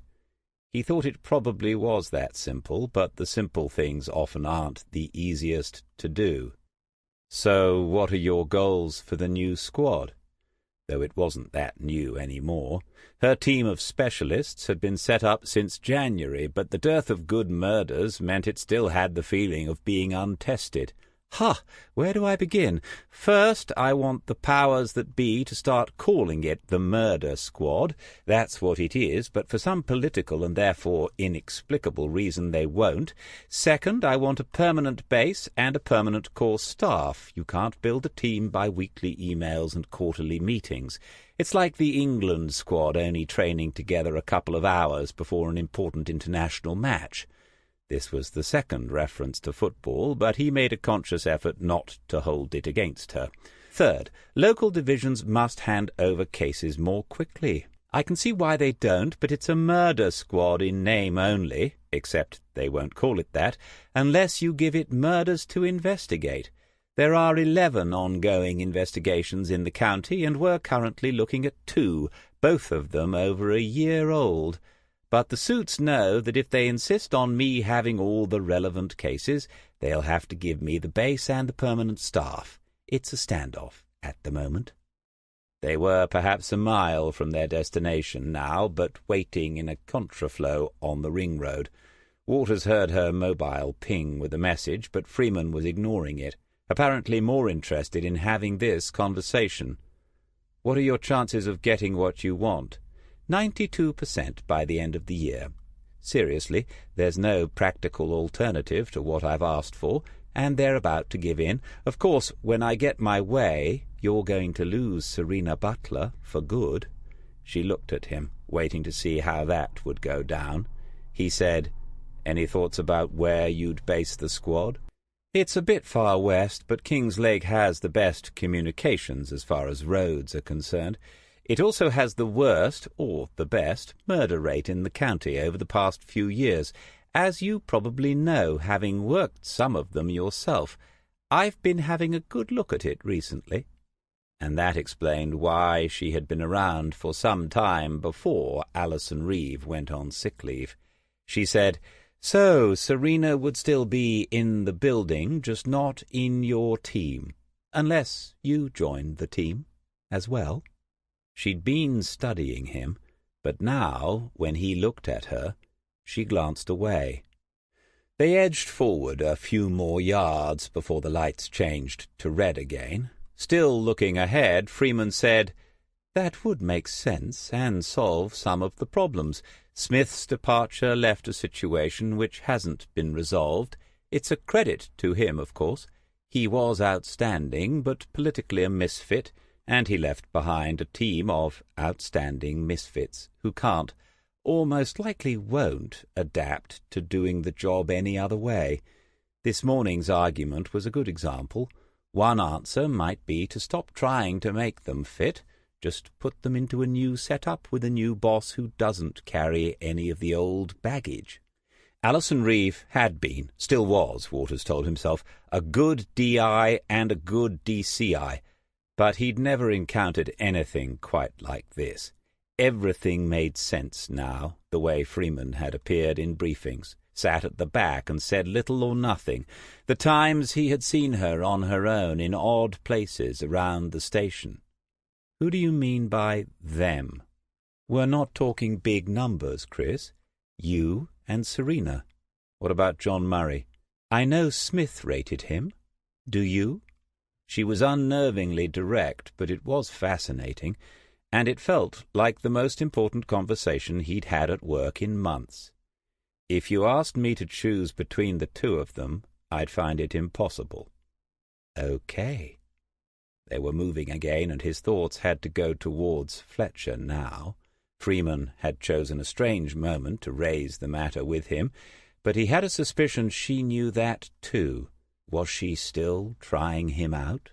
She said, "I suppose he'd come in useful when we were moving the furniture into the new offices. Would he be up for it? Moving furniture?" She smiled and said, "Thank you. I do allow sarcasm, but each individual is awarded only as much as they prove they can take in return.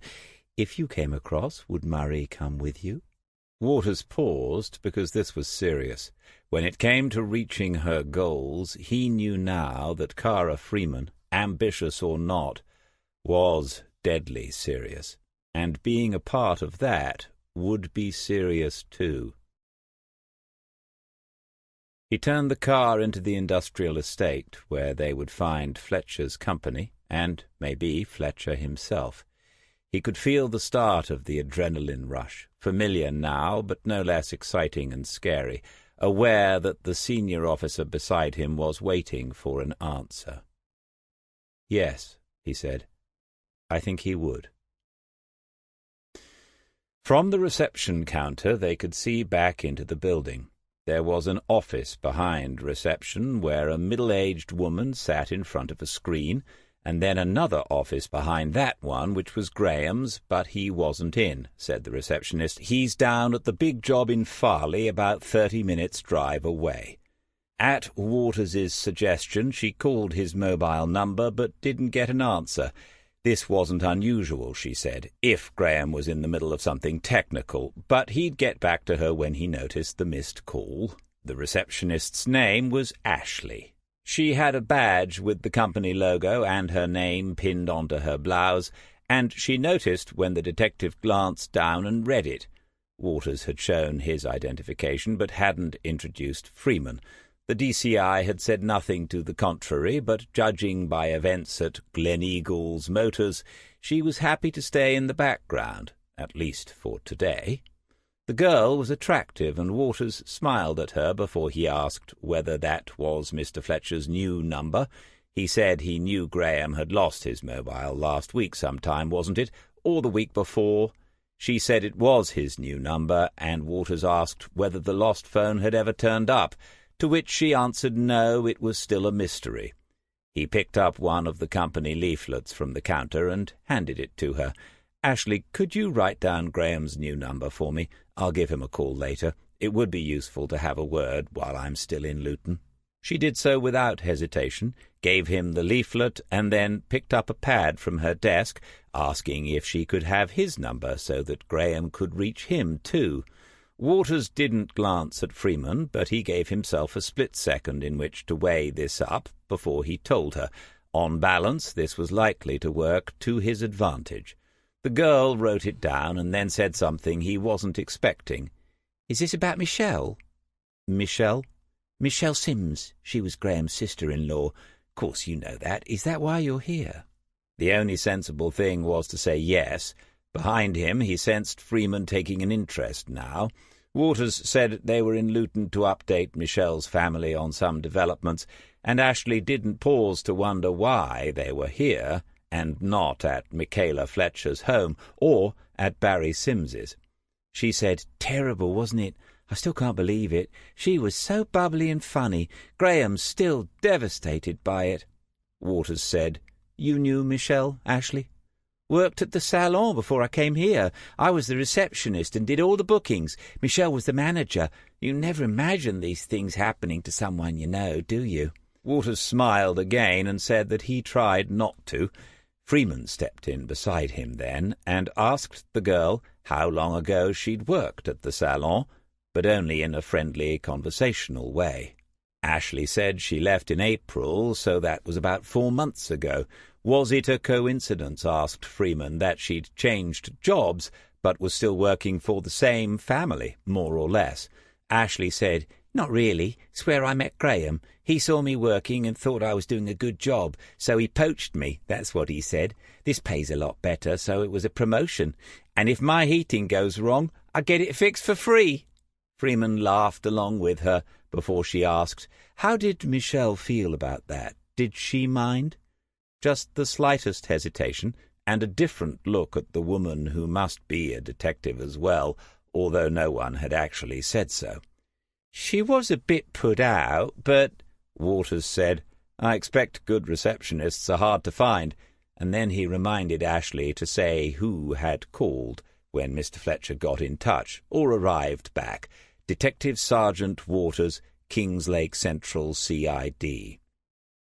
As they walked back to the car, he noted the 2 vans in the yard, quite new, well-maintained vans, and through a metal roller door, tidy racking full of parts for the central heating business. There was a storeman talking to one of the fitters, both wearing company overalls. They stopped and watched as the 2 visitors crossed the car park. He had yet to meet Graham Fletcher, but he'd learned something about him in the past few minutes. When he was back behind the wheel with the engine running, Waters said, "Not much of a motive, an argument over a receptionist which leads to murder." "No, I don't fancy your chances when you run that past Detective Sergeant Wilson and Co." Freeman was watching him again, waiting for a reaction to the name. When she realized there wasn't going to be one, she said, "But we found out something useful, didn't we?" "Did we, ma'am? I'm still processing it." "Never mind, you can't help being a man. We found out that your Mr. Fletcher used to visit his sister-in-law's hairdressing salon at least up to April, when he pinched her receptionist." "Why did he do that?" "I mean visit a salon. Maybe he's fussy about his hair. Maybe the heating broke down a lot." Waters checked his notepad, typed Barry Sims's address into the sat-nav, selected a route, and drove slowly towards the entrance that would take them back into the town. Freeman's point would have occurred to him in time, but not that quickly. "And we also know," she said, "that buxom young Ashley says her boss's name a lot. She says it every chance she gets. Graham, Graham, Graham." He watched as the senior investigating officer passed a limp hand across her brow and pushed out her chest, which, as Waters had noticed before, was the very opposite of buxom, and panted a little.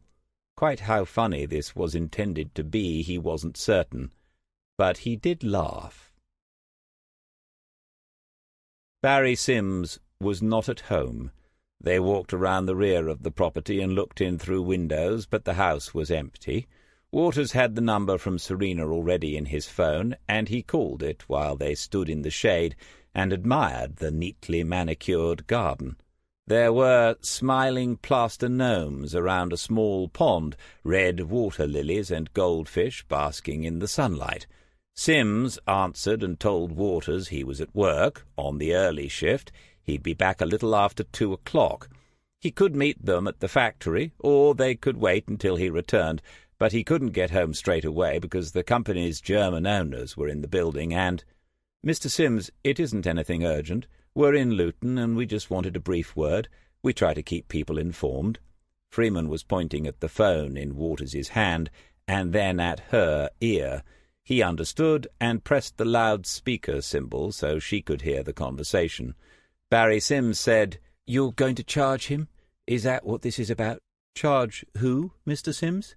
"The person you've arrested. Just a kid, isn't it? Some sort of mental case?" Freeman looked as surprised as Waters, but she didn't intervene. This was his call and his problem. And the problem was that nothing had been made public about the arrest of Oliver Salmon. Waters said, "May I ask you where you heard that, Mr. Sims?" "Michaela told me at the weekend." Waters repeated the question. Did Sims know where his sister-in-law had heard the story? And the answer was from her husband. "From Graham Fletcher." "Yes." Freeman made no sound, but shaped her lips into a silent whistle. Waters explained that charges had not been made, that the investigation was ongoing and that Mr. Sims might be able to help them further. Would he, as Michelle's next of kin, give consent for them to look at her bank accounts? The surprise on Freeman's face was genuine, but again she made no attempt to intervene. Waters reflected that if the two of them had talked more about the case on the drive down, she'd know what this was about. Michelle's bank account? Why? It's routine, Waters said, to look at every aspect of a victim's life. Sims said understandably, "But what about this person you've arrested? Have her bank accounts got anything to do with him? They can't have. I don't get where this is going now. What's happened to the two women I met? The other detectives?" Waters said, turning away from Freeman's gaze, "Mr. Sims, this is still a major investigation, as it should be. There are lots of detectives involved. DCI Reeve and DC Butler are colleagues of mine, and they told me how helpful you were when they spoke to you. We have made an arrest, but the person concerned has not been charged, which means the investigation is continuing. As a part of that, we'd like to take a look at Michelle's accounts. As I said, this is something we would usually do in a case like this one." "All right," said Sims. Was giving his verbal consent enough? Waters said he would email the question to make it official. If they could have the reply and the account details today. Sims told him then that the two of them had shared a current account, but that Michelle also had her own at the same bank. Waters asked him to send details of and consent for both. When the call was over, he turned to see Freeman standing by the pond. He went across and saw her staring into it, watching the fish, red, silver, and gold, suspended in their cool, circular world, motionless in the shade under the pads of ornamental lilies. She said, "I read the entire file last night. I didn't notice anything that would make me ask to see her bank accounts." He explained. It was something Serena had said about whether Michelle had ever followed through with a fertility clinic. If she had, there were significant sums of money involved. Reeve and Serena were both sure her husband knew nothing about it. It wasn't anything like a lead, of course, but if she had been killed by someone she knew with emotional complications, if there was someone else in her life.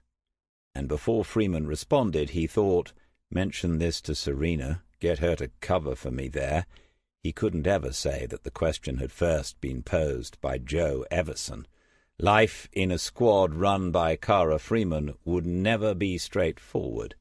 She said, "Okay, fine. How did Fletcher get hold of the stuff about Oliver Salmon? Any ideas?" Waters shook his head and said, "I'm as certain as I can be that no calls to the family have been made by anyone on the team. It was made clear it would be too controversial because of Oliver's disability, too disruptive. Nevertheless, he's found out. Mr. Fletcher really has taken an interest, hasn't he?"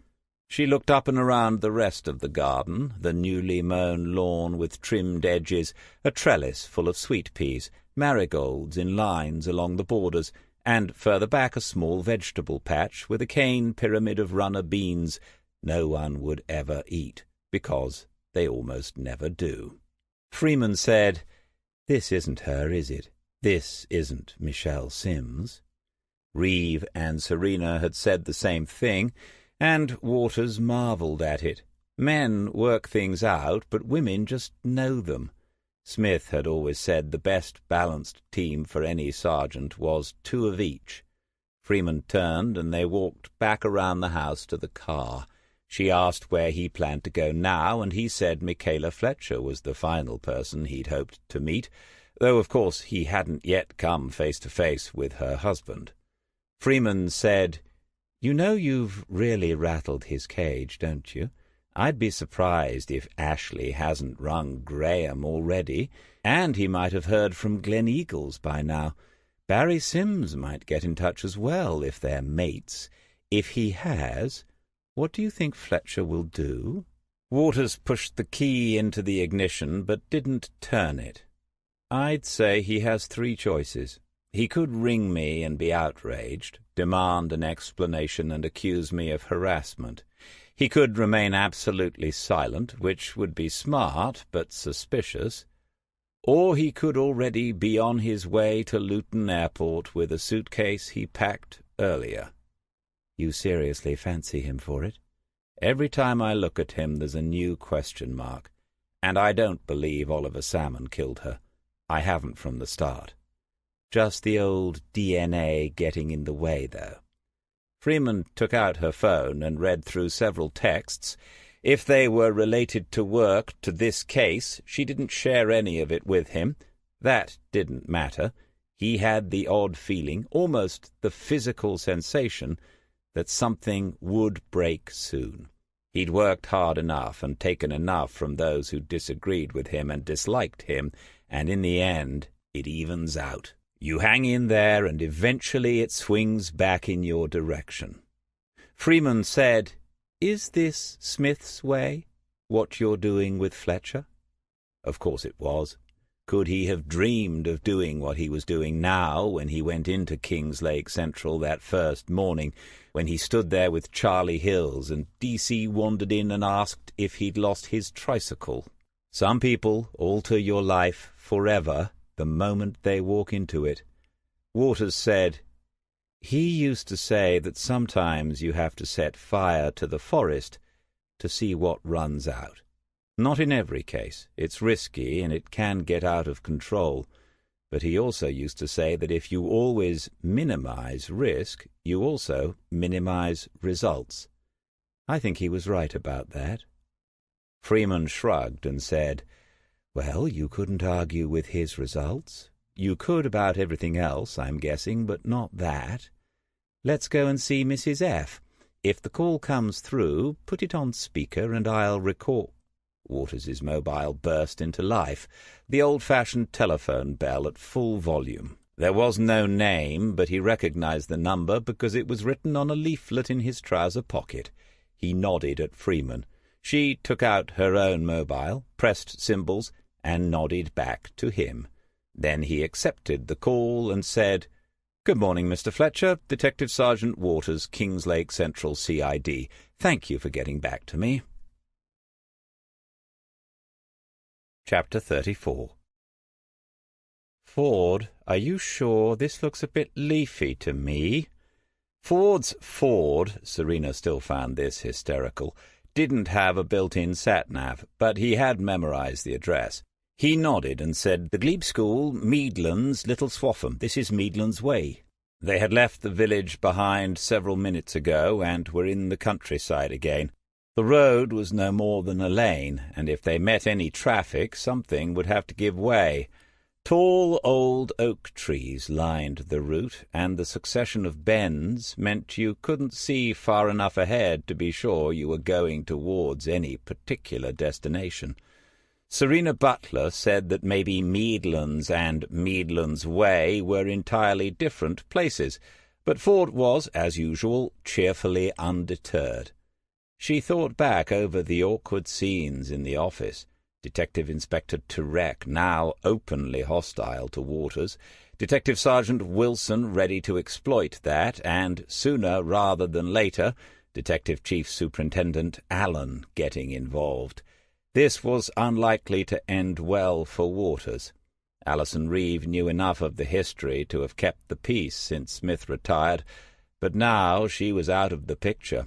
Cara Freeman, in a situation like this one, was an unknown quantity. Why had she, as the senior investigating officer on the case, decided to disappear with Chris Waters for most of the day? Was she about to break some bad news to him? And, more to the immediate point, why was she, Detective Constable Serena Butler, on this wild-goose chase? A full workup on a suspect, especially one about to face at least a manslaughter charge, was normal procedure, but interviewing their school teachers? Really? She'd met Michaela Fletcher and had formed something of a connection. Wouldn't it have made more sense to let her go down to Luton again and build on that, if Waters was anywhere near right about her husband, Graham Fletcher? I reckon that's it, over on the right. Ford pointed through the trees. Across an expanse of open parkland, they could see a large and imposing building, Victorian or Edwardian, built in the grand style. In front of it were several cars, too many for it to be a private residence any longer. A blue and white sign came up on the right, and sure enough it announced that they had found the Glebe School. There was the obligatory mission statement, to listen, to understand, to care. She said, as Ford turned onto the gravel driveway, "This reminds me of where I went to school." "Really?" "Yep, except that nobody listened, nobody understood, and nobody cared." There was a secretary and an appointments book. The secretary checked they were in the book, and then she directed them to a couple of chairs in the reception space. Mr. Longhill would be with them in a few minutes. It all had the feeling of being a private clinic rather than a school for rich kids with disabilities. There was no noise, and the two of them waited in silence. Anything they said would have been overheard by the secretary. The Salmons have money, and this is what it buys you, of course. Serena felt the old resentment rising up. She knew it could get in the way of the job. Mr. Longhill was, or rather he had been, Oliver's tutor. She needed to get this out of the way as quickly as possible without getting into any sort of discussion about how state education might be considerably improved if everyone in the state went to its schools rather than buying their way out of them.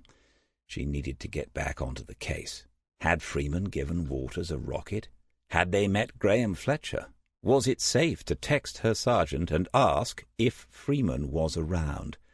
Footsteps. And then Longhill was walking towards them across the polished wooden floor. It had to be him, about 40, collar and tie, glasses and a beard, naturally. Introductions were made, and he shook their hands before inviting them to follow him into the building. They made turns this way and that before they were unexpectedly outside again, and crossing a courtyard towards a single-story prefab, which looked old enough to have housed lawn-mowers and the equipment for the tennis courts from the days when this had been a private residence. "This is my domain," Longhill said, and it was Oliver's classroom. "How many in a class?" Longhill detected something in that, and he looked at Serena for a moment before he responded. 6, if they were all present, but that didn't happen often. Absence rates are high, for obvious reasons. There were 3 tables pushed together in the centre of the room to make one, and around them were 8 chairs, 2 on each side. On 3 sides of the classroom there were low cupboards against the walls, and the upper surfaces were covered in books, folders, paints and painting equipment, computers and monitors, reflecting the history of IT in education since the very beginning of time. An acoustic guitar, a violin, a stuffed owl in a case, and an extraordinary miscellany of smaller objects. The walls were covered in prints, some of famous paintings, some of abstracts and patterns, and in between these were various educational posters. The entire space had the air of an old-fashioned, eccentric and slightly chaotic primary school classroom. Longhill offered them seats at the central table and took one himself, facing them. Then he said, "Oliver."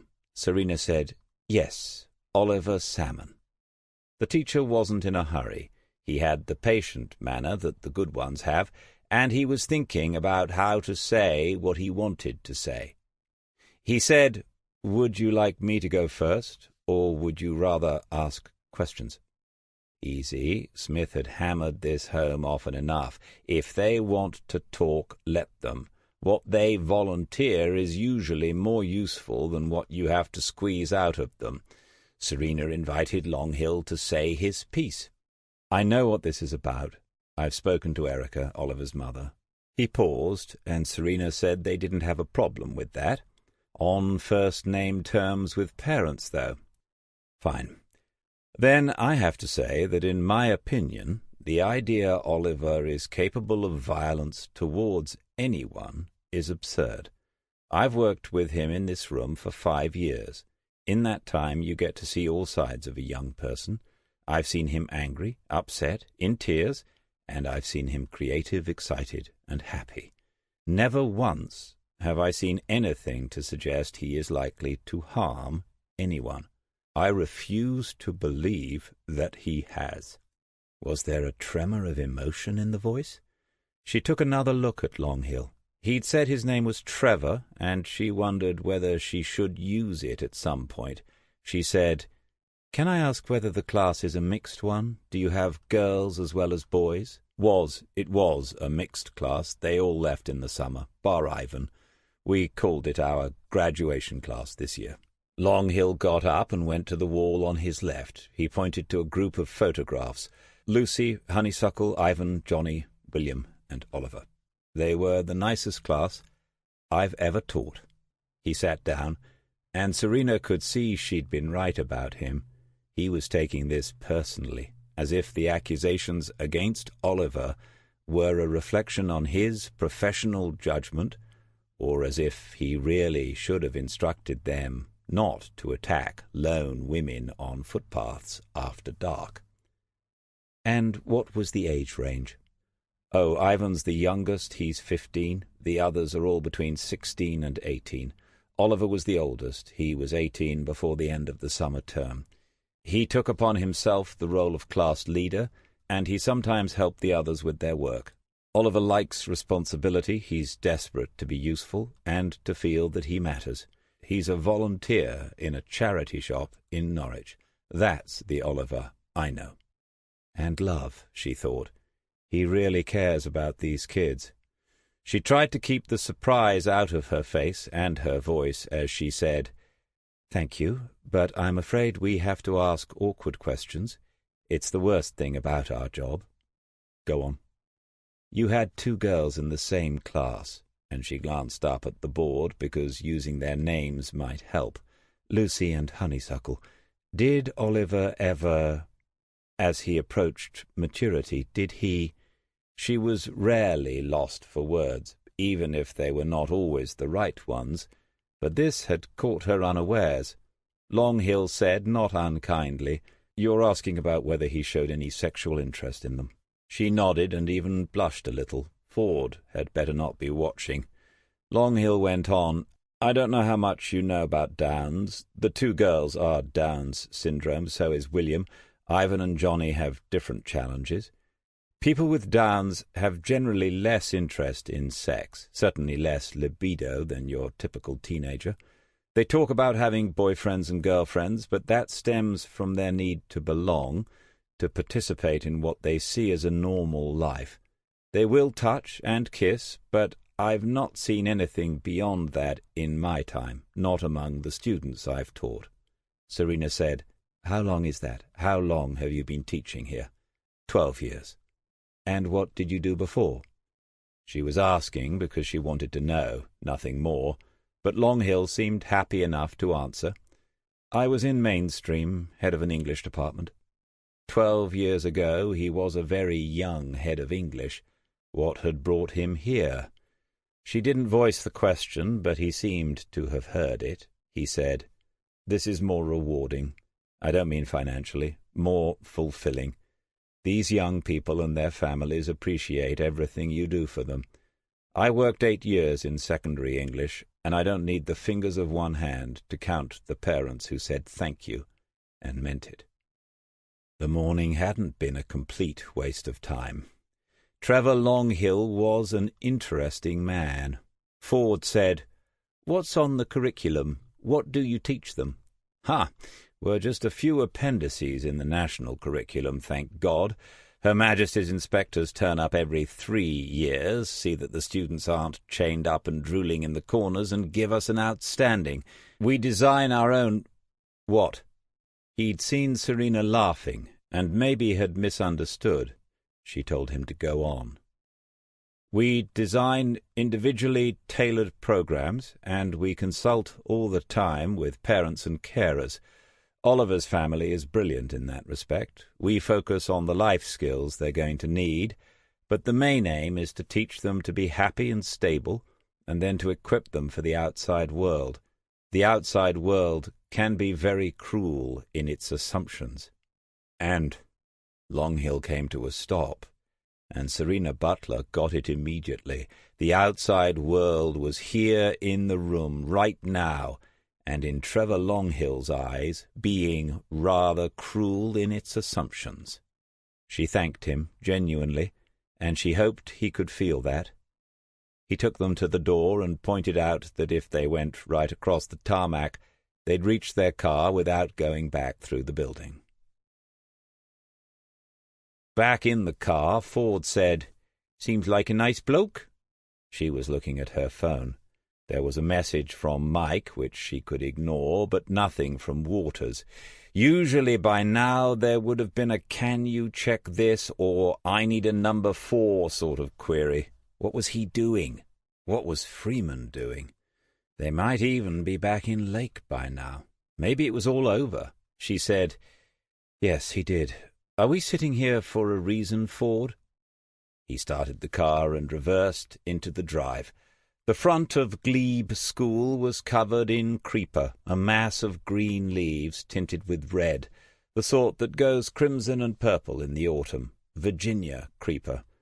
She thought about Bromley Road Comprehensive. During her time there, the reinforced concrete had decayed. Stains of rust decorated those walls, and the authorities had admitted there was asbestos in the ceilings, but it would be all right as long as no one made any holes in it. Ford hadn't put on his seat belt, and he was doing so now. Amazing what they do for them here. My younger sister's still at school in Lake, at the community college. Really fascinating. I know, she tells me all about it. Some of the stuff they do in PHSE these days. As if Ford hadn't been in a school for 30 years. Makes you wonder. The sex and drugs is pretty full on now. She likes to tell me because I'm a copper trying to get a reaction. She enjoys a challenge, then. He was driving through the trees towards the entrance. A couple of weeks ago she wanted to practice CPR on me. I said, "Christ, girl, you do that on someone whose heart's beating, it might stop it. Then I'll be arresting you for murder. Except I'd be dead. But it's brilliant they teach all that to these kids as well, isn't it?" A tractor towing heavy farm machinery was coming up the lane. Ford pushed into neutral and pulled on the handbrake, waiting for it to pass. Serena stared at it as she said, "Trevor Longhill never said they did." "No, but I reckon they do. It was all on the wall behind him." "What was?" "The posters. First aid, life-saving skills, Describe the posters." Ford did, and then Serena Butler told him to turn the car around. Longhill was still in his domain. When she walked back in, he looked up from his paperwork and asked what they had forgotten, a question or one of their phones. Serena pointed at a poster on the wall behind him and said, "Do you teach that?" "First aid? Yes, I'm one of the school's designated people. Why?" "Did you teach it to the graduation class? To Oliver's class?" Longhill hesitated. There was an odd look in her eyes, as if she was going to pin him up against the wall if he didn't answer quickly. "Yes, again. Why?" "How long ago?" "June, about a month before the end of term. I don't—" "And was Oliver Salmon in the class that day?" Trevor Longhill got up and stood to face her. "He was. We had the resuscitation dummy on that table. He played his usual full part in the lesson." She took a breath, looked at the posters again for some seconds, and then back at the teacher. "You took a register which will prove he was present. You keep your lesson plans?" Longhill nodded and said, "Don't tell me you're really Ofsted inspectors in disguise." Serena smiled then. Without turning around, looking back at the posters once more, she said, "Detective Constable Ford, don't take this the wrong way, but I think I love you." Chapter 35. Something in a voice can tell you that someone has been angry, even though they are speaking to you reasonably enough now. There's a kind of aftershock, a note or a tone still resonating, and Waters could hear it when Graham Fletcher first spoke to him on the mobile phone. He'd switched to speaker, as Freeman had indicated, and she was holding her own iPhone up so she could record the conversation. This would never be admissible in a courtroom, and he wasn't sure it was even a legal thing to do, but it would be on the SIO's phone, and not his. After the introductions, Fletcher had said, "So it's a detective sergeant now. What's happened to the two ladies I spoke to last time?" Still working on the case, Waters told him. Would Fletcher ask why the investigation was back in Luton when they had made an arrest in Norfolk? They now knew that he knew, though they didn't know how.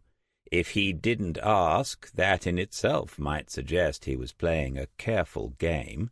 Then Fletcher said, "Look, I'll come straight out with it. I've had the manager from Gleneagles Motors on the phone a few minutes ago. He's telling me the car he took from me in part exchange has been impounded. You already know this because it was you, wasn't it? He gave me the name of the detective who did it, and it was you, right?" Cara Freeman was looking intently at her phone as the recording volume gauge flickered up and down. She glanced at Waters when she felt him watching, but her expression gave nothing away. He said, "Yes, that was me, Mr. Fletcher." "Well, would you mind telling me what the hell is going on?" The gauge darted briefly into the red zone. "Certainly, Mr. Fletcher, but not over the phone.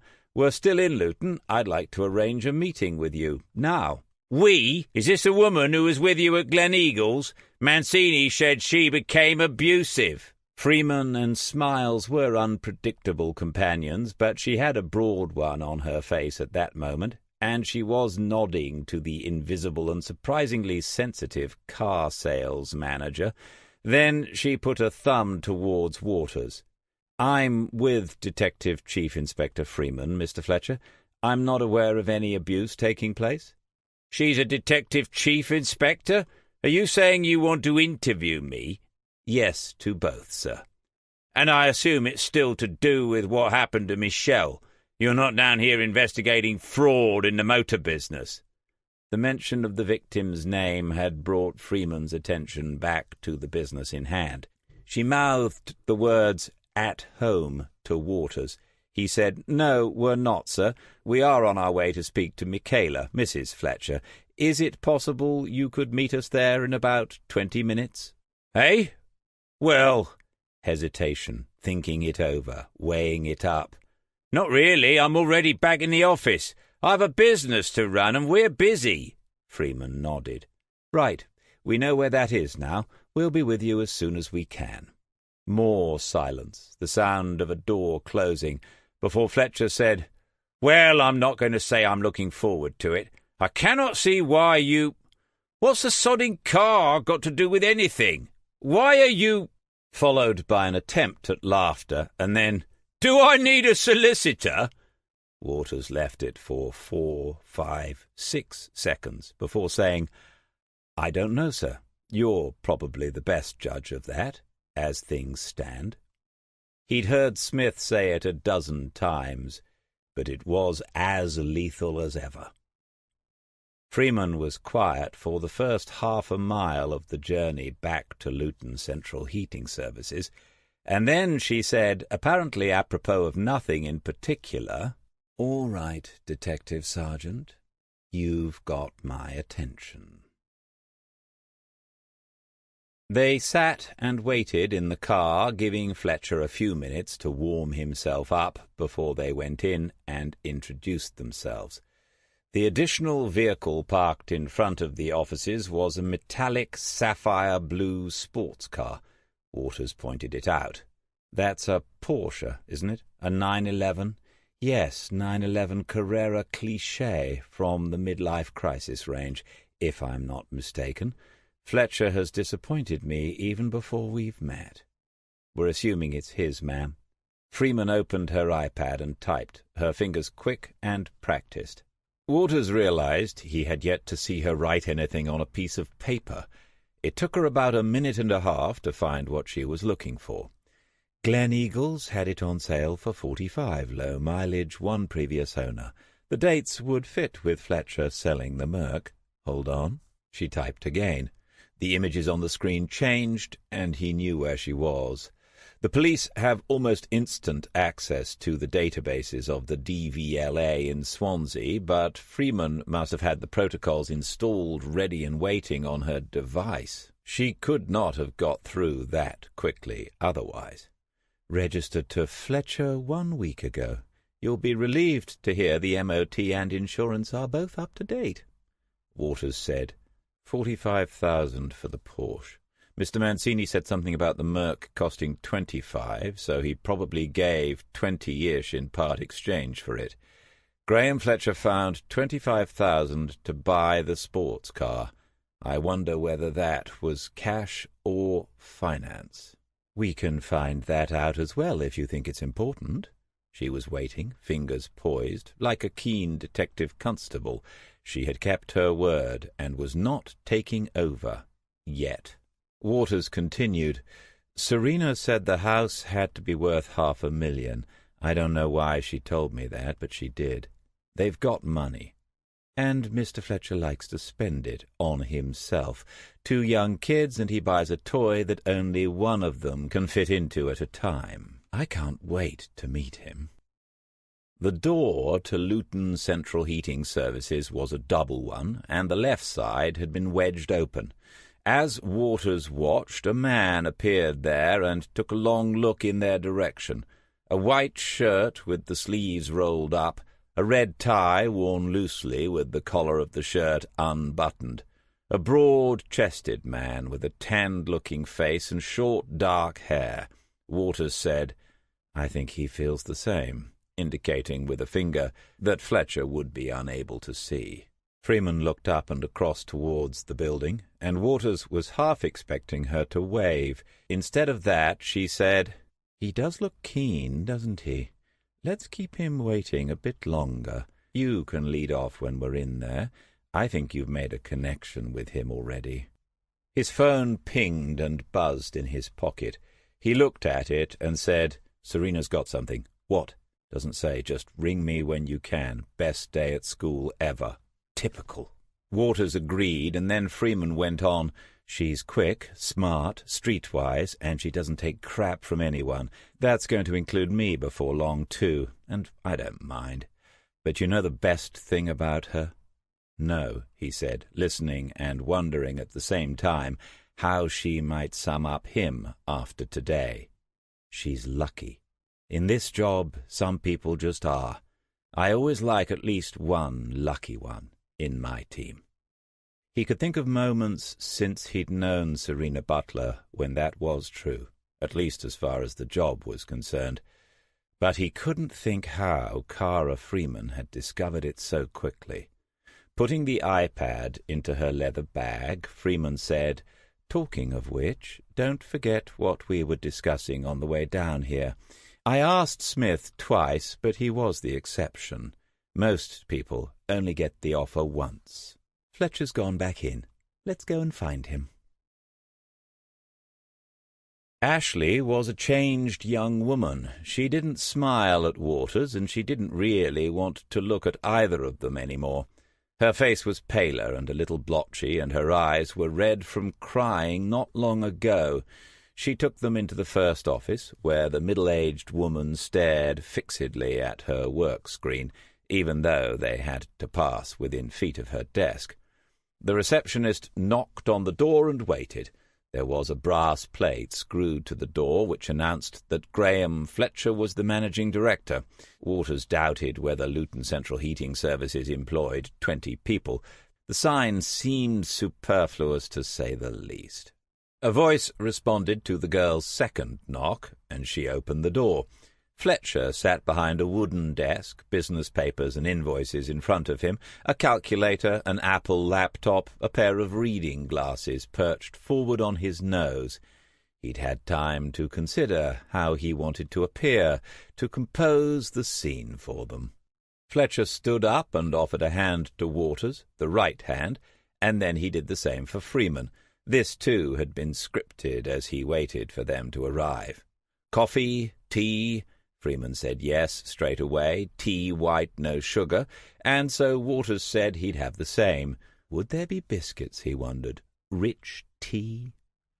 The managing director waved a hand over the desk and said, "Summer's usually a quiet time, but we're non-stop. I cancelled the advertising 6 months ago, but we still get all this by word of mouth and recommendation." Freeman congratulated him. It was good to see a business doing well despite all the political uncertainty. And then she smiled and fell silent again. Fletcher stared at her and then looked to Waters for something, anything, but he said nothing either. The only sound was the fan inside the laptop, and that was barely audible. It was Fletcher's nerve that gave out. "Anyway, there's obviously been some mistake.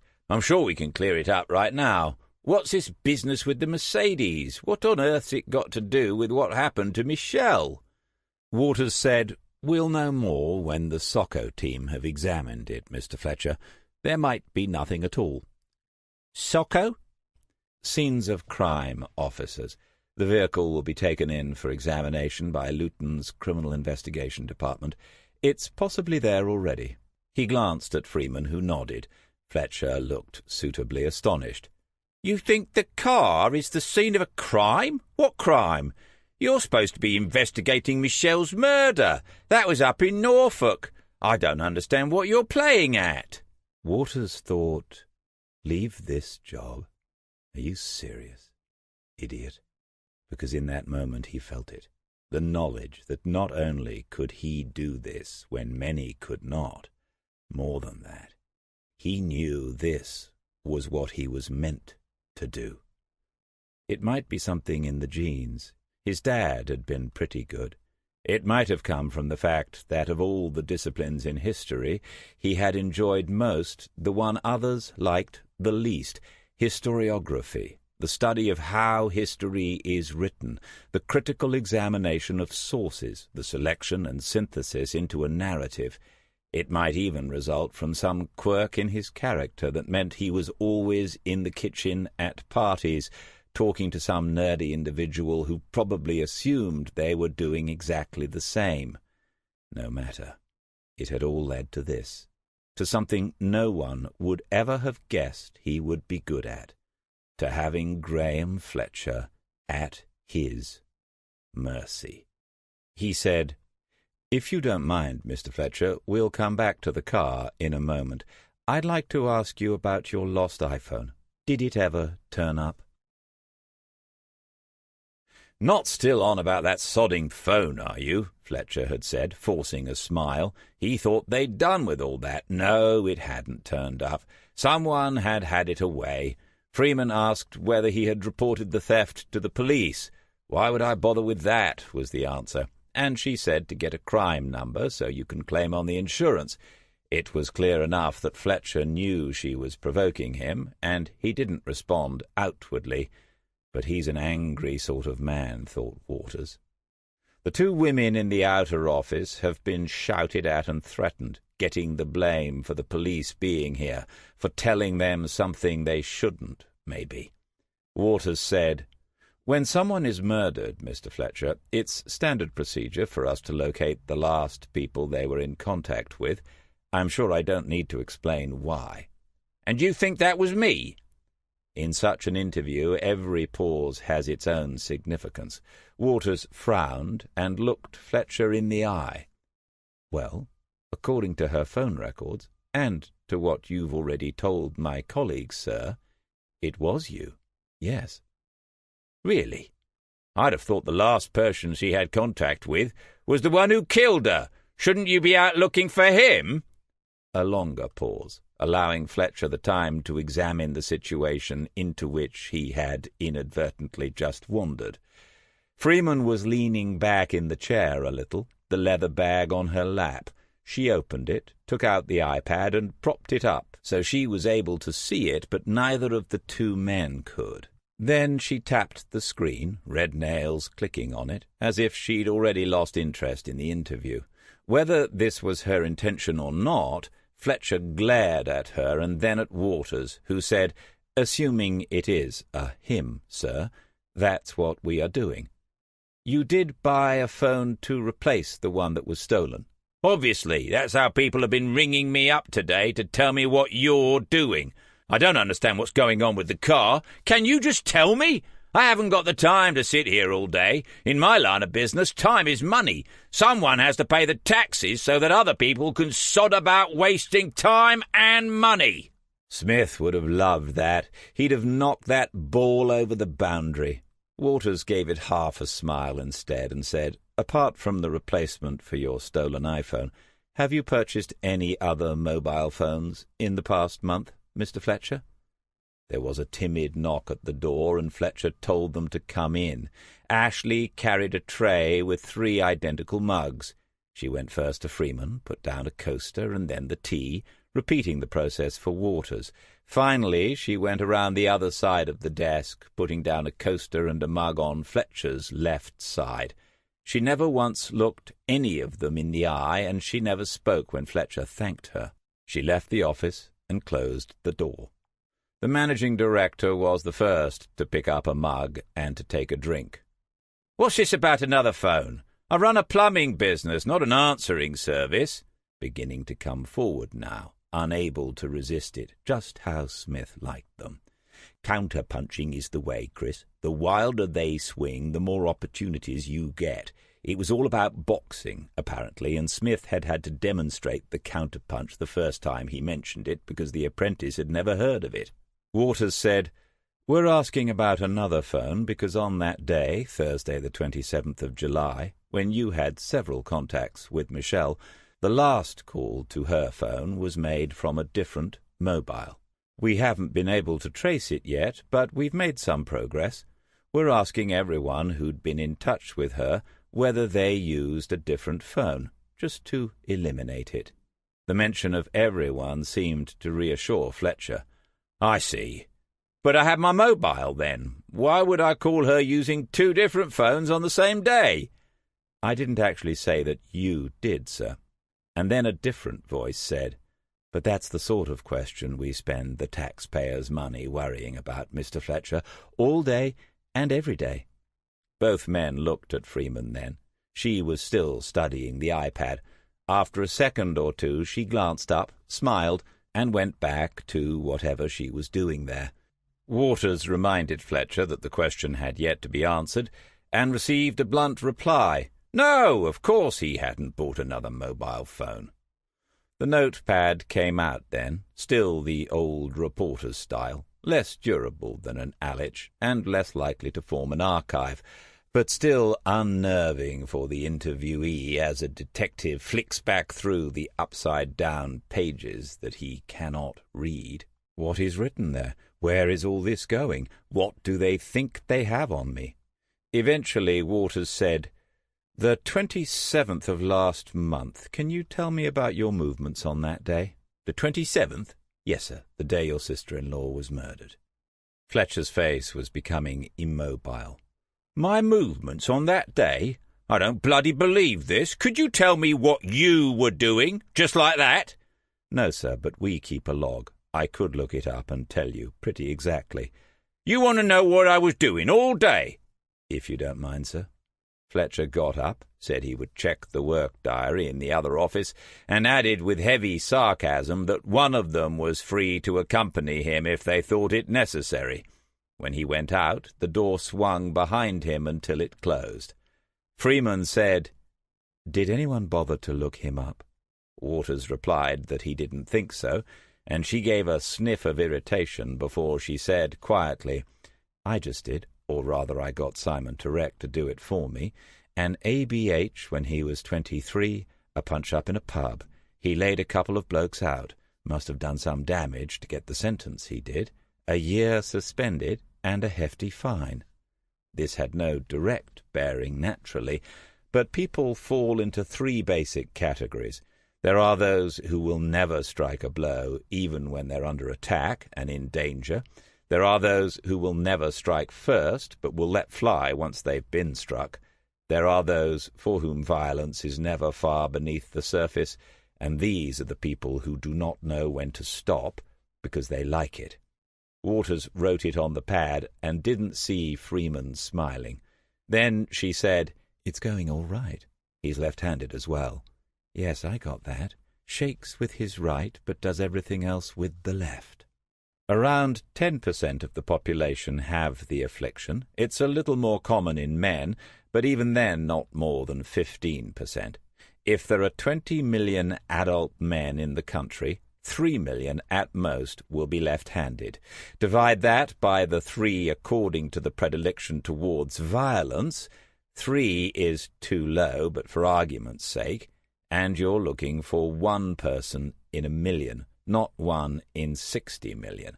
This is the process, a kind of sifting of data through one statistical sieve after another, eliminating those who could not have done this thing, until you're left with the only person who could.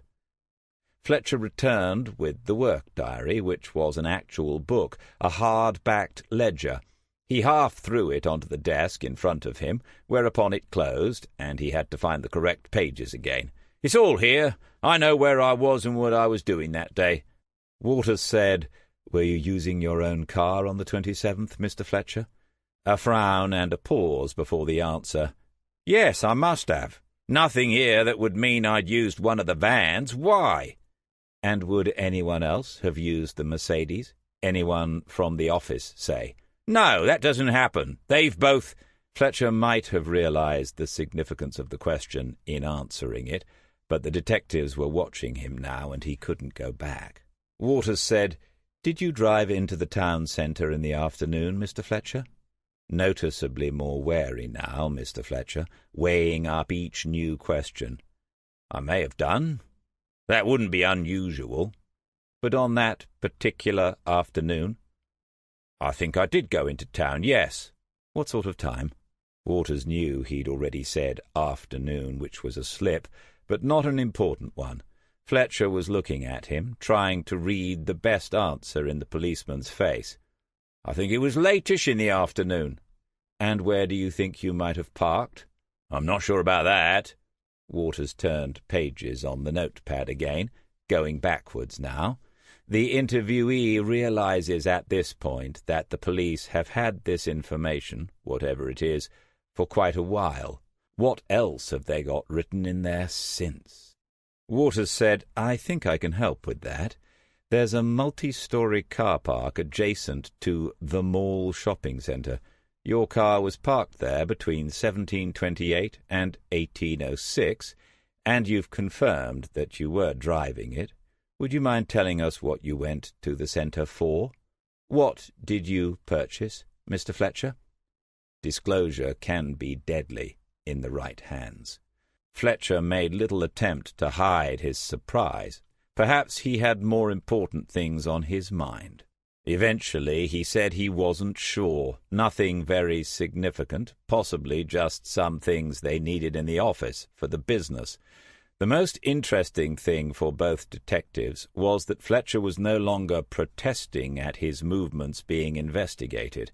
The tacit acceptance of it meant the game had moved into a new phase entirely. Waters said, "To be clear then, sir, you definitely did not purchase a mobile phone on that day." "No, I did not." "The look you give them says, and you're absolutely sure you want me to write that down in this notepad?" Fletcher didn't blink, and so the detective sergeant wrote slowly, with a frown that said, "So be it." "About the car," Fletcher said. "I've got the dealer on my back, thanks to you lot. What's going on with it?" "Possibly nothing to worry about, sir, but there were traces on Michelle Sims which might relate to a vehicle of some sort. Before you ask why we're looking at a vehicle of yours, it comes back to you being the last person with whom we know she'd been in contact. Again, this is almost a routine procedure." "Almost?" "Yes, sir." Single words can speak volumes, but this was another example of Fletcher not wanting to go there just at this moment. "Traces of what, for God's sake?" "I can't go into that sort of detail, Mr. Fletcher." The managing director closed the diary, but it was surely a gesture made more in hope than expectation. There were other voices beyond the door, a man asking to see the boss, and the receptionist explaining he was in a meeting, he shouldn't be too much longer. It was Freeman who ended the awkward silence. "Mr. Fletcher, I can see you're a busy man, and we have a lot to do ourselves this morning. I have a couple more questions, and then we'll leave you in peace. How does that sound?" An honest answer would certainly have involved more profanities than she actually received. Fletcher simply suggested she might be guilty of wasting police time with all this nonsense. Freeman said, "Good. How well did you know Michelle Graham?" Her use of the Christian name had to be as deliberate as Waters's avoidance of it. "Eh? Well, she was my sister-in-law. About as well as anyone knows their sister-in-law, I suppose." "You wouldn't say you were close to her?" "I would not." This was the first time since he'd known her that Waters had seen Freeman interviewing someone of interest. Up to now he had only observed her grilling her colleagues. She had a peculiarly innocent expression now, almost a childlike smile as she said, "But you used to visit the salon," she managed, "quite regularly. Was that for professional reasons? Did the heating system have problems?" Fletcher replied slowly, saying the words carefully. "I've not been there for months." "No, not for about 5 months. Since April, isn't it?" Fletcher didn't move or say anything for a long time. For so long, in fact, that when he did speak, Freeman gave a little start of mock surprise. "You said you had 2 more questions. What's the other one?" "Yes, thank you.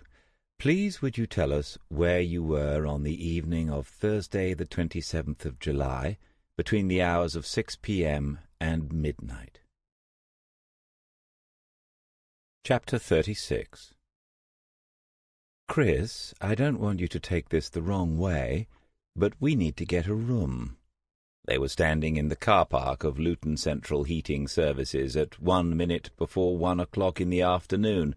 He didn't know yet how far he could go with Freeman in the sense of humour department, but she was looking up at him and waiting for some sort of response. He said, "We should probably call home and let them know what we're intending to do, ma'am." "Yes, that's my next move. Yours is to call Serena and find out what she got this morning. We'll make the calls from here. Now, I want him to see us at work in his car park." Waters took a few steps away from his car, and then he could see the girl, Ashley, in the back seat. She was pale-faced and staring back at him. Freeman had been sympathetic and kind, but somehow she had still managed to frighten the wits out of the receptionist. Serena was in the office. She told him Tarek was in the room on his own phone, not listening to this conversation. What she and Ford had got at the school had caused some consternation. Tarek had tried to reach Freeman, she said, but the DCI hadn't answered the calls. Waters remembered her ignoring her mobile. That was something worth noting for future reference. And then Serena told him what it was they'd discovered, without any of the usual guessing games. He looked across at Freeman, realizing she was almost certainly hearing a version of the same story from Tarek. Then she glanced back at him and shook her head a little in disbelief. He said to Serena, "You made absolutely sure of it?" He taught them mouth-to-mouth resuscitation. "Actually, no. He called it, she was searching for her notes, manual insufflation, but that's what it is, mouth-to-mouth. It was one of Oliver Salmon's last lessons before he left school." You could shout, clench your fist, and shake it. You could imagine the moment when you get to say, "I told you so," to certain individuals. Or you could do what Christopher Waters did, which was to think very clearly. He turned away from Freeman and stared at the building in front of him, watching his own mind at work. If Oliver Salmon hadn't attacked Michelle Sims himself, there were 2 possibilities. One, Oliver had found the woman in the dunes, had somehow stumbled across her, had somehow realized that it might be worth trying to revive her. 2, Oliver had seen something of what had happened. Maybe the attack itself. Maybe the person carrying the body along the footpath. He had seen something, waited until the dangerous man had gone, And then he had tried to bring her back with what Mr. Longhill had taught him. He had failed, of course. Was it any wonder the boy would not walk along the road with Smith and Joe a couple of weeks later? Was it any wonder that when questioned about such an awful thing, he had retreated into himself? He'd been questioned in entirely the wrong way, as a suspect, not as a witness, as potentially the only witness. Waters said into the phone, "Well done. It was Ford who spotted it, but I cannot tell a lie, it was me who worked it out." Freeman was still talking into her phone. He said to Serena, "This will probably come from Tarek anyway, but get onto Michelle's bank accounts. Her husband okayed it this morning. And the fertility clinic. Check if she ever made contact, whether she had any dealings with them. If they start talking medical privilege, you start talking police and criminal evidence, serious offences. Explain that the person concerned cannot give consent because she's the victim. If they still argue, give them Freeman's direct number." There was a short pause while she wrote this down, and then, "How are you getting on with her? What do you think?" "Too soon to say, but..." "But what?" "I don't know exactly. This is more like the old days." When he got back to the car, he heard the end of the DCI's conversation. "No, I'll ring Shirley Salmon and the boy's mother myself, Simon. Send me the numbers now. I want this set up for tonight, though. If they agree to him coming in, I need the Polish girl who helped to interview him last time, and I want the same solicitor, whatever her name was, and I need time beforehand to brief these people as to what's happened. Chris and I should be back by," a glance at her phone, "between 4 and 5, so I'm thinking sometime after 6. Can you get that all arranged?" She listened then, said a yes, a no, and another yes before she ended the call. If Cara Freeman knew the meaning of the word equivocation, it was most likely as the thing she had decided a long time ago she would not do. She glanced down at what Waters had in his left hand and said, "I hope you're not thinking of using them." It was a glossy A4 brochure for Luton Central Heating Services. He said, "I picked it up from the counter on the way out, thought it might come in useful." Freeman still hadn't understood. Waters stepped closer because the girl was watching and might be able to hear some of this. He opened the cover and held it in front of Freeman, and she nodded and said, "Okay, nice. Make sure we've got that tonight. I'm assuming you don't have a hot date. Nothing personal, just that it's Monday." Waters said he'd be there, and thought to himself that after what he'd heard her saying to Tarek, there was nowhere else he wanted to be more than in or observing the interview suite in Kings Lake Central. Freeman said, "I've also spoken to Luton. They can find us a room with a recorder. I've got a name that will get us in, D.I. Glover. He sounds like a good sort. He's gone down to their workshop to see what's happening with the Merc. How's Serena?" "Smug. I told you she was lucky. You owe her a pint or a Babycham, whatever she drinks. The last time we went out after a case it was a white wine spritzer, I think. DC almost had a heart attack. He stopped himself, realizing what he'd said. He didn't blush these days, but he could still manage sheepish. I take it he'd have been in his element today. Completely. Freeman checked her phone for the time and said, "We need to get going, but I'll say this much. He wasn't just a bloody good detective. He could teach a bit as well." After the usual preliminaries about whether his wife needed to be told any of this, Graham Fletcher had cut to the chase. He'd been at Ashley's flat in Chalney until after midnight. When they'd pushed him for a time, he'd said he thought it might have been nearer to 1 in the morning. The relationship had begun before she left the salon, and that, he said pointedly, was why he used to drop in there sometimes. When his previous receptionist left, it was an obvious thing for him to do, to give Ashley the job, and she was a good receptionist anyway. Freeman had said in his office, "You went home between midnight and 1 in the morning. Why didn't you stay the night?" Fletcher's answers were coming quickly, as they do when someone is telling the truth, or when they've spent time preparing them. "As I've said before, I knew that Michaela and Michelle had been having words. Either of them could have turned up early the next morning. I wanted to be home, just in case." Waters had intervened. "Mr. Fletcher, your wife has never mentioned any arguments with her sister. She gave us the impression they were having an enjoyable stay in the caravan." There had been a shrug and a look that said, "Not my problem, you'll need to ask her about that." Freeman had gone over it all again, checking the details. Yes, he'd been driving the Mercedes that night. Yes, he'd driven straight home from Chalney to his own house. Yes, Ashley would confirm his story, though understandably she'd be embarrassed, and he hoped they, the police, wouldn't make it any more difficult than it already was. He'd take responsibility for this. He knew she was young, but these things happen, don't they? Outside, in the main office, the two detectives had watched as Fletcher had a quiet word with the girl, one hand touching her shoulder. No one was under arrest, and they couldn't prevent him from doing so. Freeman had murmured to Waters that Fletcher had played his ace early, and he understood. Such an alibi might carry more weight with them if it had been more difficult to obtain from him, but nonetheless, if the girl confirmed what he had told them, the prosecutors would need more than circumstantial evidence to proceed any further. "So, Ashley, you understand that we're recording this interview. You can see the camera, and it will all be on tape as well. From that, we'll prepare a written copy, and we'll be asking you sign it. You'll be signing to confirm that everything you've told us is the truth, and that you've told us the whole truth. Is that all clear?"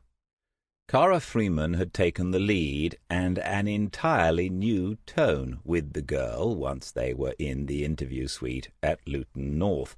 If Ashley Merrick had been the victim of a vicious assault, she would not have been spoken to any more sympathetically. She nodded and said that she understood, but she was still pale and fearful. Afraid of Mrs. Fletcher? Afraid of losing her job sooner or later? Freeman went on, "And you know what it is we're looking into, Ashley, because we told you, or rather you guessed, when we first came to your office this morning. This is an investigation into the murder of Michelle Sims, someone you knew. You don't need me to explain to you how serious a matter this is, I'm sure." The story she told them was a good match to Fletcher's. Freeman asked how Michelle had reacted when Ashley resigned to go and work for Graham Fletcher, and the answer had been that they had had words about it. Michelle had told her to go immediately and not to bother working her notice. She had driven to Luton Central Heating that same morning in tears and started work for Graham within the hour. Freeman had paused and then asked how much Michelle Sims had known. Had she realized her brother-in-law was having an affair with her receptionist? Ashley wasn't sure when Michelle found out, but she'd probably guessed what might be going on from her reactions that morning. Waters had the notepad in front of him. He wrote down a question and pushed it in front of Freeman. She read it and nodded, letting him know the idea had already occurred to her. She thought something over and then said, "Ashley, has Graham ever suggested to you that Mrs. Fletcher knows what's going on between you and her husband?" The reaction was immediate. "No! Oh, my God! He's careful to make sure she doesn't find out. Look, I'm not a kid. He hasn't made me any promises or nothing. He hasn't told me he's going to leave her. He's got young kids." A timely silence then, allowing the girl to reflect on her own words. Freeman said, "So don't you think it's a bit strange, Ashley, if Michelle suspected what was going on, she didn't tell her sister? If she did, you'd have heard about it, wouldn't you?" Ashley nodded. "I did say that to Graham. I was worried about it." "And what did he say?" "He'd deal with it. It wouldn't come back on me." Freeman managed to look simultaneously sympathetic and disappointed. Then she asked the girl to tell them again what had happened that evening, Thursday the 27th of July, being as precise as she could be with the times. The transcript would show almost no changes in the language she used, nor in the order in which she recounted the details, and then, from Freeman, something that Waters had not anticipated. "Detective Sergeant Waters, would you give us a moment, please?" But her eyes went towards the camera, and he understood. Chapter 37. The recording suite was 3 doors away, and he found it easily enough. Detective Inspector Glover was there, and a lady at the desk, civilian support probably, in charge of all the wizardry. Glover nodded, and then they both listened to the rest of the interview and watched it on screen. Freeman said, "So, the interview is over. I'm not going to ask you any more questions." Ashley nodded, but she looked as puzzled as Waters was feeling about where this was going. "Ashley, I can see you're in a difficult position, and I don't think you're to blame. I'm not blaming you, okay? As a police officer, I'm well aware that people can suddenly find themselves in frightening situations through no fault of their own. But I'm not talking to you as a police officer now." Waters and Glover exchanged a look. "I'm talking to you just as another woman, Ashley. That's all. I know you'll go away this afternoon, and you won't be able to stop thinking about this. I'm not naming any names, but if anybody threatens you or tries to hurt you because of this, you mustn't accept it. If that happens, get yourself into a safe space and get help. Do you understand? We're investigating the most serious crime. You must not put yourself at risk." Glover was in his late 40s or early 50s, red-faced, a little overweight, a little grey about the temples. He looked as if he'd been around the block a few times. Now there was a sardonic smile when Waters met his gaze again, and Glover said quietly, "And here's my number just in case." "I'm giving you my card, Ashley. Put it somewhere safe. It has my mobile on it, my personal mobile number. You can call me any time if you feel in danger, or if you just want to talk. And I'd like you to give me your number so I can call and make sure you're okay." Ashley took the card, looked at it, and put it into her bag. Freeman went around the table then, put a hand on her arm, and said something that wasn't audible through the microphone. Detective Inspector Glover said, "She's even got our uniform to give the girl a lift back to work. Says you're too busy." Waters nodded, wondering whether what Freeman had really wanted was the marked car turning up in front of Luton's Central Heating. Glover said, "When you first arrived, I was looking around for the DCI. I thought you'd brought your kid sister along for work experience. Have you been teamed up with her for long?" Waters looked at his watch before he said, "About 5 hours." "Jesus! Baptism of fire, then.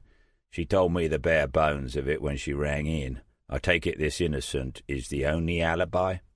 Waters said that she was, and Glover said, "Well, I checked him over locally, if that's any use. The business is legitimate, been going a few years. He's of no interest to us. See, she's even got me doing voluntary work." Freeman disappeared from the camera, followed by Ashley. Glover said, "I'll take you down to the Merc when she's back. They've already found something interesting, or rather, they haven't. You'll see what I mean when we get there. And in the meantime, before your boss gets back," Glover put out his right hand, "I'd like to wish you the best of luck, mate." There were 2 technicians working on the Mercedes, both wearing white plastic coveralls. When Glover arrived with his 2 guests, the woman stopped whatever it was she was doing in the driver's side footwell and stood up to greet them. Glover introduced her as Sergeant Janet Brady. She was businesslike and brisk. "As we weren't told what we were looking for, we've done all the basics. It's superficially very clean, been valeted by the place it was brought in from, I expect. That wouldn't remove the good stuff, of course, so we've checked it over with UV. No blood, no semen, no bodily fluids at all. Was that what you were hoping for?" Freeman thanked her first of all for fitting this work in, and then said any of those would have been nice, but they were interested in the upholstery. Was it damaged or disfigured, on the front passenger side in particular? Brady got the young man's attention, and Freeman repeated the question. He said he'd take another look, and Waters went with him. They got down on all fours and examined the seat. Nothing on the left side, just the pale cream leather and fabric, but on the right side, low down, where a hand might have clutched the edge of the seat, a couple of faint scrape marks that you'd never notice in the warm glow of buying such a nice car. Waters put up a hand, and Freeman came to see. She said, "Could be. Are those deep enough to leave traces under fingernails?" The technician said he thought so, but not so much that you could match a piece back to the exact spot on the seat. No, Freeman agreed, and the bits they'd got had been through a lab anyway. But if a couple more scrapings happened to be made on another part of the seat and then happened to find their way into a plastic evidence bag, that would be very handy. The young SOCO officer looked at Sergeant Brady, who said that sort of thing had been known to occur in Luton North. While he got busy, Brady took them round to the open driver's door and pointed to the dashboard. "As I said, we've given everything the once-over. We plugged it into the crash cube, which was negative, no signs of it being involved in any sort of collision. The onboard diagnostics were the same, not showing anything unusual. It was last serviced in February, so if the dealer claims it's had a full service before sale, he's lying. But the real disappointment is the EDR." Freeman asked without hesitation. Brady replied, "Electronic data recorder. They have limited memory, but it can last up to a month, and it tells you exactly where the car's been and how it's been driven. Or it does if it hasn't been wiped. This one was, less than a week ago. Before that, it's a complete blank." Freeman said, "Is that easy to do? Someone competent with IT can do it, or work it out. We should all have it done when we sell a vehicle nowadays, but we don't. It's possible the dealer's technician did it, but I wouldn't think all dealers go to that much trouble. Might be worth asking them if they did. If not, it was the previous owner." Waters said, "What about the GPS unit? Is there a route history?" Janet Brady smiled and shook her head. "No, I was coming to that next. It's the same. Wiped clean. Someone did a thorough job. Before you ask, there's no spare capacity on the drive, all written over, no chance of retrieving old data." The three detectives stood and looked at the car. Freeman's phone buzzed. She read the message and said to Waters, "Looks as if we're on for tonight. As soon as we're done here, I need to ring Shirley Salmon and Oliver's mother. Don't let me forget. So, you say someone did a thorough job on this. Someone who understands switches, electronics, and digital hardware. Sod it! I hoped we'd get something from this." Waters waited a respectful 4 seconds before he said, "I think we have, ma'am. Fletcher has the technical know-how. If he wiped the EDR and the GPS data, that tells us something, doesn't it?" Glover said, "It does. Absence of evidence on this scale suggests he had something he wanted to hide. That's how I'd be looking at it." Freeman said, "Fair point. I wonder how many 24-hour traffic cams there are between Luton and Pine Hills." "I think it's 3, ma'am." Glover, Brady, and Freeman all turned to Waters, and the latter said, "How can you possibly know that?" Waters replied, "From the Sokoloff murder. It's how we proved some of Frankie Jacobs's men were up on the coast looking for Bernie Sokoloff. We went through the cameras between Kingslake and London. If they're still operational, I think there are 3 north of Luton." Freeman glanced at the others before she said, "Chris, has anyone ever told you that you have a tragic side to your character?" "Yes, ma'am." Glover spoke again, giving the impression that despite his condolences to Waters earlier, he'd rather be working on this case than whatever was waiting for him upstairs. "Nice point, but only if he took the main routes. Not many 24-hour jobs anywhere else. And it's painful stuff working through hundreds of hours of footage unless you get one with the data logger attached." Freeman said cheerfully, "Not a problem. I always have at least one masochist on my team. Is there anything else you can give me from this car?" Brady stepped away, squatted down, and looked under the wheel arches. Then she put a hand inside and felt around. They didn't do a great job with the steam cleaner. There's plenty here. It's caked with dried mud and— She was examining material in the palm of her hand, then holding it up to the light. What looks like sand. Waters was moving forward to see before Freeman's eyes could find his, greyish rather than the silver or gold of postcards and holiday advertisements, but it was unmistakably sand. Waters went to the other front arch and found some more of the same. Freeman said, "Yes, please, we'll have lots of that, bags of it. Stuart, where do your forensics go?" Waters realized she was talking to Glover as if she'd known him for 2 decades rather than 2 hours. The answer was Cambridge, unless it was specialist. "And what's your turnaround at the moment?" "Not bad," he said, "a couple of weeks for the basic stuff."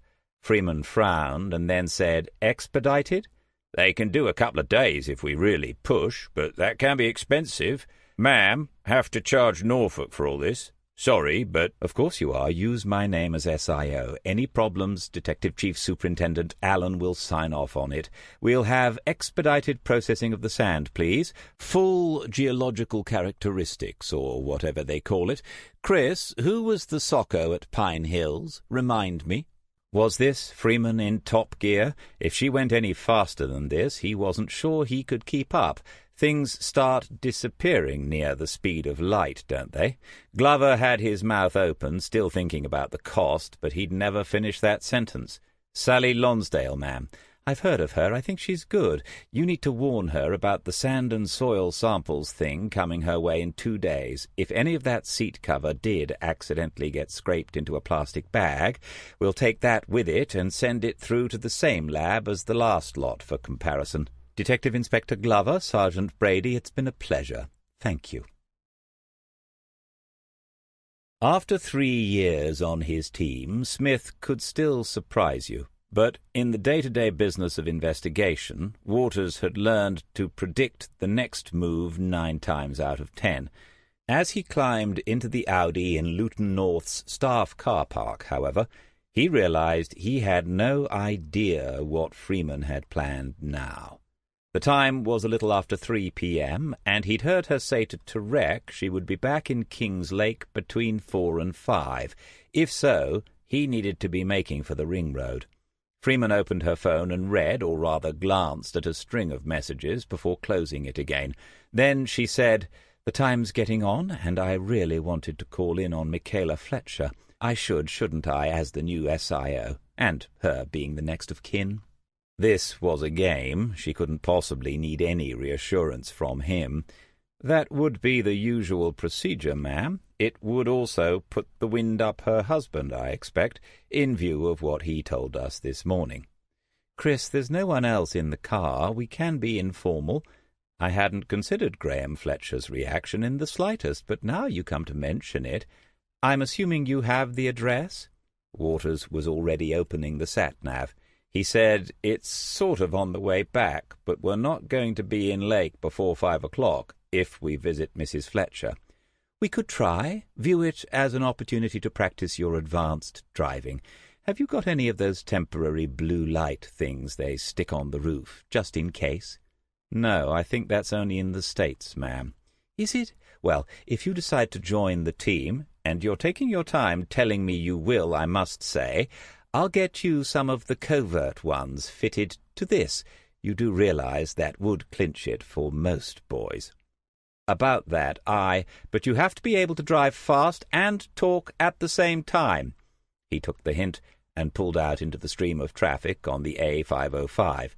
Then he said, "How much of your team is in place? Who are the DIs, if you don't mind me asking?" Waters had been in the service long enough to realize it's the line manager who decides whether your life is going to be interesting, bearable, or miserable. Perhaps Freeman was also recruiting detective inspectors, and that's whom he'd be reporting to on a daily basis. If Simon Tarek, for example, was moving across to the murder squad in the near future, Waters would opt to stay right where he was and put up with investigating burglaries. She said, "If you're after a record-breaking promotion to DI, no chance. But I see where you're coming from, so I'll tell you. I've got agreement initially for one DI not appointed yet. I've made an approach, but it's no one you'll know."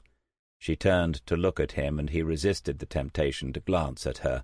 "Also, below that person, agreement for 2 detective sergeants and 6 detectives.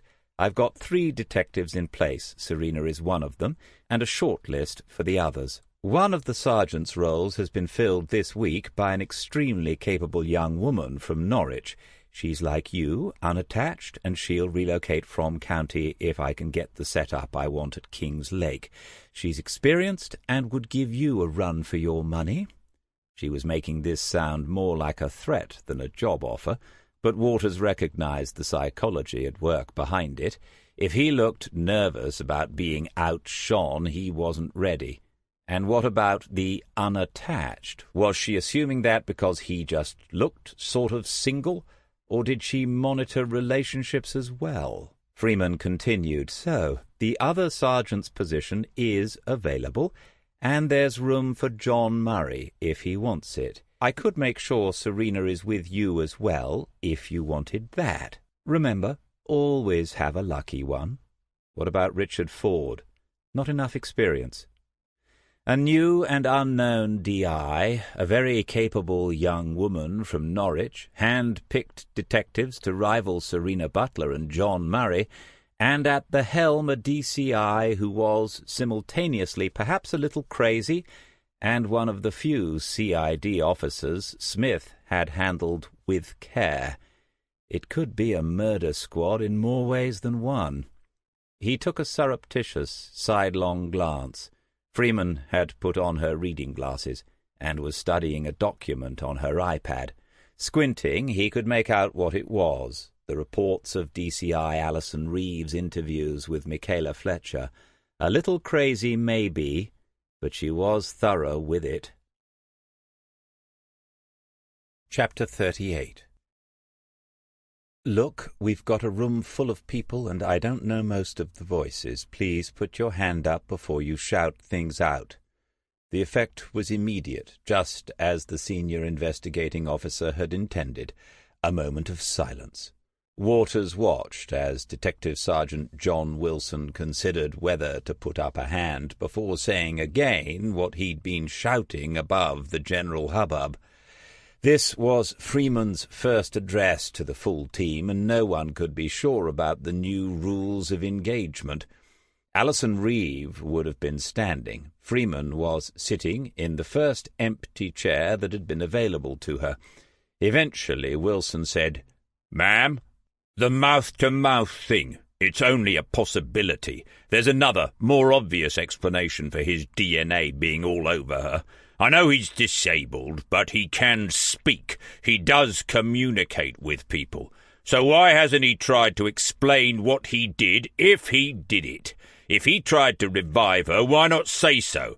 The most likely reason is he hasn't thought of it. We have, and now some of us are assuming it's the truth. I'd say it's just speculation unless they've got something more to back it up." Wilson's opinion had support, particularly from those seated around him. D.I. Turek was midway between Wilson and Freeman, his face immobile. In all the activity since they arrived back from Luton, Waters hadn't been spoken to by the detective inspector. Freeman waited for quiet again. "John, I don't disagree. We're going to need evidence to back up this latest idea, as well as evidence to implicate anyone else. And you're right, Oliver Salmon hasn't said a word to indicate he attempted to help Michelle Sims. But then he hasn't said very much at all, has he? That's what this next interview is about. I'm told he's capable of understanding and answering our questions, if they're put to him in the right way. Maybe we've been putting them in the wrong way. He's been questioned as a suspect. Let's see what happens if we question him as a witness." There were folded arms and fixed expressions. Waters looked at Freeman and thought that Reeve would have made another attempt now to take more people with her. Cara Freeman was plainly unconcerned at the prospect of leaving a few behind. She said then, Good. I don't suppose this has been said very often in the history of Great Britain, but Chris and I have had quite an interesting day in Luton. We don't have time to update you on all of that now, but I will at 8:30 tomorrow morning. I know some of you are on the 9 o'clock start. It's entirely up to you whether you come in early or not. If you do, don't bother claiming overtime. As far as I can see, we're broke. This briefing is over. Can I see Simon, Chris, Serena, and Marta before you leave the room, please? Authority is a peculiar thing.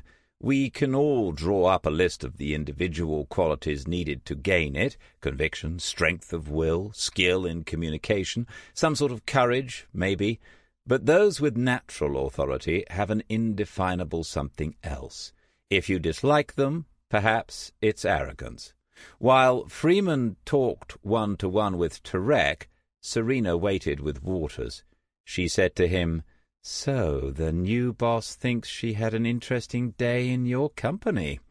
Before you ask, no, she isn't the first person ever to say that. I never thought for a moment she would be. Does she like Fletcher for it? The room was almost empty. Marta Dubrovsky was waiting on her own, and Waters raised a hand, inviting her over. I hope so. She spent next month's forensics budget in 5 minutes. Hello, Marta. Thanks for this. Has the DCI told you what you're doing tonight? The Polish girl returned his greeting, open and friendly. I think so. First we meet with Oliver's family. We explain some changing circumstances. DCI Freeman says to me she wants a fresh start with all of them.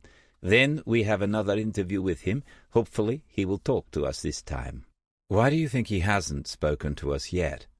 She took longer over that question. Serena nudged his elbow. Tarek had left the room, and Freeman was speaking to someone on her mobile. Marta said, "Most likely he is afraid. He thinks he is in trouble. He will deal with fear by closing up. Like how you say it, the animal, the hedge thing." A hedgehog?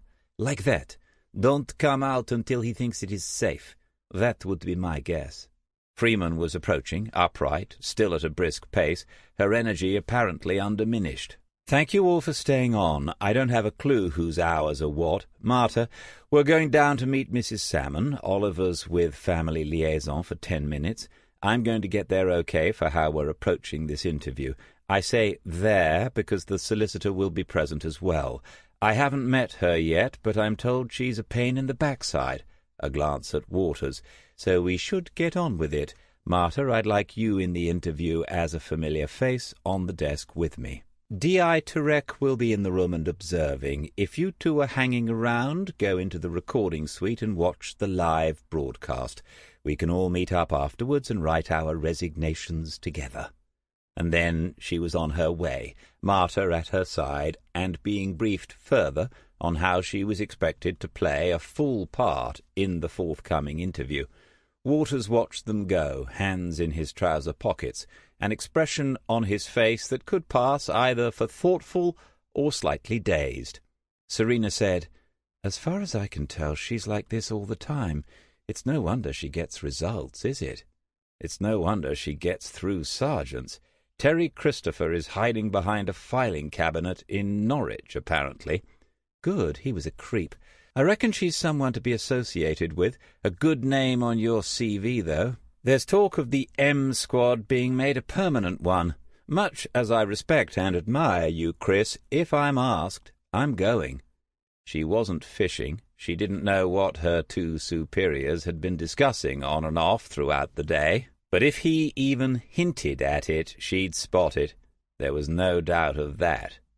"So you should, but high flyers sometimes get too close to the sun. Remember Icarus? I thought he was a racehorse. No, that was Daedalus. If Freeman does the same, she could take us all down with her." 1 second, 2 seconds, 3 seconds. "Us?" He nodded cautiously, but not cautiously enough to avoid the punch on his arm, which hurt quite a lot. "I bloody knew she'd ask you. Tell me you said yes." He told her he hadn't given an answer yet, and she knew better than to push him then, but she couldn't resist saying, The last time I saw her, she mentioned something about D.C. She said that if she couldn't get him, and she's accepted it now he's retired, the next best thing was to get his team. I thought she was joking, but I don't think she often is. I think she's just relentless. What about John Murray?" Waters nodded and avoided another punch. "See? It's the dream team, Chris. Sir, whatever. I expect you'd still get to boss me around. You have to say yes." What he said was that he needed a few minutes to make some calls and that he'd meet her down at the recording suite in a quarter of an hour. Back at his own desk, the office was mercifully empty. He drank some of the vending machine tea and ate a bar of chocolate. This sort of policing was very unhealthy. He'd be home late again and give in to the temptation to get a chicken balti from the Sunrise takeaway, which was only yards from the front door to his flat. He needed to stock his fridge better if it was going to be as crazy as this. If it was relentless? How about remorseless and ruthless? Occasional regret, pity, and compassion are useful qualities in someone you have to work for, aren't they? Smith could be seriously focused and didn't suffer fools or lazy people gladly, but Cara Freeman might be something else entirely. It wouldn't be dull, Serena said. It wouldn't be boring, but they have their place. Every day lived at this pace would be exhausting. It was late, but he called Gleneagles Motors anyway, and it was Mr. Mancini himself who answered. The police service wasn't the only business where the managers worked ridiculous hours. Mancini began to bluster again, saying he wasn't sure he could divulge details relating to the car's on-board computers, not with the Data Protection Act, and Waters had to intervene. He pointed out that the Mercedes was being advertised as having had a full service, whereas he knew it hadn't had one in the past 8 months, countering with a mention of the Trade Descriptions Act. Mancini said he'd need to make a phone call to find out whether their own technician had wiped the hard drives. Waters had 10 minutes to himself before he was to meet up with Serena. He allowed his mind to go where it would over the day's events, and it went to the front door of the Fletchers' expensive home, waiting for the sister of the murdered woman to arrive after Freeman had rung the bell. Serena had described Michaela Fletcher as more than usually calm and composed on their previous visit, but the face of the woman who opened the door to them was one being slowly consumed by inner grief. There was darkness around the eyes, and the lips were thin and pale. She looked 10 years older than her 35. They followed her through into a lounge designed to be bright and airy, but which was now only cold and oddly colourless. She asked if they would like some tea, and both detectives declined her offer. Waters had then seen something Freeman did have in common with Smith. She was as quick as he had been to sense the mood of the person she had come to see. They had not discussed it on the drive to the house, but Waters had no doubt that in these first moments Cara Freeman had recalibrated her approach and changed the questions she had in mind for Michaela Fletcher. Initially she asked no questions at all, explaining that as they were in the area, was she hoping the woman would ask why, she wanted to call and introduce herself as the new senior investigating officer. When Michaela Fletcher asked, Freeman explained that DCI Reeve was unwell and wouldn't be returning to the case. There was a pause after that, and Freeman simply waited. Waters looked around the room. He could see into the next, a dining room with a large oak table and 8 matching chairs. On the table were papers and what seemed to be photographs, as if someone was arranging an album. Michaela Fletcher had noticed him looking, and she said, "For the funeral?" the vicar asked. "They've all been really good." Freeman said, "Mrs. Fletcher, as far as that is concerned, I would be more than willing to come and represent the police service. It's something we do if the family would like us to, but I always ask. Some people find it intrusive and inappropriate. Others welcome it." "I hadn't even considered it. Michelle wouldn't have minded. Come in your uniforms. She liked a bit of a show. Her first attempt at a smile since they arrived, just a momentary glimpse of sunshine late on a January afternoon. But Waters could see Michaela Fletcher was close to tears, that she would be crying soon. The true horror of the situation came home to him then, that they now had grounds to suspect this woman's husband had been involved, directly or indirectly, in the murder of her sister. The motive for such an act wasn't yet clear, and he had an alibi, but it was an alibi constructed on the sands of deceit. Infidelity is by its very nature dishonest, and Waters was more and more convinced that Freeman's instincts were right. He had offered it up to them too quickly. Freeman had said then, "I get the feeling Michelle was something of a character, Mrs. Fletcher. I hope you don't mind me saying so.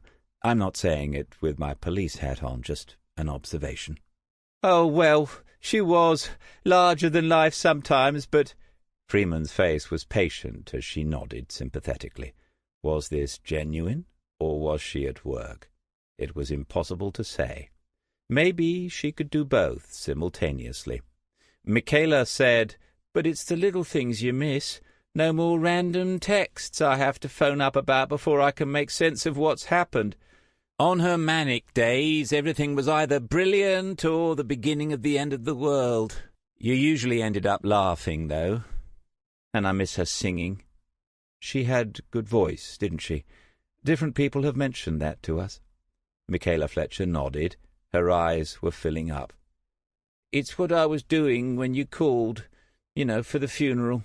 We have recordings of her, just ones we made ourselves at different times. I was wondering whether we could play something. I haven't spoken to the vicar about it yet." She was looking at Freeman with a question, and Waters had thought that every investigation has its own firsts. Now they were being invited to help plan the victim's funeral.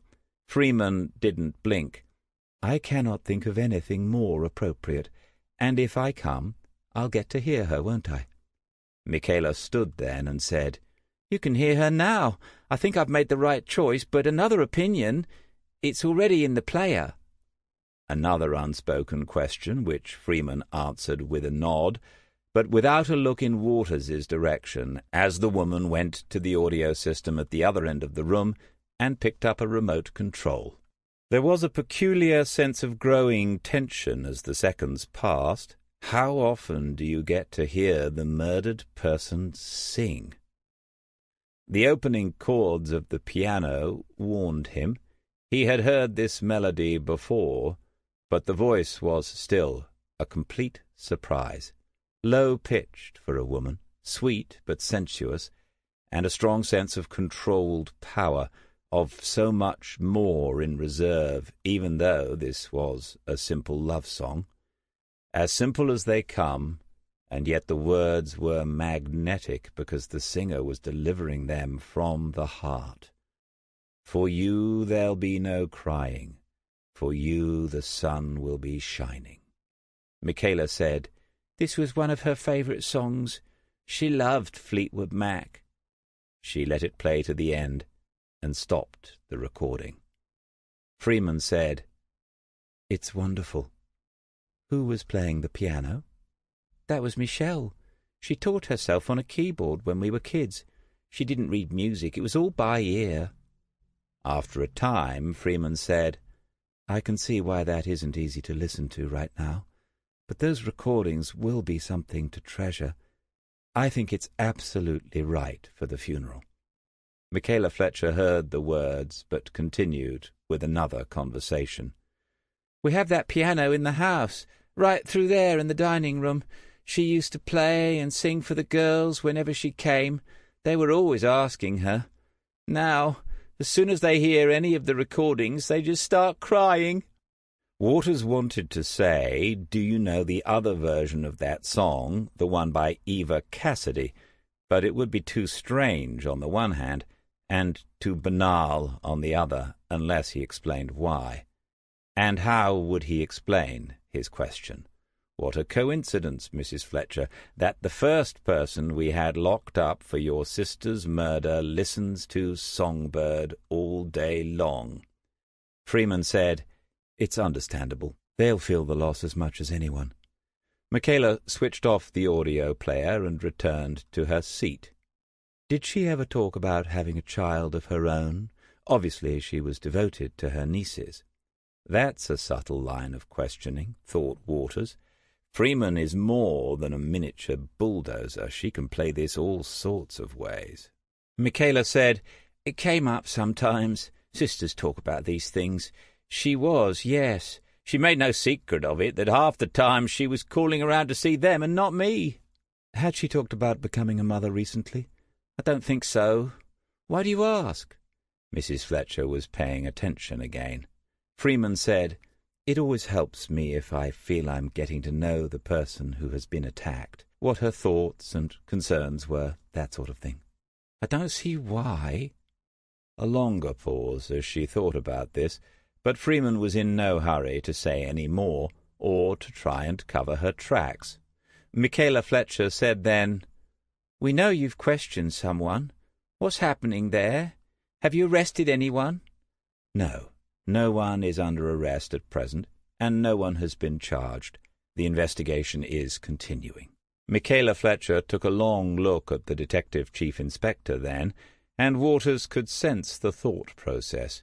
She was making an evaluation as to whether this woman was telling her the truth, all of it, and nothing but the truth. To be a successful detective, there are times when you must convince others you are doing so. Michaela said, "And why are you in Luton today? Have you been speaking to Barry?" "Yes, we have." And if they had not, what would Freeman have given as an explanation? But it satisfied Michaela, and she said, "I remember earlier in the year she mentioned looking for a donor, with a look at Waters, a sperm donor. I don't think she was serious, not really. I remember it because I said to her it would be a good reason to cut down on her drinking." Freeman frowned and said, "A funny thing for a married woman to joke about, though." Despite her sorrows, Michaela Fletcher had that altered demeanour that comes when women discuss intimate things. She leaned a little towards Freeman, dropped her voice, and Waters knew he was momentarily invisible. "They did look into it years ago. They found out Barry was the problem. I think they just accepted it and moved on. But she used to say that if she hadn't handed Graham on to me, my two would have been hers." Freeman was good. She didn't blink, didn't give even a half glance in his direction. "Oh, she and Graham, your Graham, knew each other? Before, I mean?" Michaela nodded. "Yes, that's how we first met. They went out for a while. She used to joke about her hand-me-down clothes as well. It's funny how things turn out. No one ever thought she'd marry Barry either. She was always seen as more of a catch, more than me." Freeman had said then that Michaela must let her know the date of the funeral, and also, would she mind letting them have a couple more photographs of Michelle? 2 minutes later, they were outside the house and back in Waters's car. There was the now obligatory glance at messages on her phone before, "The waters are getting a little murkier, Waters. Sorry about that, it wasn't intentional. How many horsepower under this bonnet? It's the 1.8 TFSI, isn't it?" He looked at her and said, "Has anyone ever told you you have a tragic side to your character, ma'am? In case you hadn't noticed, Detective Sergeant, it's written on the back of the vehicle. The question for me now is, do I let you get away with that because you haven't given me an answer about my squad yet? And also, if I do let you get away with it, and then you join the squad, will a period of retraining be necessary as a result?" 158 horsepower at 5,000 RPM, ma'am. "All right, get us back to Lake and don't spare a single one of them. I'll consider your position." Chapter 39. "Oliver, look at me, please." She wasn't being heartless. This is what they had told her beforehand, Shirley Salmon, backed up by Marta. If he doesn't trust you, he won't look at you, and if he's not looking at you, he doesn't feel any need to answer you. Oliver had a fright in the last interview, and you have to get past that before you can go anywhere else. The boy's gaze was over to the left, somewhere beyond the seated figure of Detective Inspector Tirek. After a few seconds, Shirley touched his arm and said, "Oliver, you're not in trouble. Look at Kara when she's speaking to you, please." The first names had been agreed and used in the introductions. Even Mrs. Archer was Christine, just for the evening. The gaze came back to his aunt, and then went to Marta Dubrovsky. Freeman guessed he hadn't been fooled by the Christian names so much that he didn't realize the woman now asking the questions was the one he needed to worry about, even though this wasn't the same one as last time. She tried again. "Oliver, what Shirley says is true. You are not in trouble. We're sorry if you thought you were last time. We want you to help us now." "Keep the sentences short," they had said. "Say one thing at a time, one sentence at a time, and give him the spaces in which to answer. If you hurry him, he'll just close up again. And we know you like helping people. You help your Aunt Shirley, don't you, at the caravans? You help in the charity shop." These were things he recognized, and at last he was looking at her directly. She'd found 10 minutes in her office to brief herself. It's amazing what you can retain when you need to. And there in the irises Freeman could see the brush-field spots, the pale flecks of concentrated connective tissue common in those with the syndrome. But his eyes were also blue and less fearful than she had expected. He was giving her an opportunity after all. No more than a quarter of an hour, they had told her, and shorter than that if you can. Not too many words, make this as visual as possible, and in the folder in front of her she had the 2 items she wanted to show him. "Oliver, we think someone might have got hurt, and we think you might have seen this person, the one who got hurt. Will you look at a photograph with me?" Now that she had his attention, Freeman seemed to have all of it. He sat with a very straight back, his hands folded in his lap, frowning at the question, but with his eyes still looking directly back at her own. He nodded his answer, and she picked up the folder. In front of him she placed one of the pictures Michaela Fletcher had given her that afternoon, the most recent, with the 2 women side by side in a garden somewhere, each of them holding a wine-glass and smiling at whoever took the photograph. It was a good picture, and you could see a family resemblance, which was why she'd chosen it. If his recollection was vague or uncertain, he might as easily point to Michaela as her sister. Oliver leaned forward and peered at the image, his face a few inches from it. She thought, is he short-sighted? No one had mentioned such a thing, but if he was... His hands were small and square, his fingers short and curled inwards a little, and then as she watched, the fingers of his right hand curled further in towards the palm, save for the index, which was pointing at Michelle Sims. The finger remained, but his eyes came back up to Freeman, and he said, "She got hurt." It was important not to overreact. Marta had explained to them that Oliver might well be as sensitive to expression and tone of voice as anyone else in the room. Freeman said, "Thank you. What about the other lady, Oliver? Have you seen her before?" They had to consider the possibility he had encountered the women elsewhere on the caravan site during the 3 days they had been together before Michelle was murdered. "No, don't know this one." He was pointing to Michaela, and then the finger moved back as he said, "This one got hurt. She is dead." She had been told that getting him to describe an attack would be a risk. He was likely to become upset, and if that happened, the interview was over. Freeman put her own finger close to Oliver's and said, "Is this the lady you tried to help, Oliver?" "Tried to help? Yes." "How did you try to help?" He sat up straight again, completely engaged with her now, as if there were no other people present.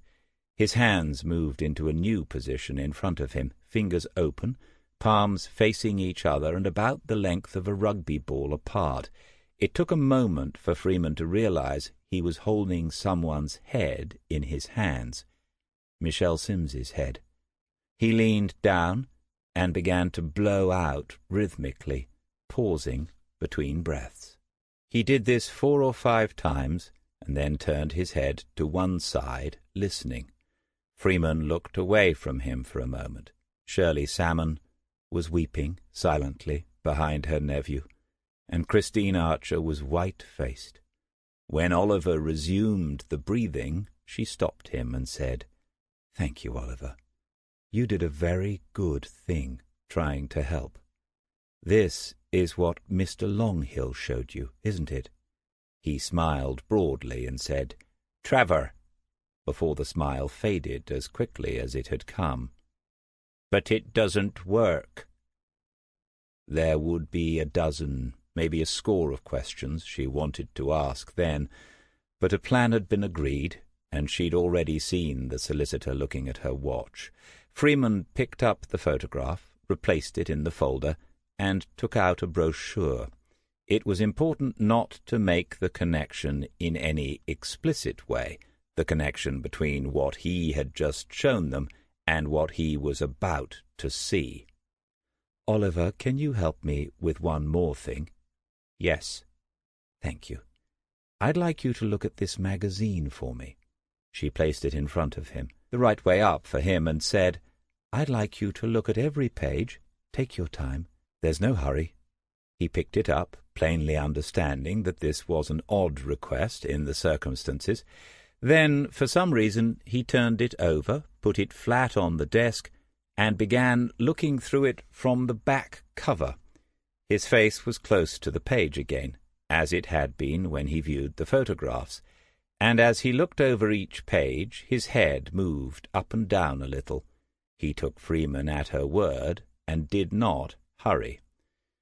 Christine Archer seemed to be having second thoughts about this, but it was too late to intervene, and if she'd tried to do so, Freeman would not have given way. Oliver was taking about 10 seconds a page, and there were 8 pages in the brochure. A minute at least would pass before he reached the inside of the front cover. She noticed first that the up-and-down motion of the boy's head stopped. The rest of him, too, was suddenly motionless, as if an unseen finger had pressed pause and frozen the frame. It was vitally important that no one spoke, that the first reaction came from Oliver. He pushed the brochure towards Freeman. When, without thinking, she tried to return it to the middle of the desk, he forced it away from himself, and his eyes were full of reproach. Shirley Salmon knew him, of course, and she already had a hand on his arm. He turned around to her and said, "Bad things. We don't look at bad things. When people show us, we say, 'Go away.'" Shirley reached further forward, putting an arm around him. To Freeman's puzzled look, she said, "Believe it or not, other people like to tease the Olivers of this world, especially other children. They show them things they shouldn't. I'm sure you can imagine. Oliver has been told to tell them to go away. If he's seen something that makes him uncomfortable, that's how he will react." Freeman stared down at the inside cover of the Luton Central Heating Services brochure, at the smiling image of Graham Fletcher posing in smart company overalls, a spanner in his left hand, the other giving a thumbs-up gesture. There were other pictures, and some had people in them, but could there be the slightest doubt as to what had caused Oliver Salmon's distress?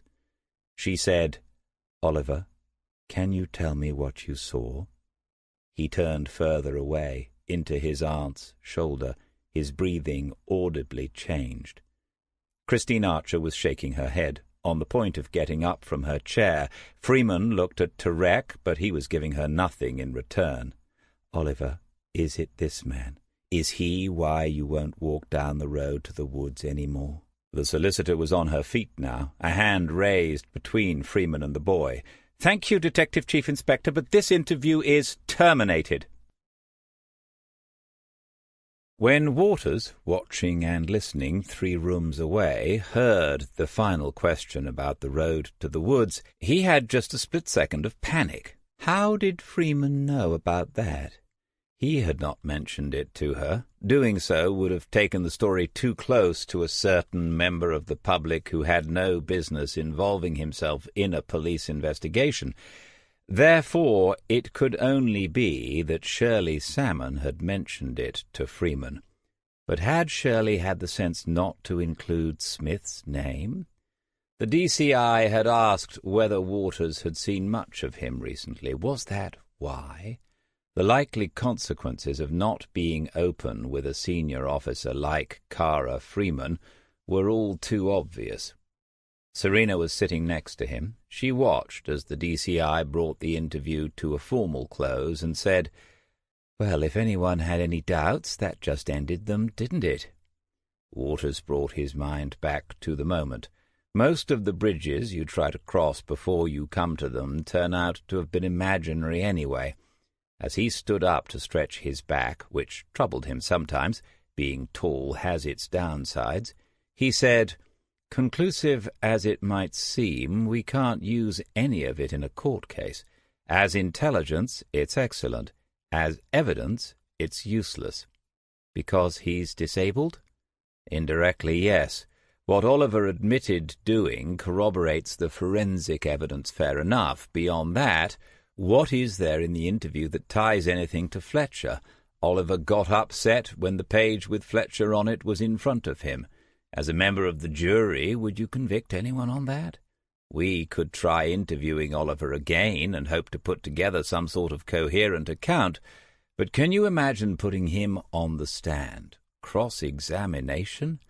No judge would allow it. This wasn't an argument. It wasn't even a discussion, because she knew he was right. Serena stood up as well.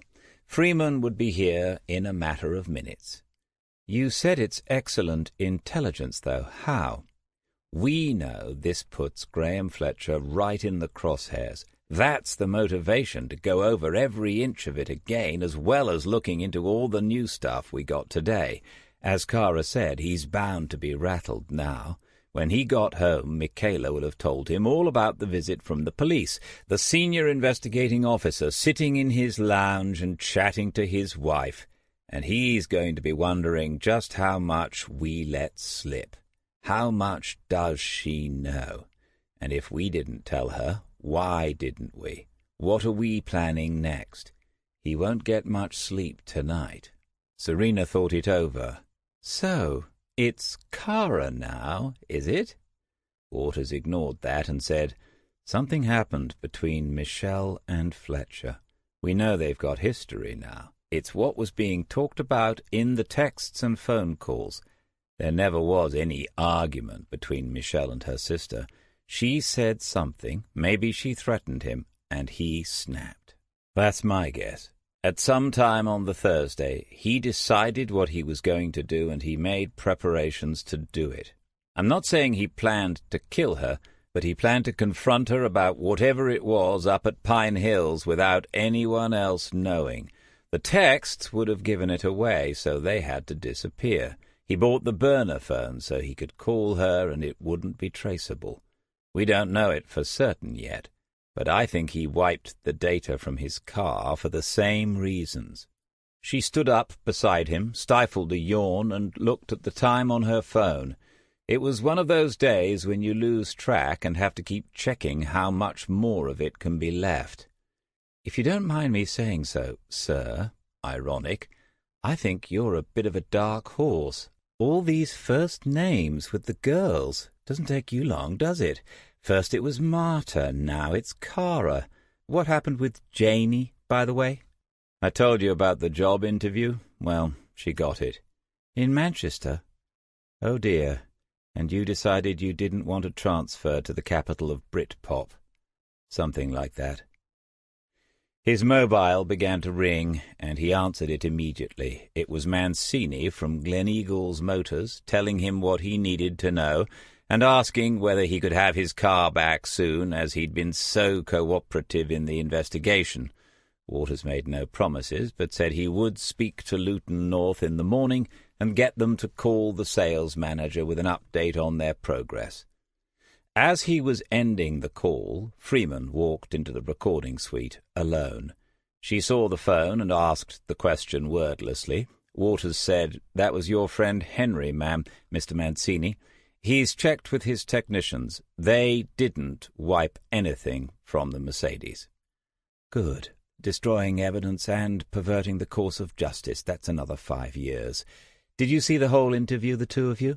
"Yes," they said. "And what did they think?" Waters said again what he'd been saying before she came in, that Oliver's interview had confirmed a number of things, but evidentially they were no further forward. They still had nothing that could tie Graham Fletcher to the scene. Freeman nodded agreement and then fell silent for 10 seconds before, "This place had a canteen when I was here last year. Is it still open?" They told her about the vending machines, and her response included the phrase industrial effluent and some colourful adjectives.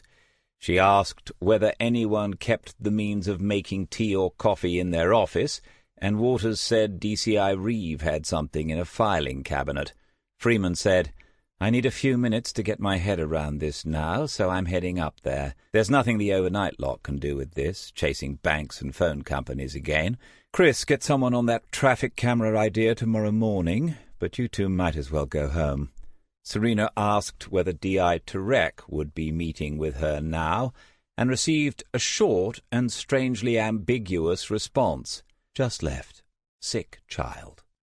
It was Waters who said that if she needed any help, he had no particular reason to leave straight away, followed by Serena.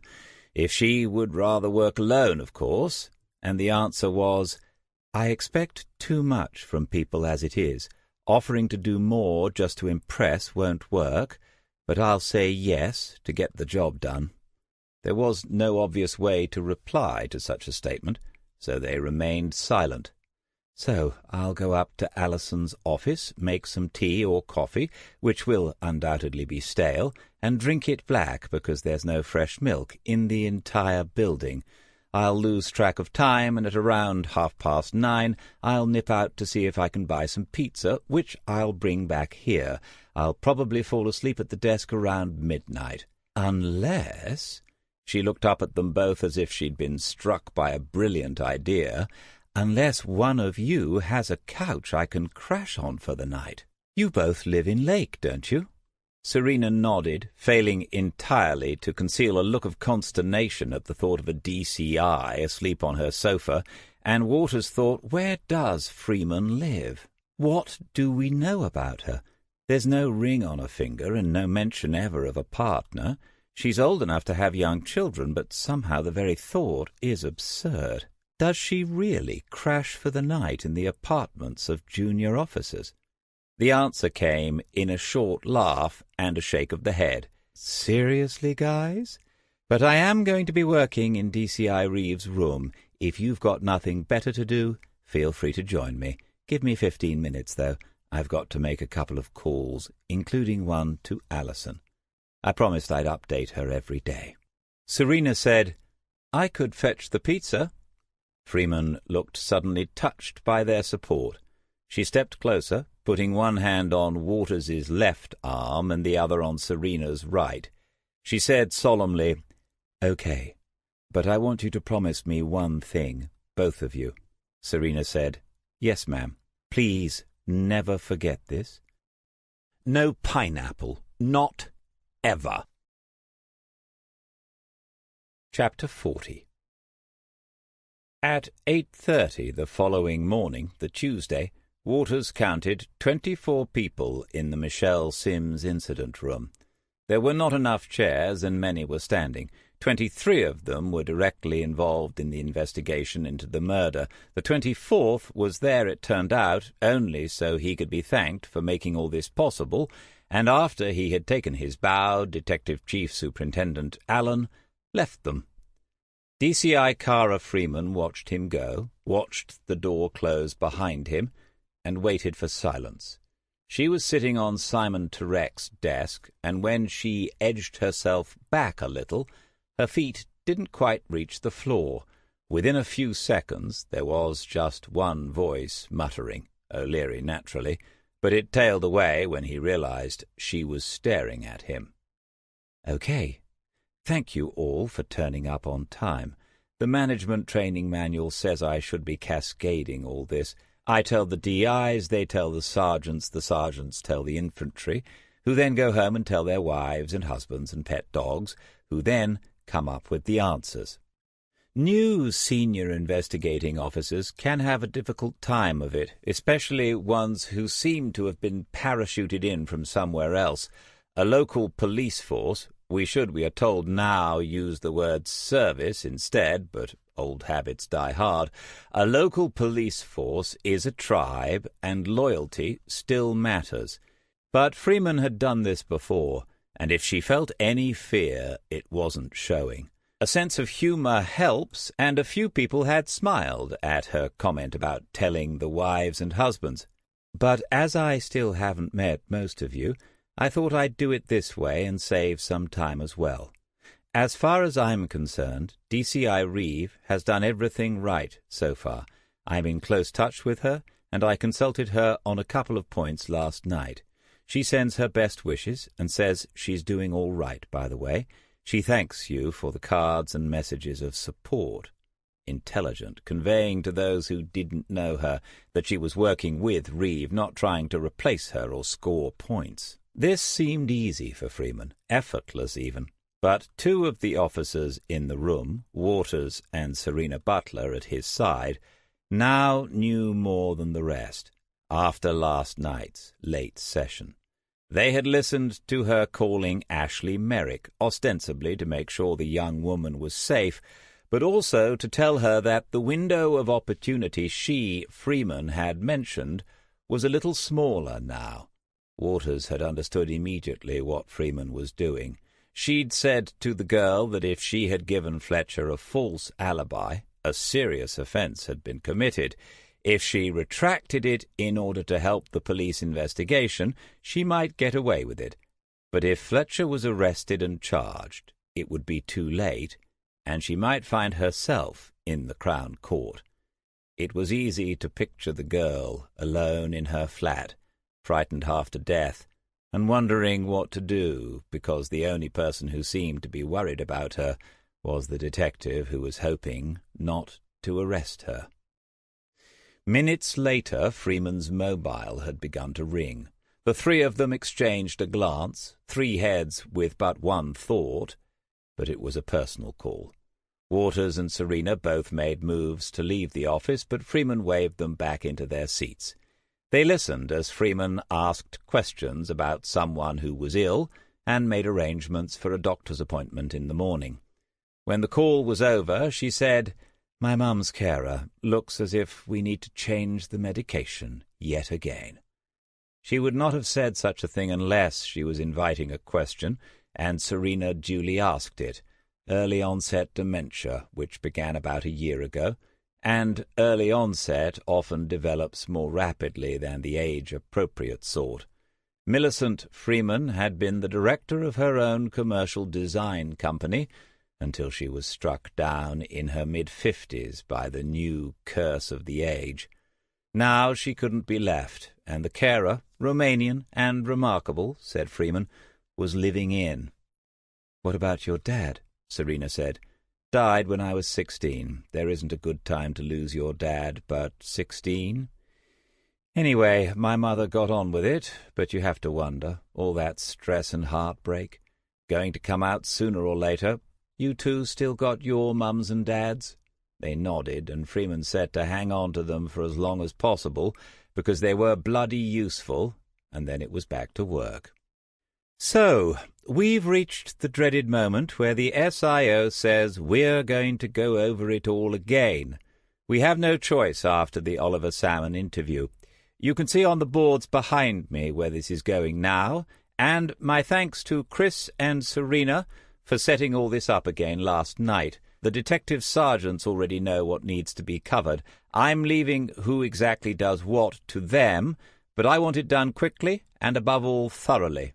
To summarize, so you are all in the picture: phone records, video cameras in the area, registration plates, bank statements, alibis, witness statements, all to be checked by at least one new pair of eyes. You're not checking up on each other. You're just checking, and checking again. Forensics, I'm personally going to call the labs and offer to leave my body to science if they'll just give us a break.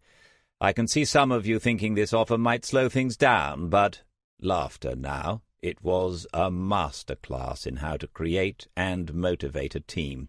Serena nudged his elbow, and when he glanced down at her, she said, "Admit it, you can't say no to her." "But one more thing," Freeman was saying, on her feet now, the schoolgirl smiles quite gone. "Early on, there was a leak. I'm referring to the identity of the person we were questioning. I don't know where it came from, and I'm not going to waste time trying to find out. But I hope it wasn't from here. If it happens again and someone in this room is responsible, I can promise that person it'll be the last mistake they make in any team run by me." Silence now.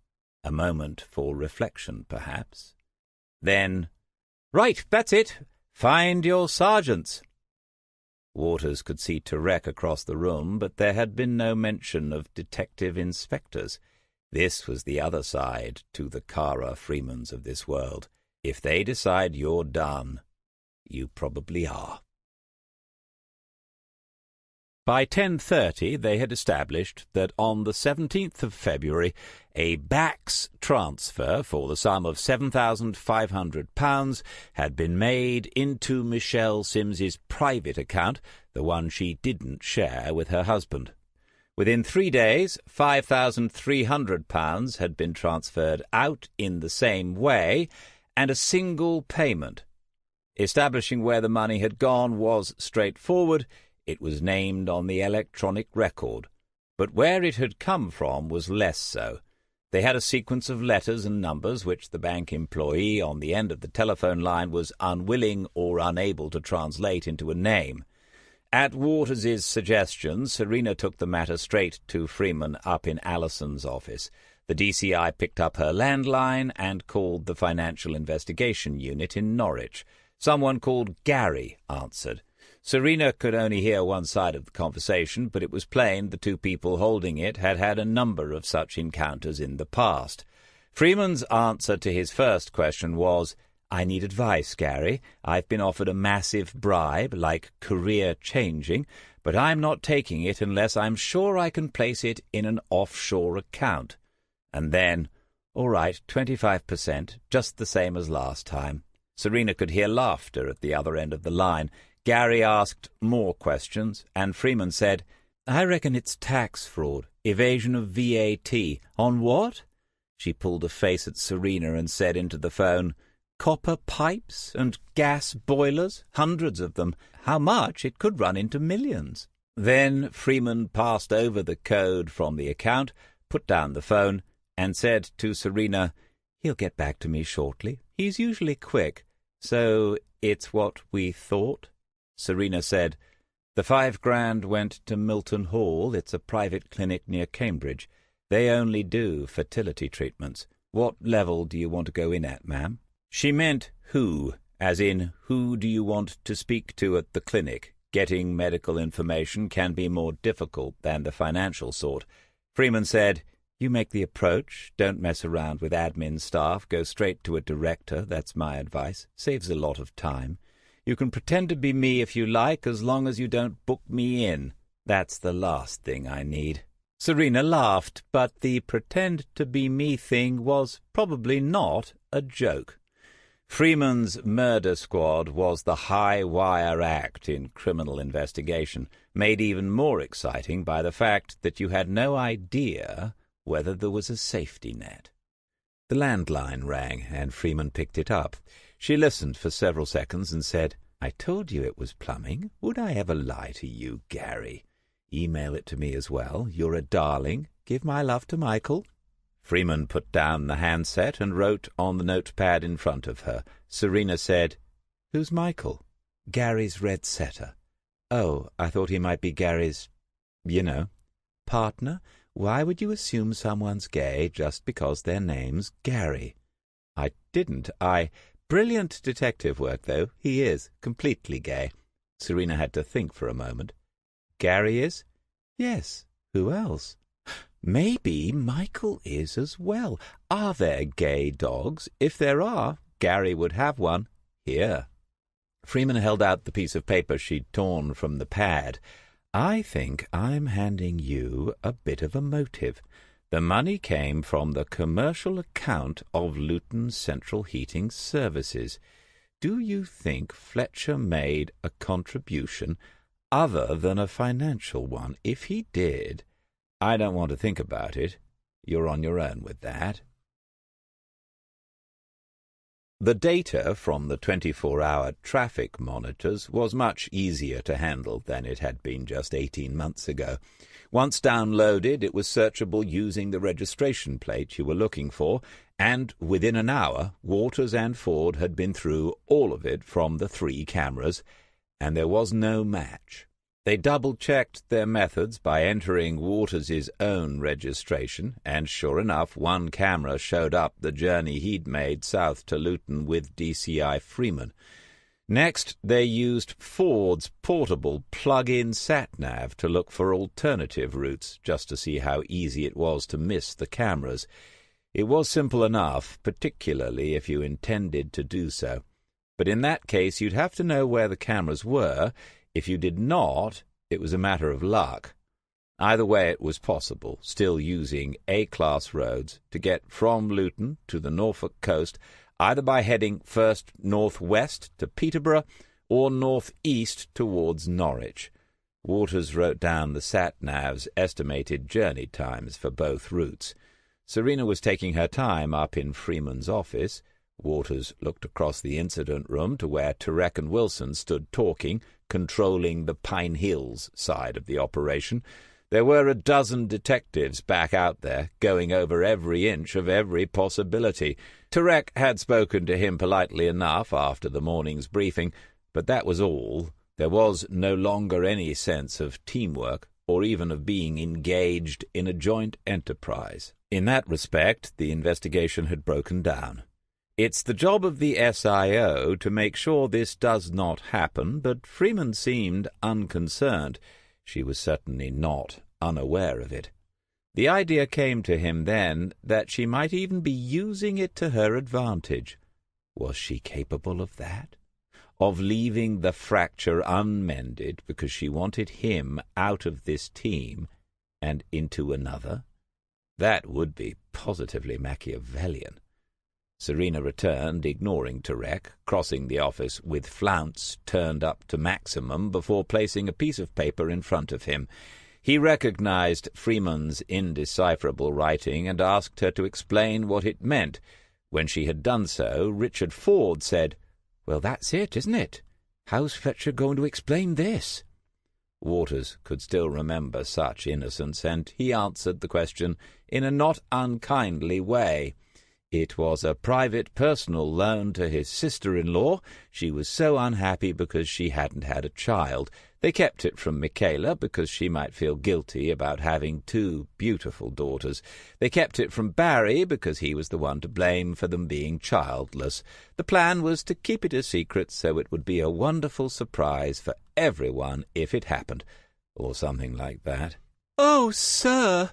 Serena put her hand on his, and her eyes were warm and soft. How could she do that so convincingly? She said, "You shouldn't keep your sensitive side so well hidden. You should be writing an agony aunt's blog online.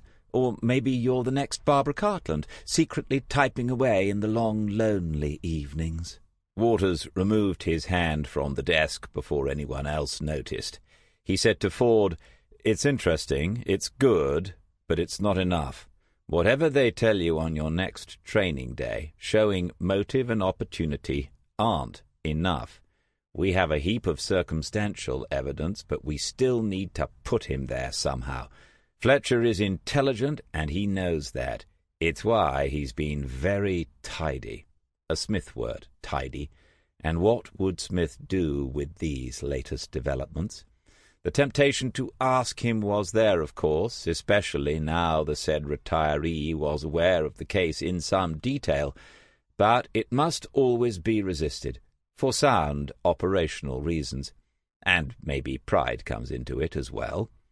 Freeman appeared, looked about the room, nodded to Turek, and then took exactly the same path as Serena had minutes earlier. This convinced Waters that her disregard for hierarchy and protocol was entirely deliberate. She said, "Hard at it? Good. Me too. Forensics have accepted the offer of my body. In return, they've just told me the leather seats in the Mercedes were a limited edition. Someone in that lab has tracked this down on your behalf. Only 250 Mercs had those seat coverings. It gets better. The 250 is spread over 2 models, half each. Fletcher's car was one of only 125 with them. His murdered sister-in-law had bits of one of those seat covers under her fingernails." After a moment, Waters said, "He met her in town the day before she went down to the coast, and he gave her a lift home. He has no idea what she must have been doing to get the material under her nails. Putting Michelle in his car isn't enough. We have to put him in Pine Hills." Freeman seemed a little nonplussed. She glanced at Ford first, and then at Serena, who said, "He's in a funny sort of mood, ma'am." Freeman dragged a chair across from another desk and sat in it. Over her shoulder, Waters saw Turek look away. Wilson was talking on a mobile phone. Then Wilson glanced at Waters before handing the phone to Turek, who began to question the caller in his usual clipped manner. On the surface, there was nothing unusual about any of this. Freeman said, "Unfortunately, Chris is correct. But every bit of intelligence makes Fletcher's tank a little smaller. Eventually he won't have room to turn around. If the registration plate is a dead end, move on. Serena, spoken to the clinic yet? Do that now. I'm going to call Ashley again and tell her she's possibly only got today to get herself out of serious bother. Come on! The harder we push, the more likely something is to break." She left as abruptly as she came. Turek was still on the same call, watching as the DCI left the incident room. Then the detective inspector said something inaudible to Wilson and raised the back of one hand to Waters, beckoning with a single finger. Chapter 41. The police station at Huntston is set back a little from the main road, where the traffic hurries by and barely notices it. The sign is a relic, the old blue light in a glass cover above the entrance, and just inside that door there is still a wooden counter, of the sort that was Charlie Hills's domain for many years, just smaller and not made from oak. It's a brick building, but the burnt clay mix was yellowish, and so it has never looked at home, never looked as if it quite belonged up here among the sandstones and flints. But the car park in front is spacious, with enough room for 20 vehicles, and it's just a pity, thought Uniform Sergeant Eric Boyd, as he glanced out of the ground-floor window, that these days you'll never see more than the 4 cars now parked on it, underlining the fact that Huntston's days are numbered. You could get 6 executive homes on that space alone before you demolish the station itself. When he started here, there had been 12 constables, 3 sergeants, and an inspector. Now Eric was in charge of the building and the shift whenever he was on duty, and the most men he ever had to deploy was 6, including himself. That only happened on alternate weekdays and at weekends, though most of the public hadn't realized it yet. Cover was often provided by Kingslake Central. They were safe enough over there. Talk of expansion, maybe even on a brand-new, purpose-built site out of the town. And with 8 years still to go before he could put in for retirement, Eric Boyd was as certain as he could be that he'd end up joining the queues of traffic into Lake every time he had a morning shift. Over the past 20 years, every two-man village police station had closed. In the past 5 years, the stations like this one in country towns had almost all gone. Before long, the county would be trying to police itself from Norwich and 2 other centres. One of the vehicles he could see belonged to a couple of detectives from Lake. There had been 6 of them earlier, meeting up on the car park and then coming into the building, looking to use the facilities, asking if anyone was going to make them a coffee. The others had moved on, but these 2 were still hanging around and beginning to get on his nerves. They were only DCs, and soon he'd pull rank and send them on their way. His own 3 uniformed people had been sent down to Pine Hills this morning, leaving him alone in the building apart from Peter, the civilian support worker. This is what it's come to, he thought. 20 years' service, and I'm supervising a clerk on a 6-month contract as he inputs data. The poor sod thinks this will turn into a permanent position if he does well enough, and no one has the heart or the honesty to tell him otherwise. We'll have constables on 0 hours contracts before you know it, never mind civilians. Boyd could still hear the voices of the detectives down the corridor, and now he was sure he could smell cigarette smoke.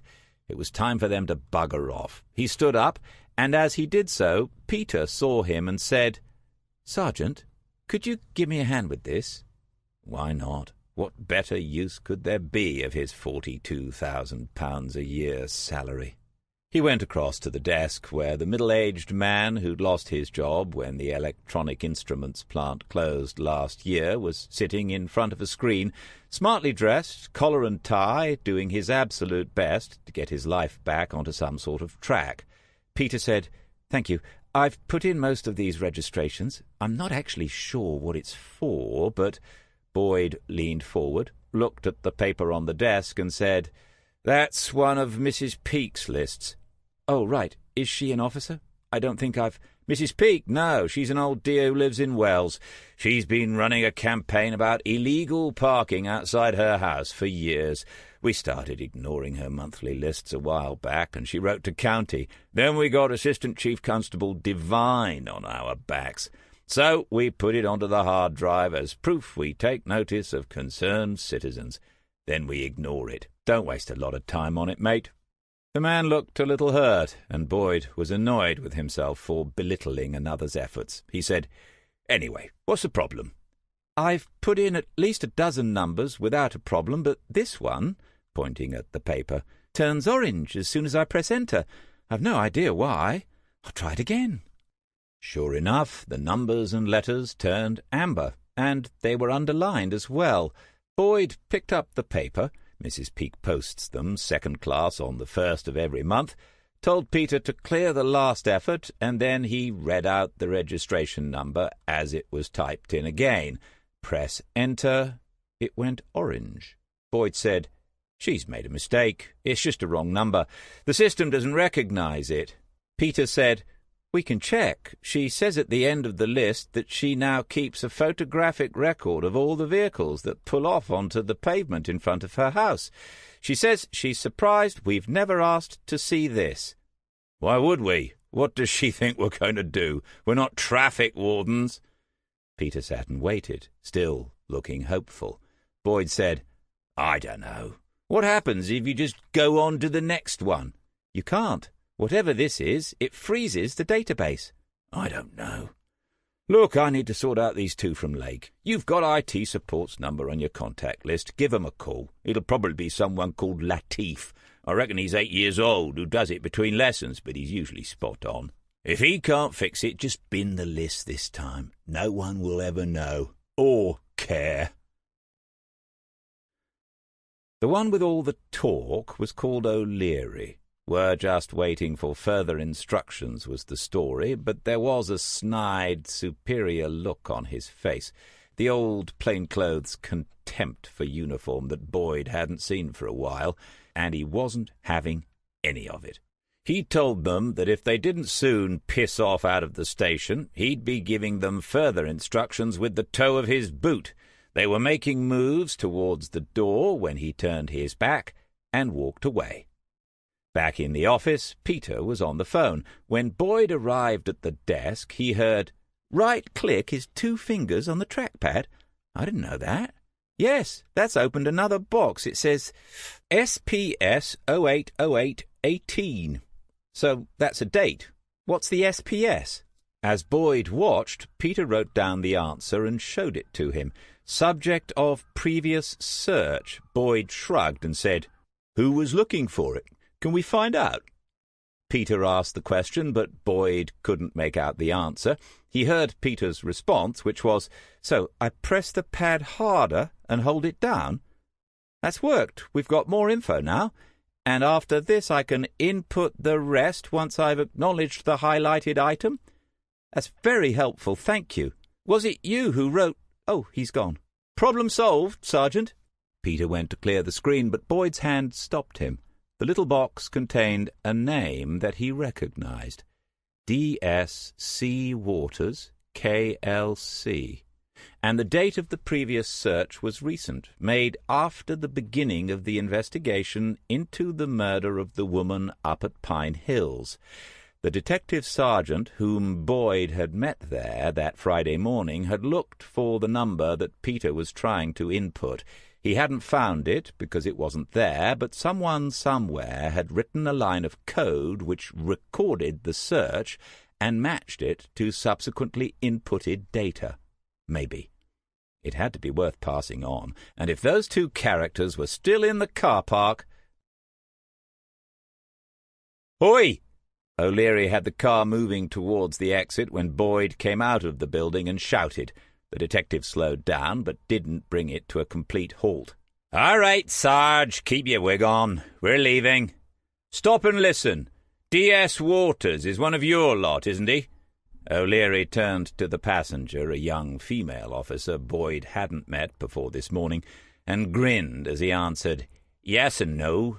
Wouldn't say he's one of us, if you knew what I mean. University sort, got kicked off the advanced development scheme, bit of a tosser." The temptation to get hold of that scrawny neck and give it a good squeeze was almost overwhelming, but Eric Boyd had met them before and expected to meet them again before long. Instead, he reflected for a moment, thinking about the young detective sergeant who had done a decent job all day in the blistering heat, who hadn't been afraid to ask for his help, and he came to his own conclusions about D.S. Waters. "Bit of a tosser, is he? Well, he'd have to go some to get ahead of you in that respect. Get out of your car and get back inside. My civvy's got some information for him which is more than you're likely to come up with in a month of Sundays. You get to pass it on, and remember to say thank you." Detective Inspector Turek handed Wilson's mobile to Waters and said, "It's O'Leary. It's a bit garbled, but it might be something. Your name has come up in Huntston." Waters listened to the story as O'Leary told it, and then asked to speak to Eric Boyd, who took him through what had occurred on the screen. What exactly had this woman said about having a photographic record? Boyd read the words back to him and said he didn't know any more than that, but he did know where Mrs. Peake lived, if that was any help. Waters told him to go ahead, and Boyd said, "By the traffic lights, before you reach the harbour in Wells. There's a wide area of pavement, and cars sometimes pull onto it. They had a problem with taxis using it as an unofficial rank a few years back. Anyway, this all started when someone from her family got run over there, her granddaughter, I think it was." Waters thanked him and asked to speak to O'Leary again.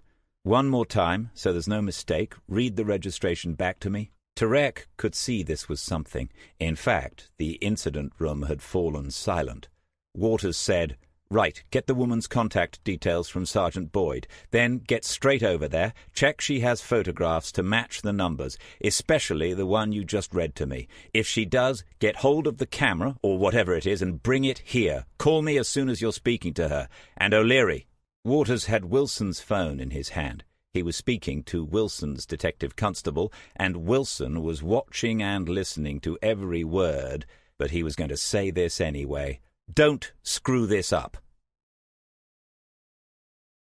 Letitia Peake was 7 years old when she stepped out from behind a Honda Civic and was knocked down by a Tesco's delivery van. She suffered a broken tibia and spent a week in Lake General, but it was a simple fracture and young bones are quick to mend. For her 10th birthday last April, she'd been given her own mobile phone, and 3 months ago she had shown her grandmother how to use the camera on such devices. Mrs. Peake Sr. knew that these new phones had cameras, but she had never discovered where it was on her own until that Sunday afternoon. Nevertheless, she soon realized its potential as a weapon in her war against the motorist who continued to pull off onto the pavement in front of her terraced cottage at all hours of the day and night.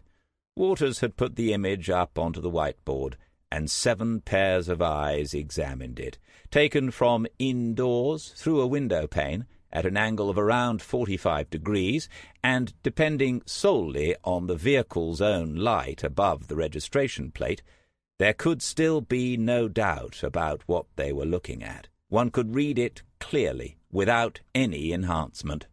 Freeman said, "Would somebody indulge me and just run that through again?" Behind her, fingers tapped away at a keyboard. After a few more seconds, Richard Ford's voice said, "It's the Mercedes, ma'am." Freeman stared some more and shook her head a little. Then she turned to O'Leary. "One more time, please. What else did she say?" Mrs. Peake had not seen the man's face. He never got out of the car. In all, he must have been waiting there for a quarter of an hour.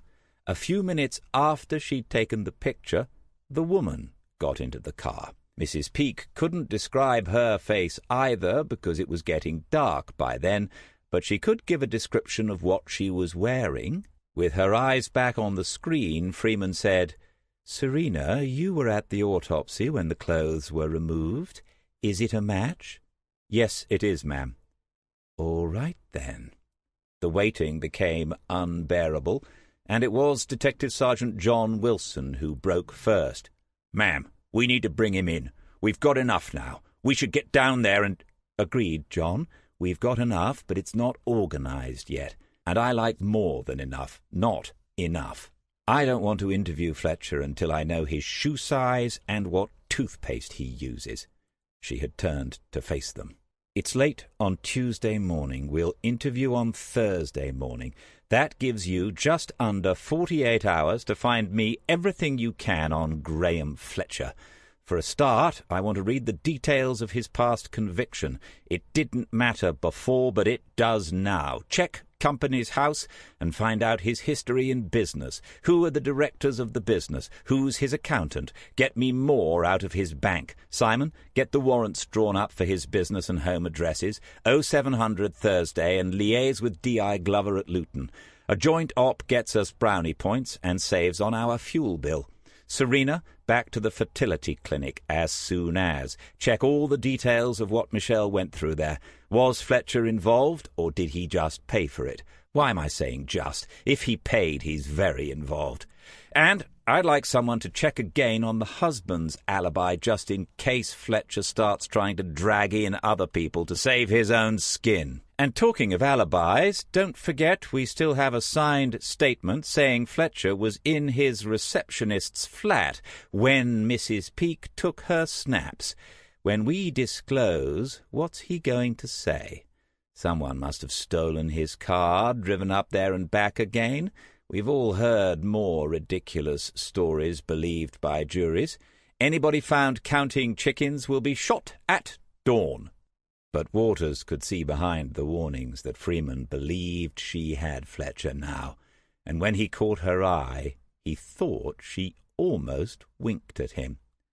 Voices were rising now she had let go of the meeting. There is a hum of excitement in these situations that few other jobs can produce, and it was probably in that moment his decision was made. It happens maybe once or twice a year when you're on the major cases, but all the weeks and months of patient plodding are worth it. Had they been lucky? One could argue it was so, but it's what you do with it that counts. Smith had said to them once, "When a gift horse wanders into the interview room, the last thing you do is go anywhere near its mouth. You say, 'Good morning, Mr. Horse. How nice to see you. Tell us exactly what happened.'" Freeman was talking to Tarek when the door opened halfway and Pretty, from admin, put her head around it. She said, "Ma'am," and waved to get the DCI's attention. "Sorry to interrupt, ma'am, but there's a Detective Inspector Glover on the phone. He says it's important." Freeman told Pretty she'd pick it up in her office. At the door, she turned back, looked at the rest of them, held up a hand with 2 fingers pointed like a pistol, and said, "Not even one bloody chicken." Chapter 42. There are many misapprehensions about the nature of the process and its purpose. Even the name most commonly used to describe it is, in truth, inaccurate. Interrogation is more accurate than interview. The latter implies some sense of balance, of equality, and of potential gain to both sides. But to be honest, the interviews that take place after a suspect has been cautioned are one-sided affairs. They are not, as most of us naively imagine, about a search for truth and justice, and an experienced solicitor will make this very clear to you if given the opportunity. Such interviews have, as far as the police are concerned, one purpose only, and that is to establish whether there is enough evidence to convict you in a court of law, which isn't the same thing at all. A popular and not entirely mistaken view among experienced criminals and lawbreakers is that if the police are interviewing you, it's a good sign. They are looking for more evidence because they don't yet have enough. And the most stupid thing you can do is offer them any by answering their questions. Essentially, one has 5 choices at the beginning of such an interview. You can decide to answer all the questions, some of them or none of them. You can give a prepared statement and keep silent, or you can give a prepared statement and then answer the questions. Options 2 and 5 are particularly poor ones. Selectively answering questions immediately draws attention to which areas you're trying to avoid, and a good interviewer will sense this and expose them on the DVD recording. Offering a prepared statement and then commenting further on its contents provides the interviewer with endless opportunities to trip you up. Option 1, answering the questions fully, seems to be the wise choice if you're innocent, but you should remember what the sole purpose of the interview is, as far as the police are concerned. Option 4 presents its own difficulties because you don't know in the first crucial interview exactly what the police already have. Unless the statement is as bland as possible, you might still be giving them something new. Which leaves option number 3. You do answer the questions, but with the same 2 words, no comment. Graham Fletcher had been arrested and cautioned in his home at 7:08 earlier that morning. Whilst he was seated in the back of Waters's car, Detective Chief Inspector Cara Freeman had asked him whether he would require the services of a solicitor once he was back in Kings Lake, and he had said he would. Did he have a particular solicitor in mind? Answering that question with a yes might suggest one has been expecting it. Fletcher said the firm used by his business had criminal lawyers, and he would like one from there. Freeman took the name and said she would pass on what he had said to his wife. Waters was with a shaken and white-faced Michaela Fletcher when Freeman did so. Waters understood why the senior investigating officer had done this. After the moment of arrest, the clock was ticking. The 24 hours they had to hold Fletcher without charge was already shrinking. Criminal solicitors have a habit of arriving late and then taking an inordinately long time in private consultation with their client. Freeman was thinking ahead and reducing the opportunities for delay. Julian Edgley arrived at Kingslake Central at 36 minutes after 10 o'clock in the morning. Freeman met him with D.I. Tarek in a side room of the custody suite. She outlined the situation, told him how she intended to proceed once he'd consulted with his client, and then shook hands with him. When he'd left the room, she turned to Tarek and said, "There'll go no comment." Waters had interviewed beside Smith on a number of occasions, but since becoming a detective sergeant in the spring, he had done so only once with Tarek, in an investigation into an alleged assault outside a nightclub in which a knife had been drawn. No charges had resulted, and Waters had yet therefore to stand in the witness box and give evidence in a court of law. He had pointed this out to Freeman yesterday when she told him he would be interviewing Fletcher with her, and she'd said he had better get some practice in as soon as possible then.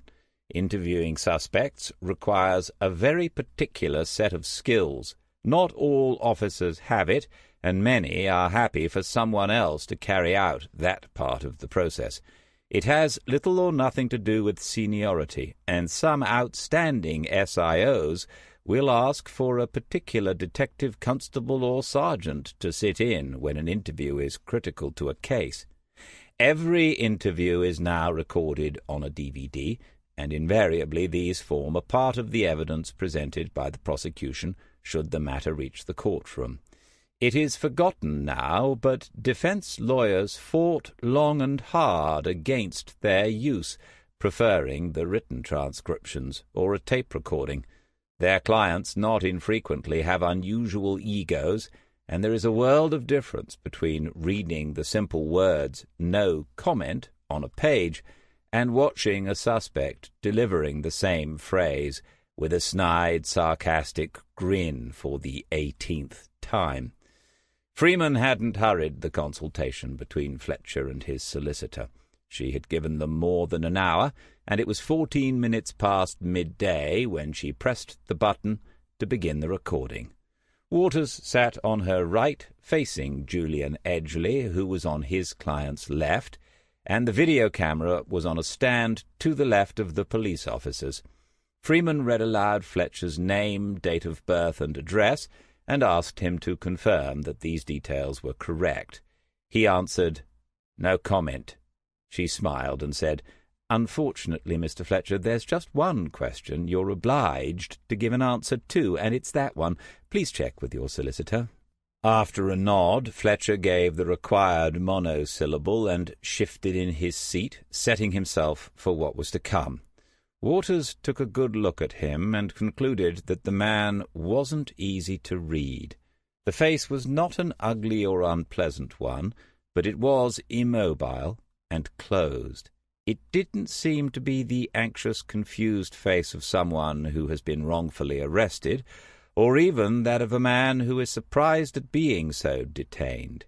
It's the face, Smith might have said, of a man who's expecting some hostile fast bowling, but who intends to stay at the crease all day if necessary. Freeman said, "Good, that's out of the way. We're going to be here a little while, so I've arranged for some tea and coffee. When it arrives, feel free to help yourselves." She opened the file and took out a page of typed notes. This was placed on the desk in front of her, and then she picked up a pencil, which seemed an optimistic gesture in view of Fletcher's unwillingness to confirm even his own identity. "Mr. Fletcher, you've had more than an hour to consult with your legal representative, and I'm sure he has done a thorough job apprising you of your situation and your rights. Nevertheless, I want to be sure you understand your right to silence. You do still have it.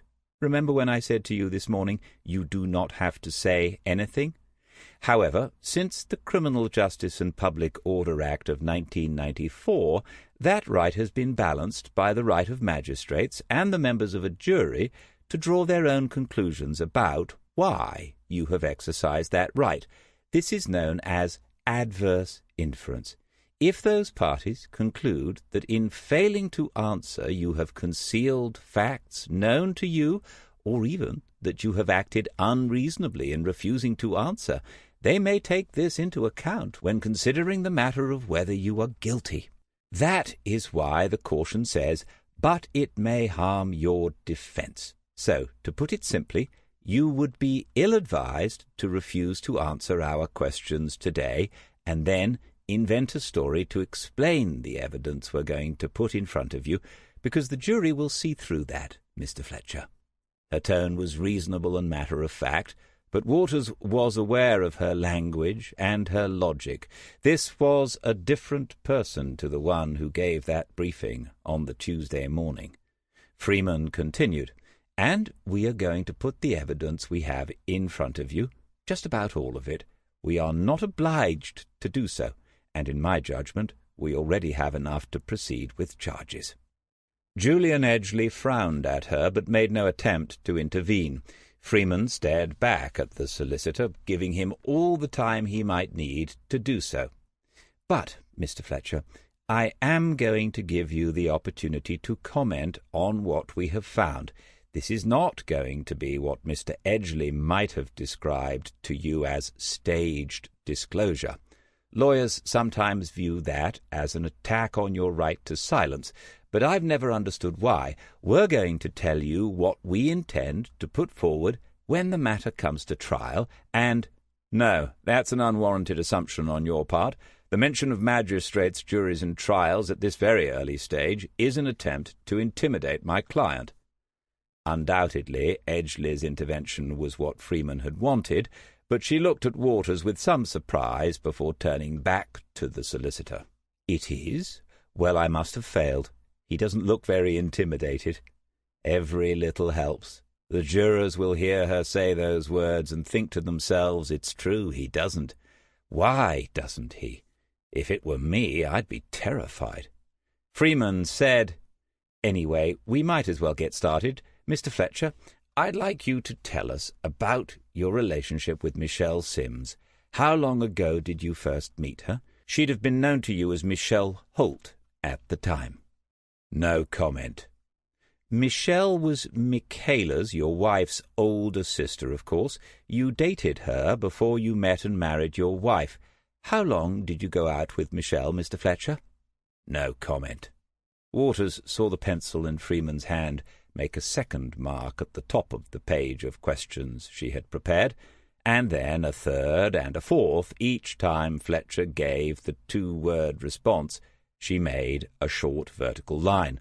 On the fifth occasion, she made the line at an angle through the previous four, and then began the process again. It was obvious to everyone in the room that she was keeping count of his no-comment answers. "Fine, Mr. Fletcher, we have this information from your wife. It's no secret, and it's hardly incriminating. Are you sure you don't want to cooperate at all with this part of the interview?" The solicitor looked irritated again, but Freeman was only going up to the line. She wasn't crossing over it into bullying or even implying a threat to the suspect. She went on, "Okay then, as I said, I'm going to tell you what we do know about your relationship with your sister-in-law. If you wish to say anything at any point, please do so. You went out with Michelle for several months before she ended the relationship, so this is someone you knew well and who knew you well. During that time, of course, you met her sister, and these things happen, especially when we're young. You then started a relationship with Michaela, which eventually led to your marriage. But you stayed in touch with Michelle, and you remained friends. As far as we can tell, it wasn't more than that." She paused, as if wondering whether he might like to offer a voluntary no comment, but Fletcher looked back at Freeman impassively. "But you used to call in at Michelle's hairdressing salon regularly. Presumably this wasn't because they had lots of issues with the heating. We also know that it was while visiting the salon that you met Ashley Merrick. Miss Merrick works as a receptionist for your company now, but up until last April she was employed by Michelle Sims at the salon. On Monday of this week you admitted to us, Mr. Fletcher, that you began an affair with this young woman while she was working at the salon. Waters was increasingly aware that the senior investigating officer's intended audience for all this was not in the interview room, and neither was it among the people watching these events in the recording suite. Those for whom this was meant were at this moment living their ordinary lives on a Thursday morning. They were shopping, driving, drinking tea with a friend, working as carpenters, sales assistants and teachers, gardening, playing bowls, donating blood, walking the dog. They had never met each other, and would not do so until a morning early in May next year, when the clerk to the court would assemble them in an anteroom and ask them if they were willing to serve. Freeman was thinking of them, and every word was chosen with care. "You admitted to us," she'd said, "and admission implies some sort of guilt. On Monday, just a few days ago. Why won't he confirm it now, the jurors wonder? This young woman, yes, a lot younger than him, and he's married to the poor woman whose sister was murdered, and so this Ashley Merrick sounds like a victim as well. He only gave her that job because they were having an affair." Freeman said, "Obviously we will come back to Ashley Merrick's part in all this. Let's move on to—" There was a knock at the door. It was not opened until Freeman gave a response, and then Pretty was there, holding the door ajar so a uniformed officer could carry in a tray with mugs, a teapot, and a flask of coffee. This was all very civilized, and Waters told himself Freeman must have even more clout than he had first realized. But the arrival of the drinks had been planned, and he wondered whether Fletcher would unwittingly cooperate. Pretty had a folded piece of paper in her hand, which she brought around to Cara Freeman, saying that Detective Inspector Tirek had said that she, DCI Freeman, would want to see this. As Pretty and the constable left the room, Freeman read the note and then handed it to Waters. It was a printout of an email from Sally Lonsdale, telling them the filtration tests on the material taken from the wheel arches of the Mercedes suggested there was a high probability of a match to the samples taken by the Socco team at Pine Hills on Friday the 28th of July. Microscopy would take a few more days to confirm that the sand particles found on the vehicle were from the beach road, but Sally thought they'd want a progress report. Freeman had poured herself half a mug of coffee. Julian Edgley asked Fletcher if he wanted anything to drink, and received a shrug for his efforts. Edgley then filled 2 mugs with tea, leaving one on the tray, and putting the other on a coaster in front of himself. Freeman said, "So, Mr. Fletcher, moving on, I'd like to talk about the events of Thursday the 27th of July, specifically what you were doing on that day. When I say talk about, I'm using the term loosely, of course. Shall I put you down for no comment?" "No comment. Oh, right.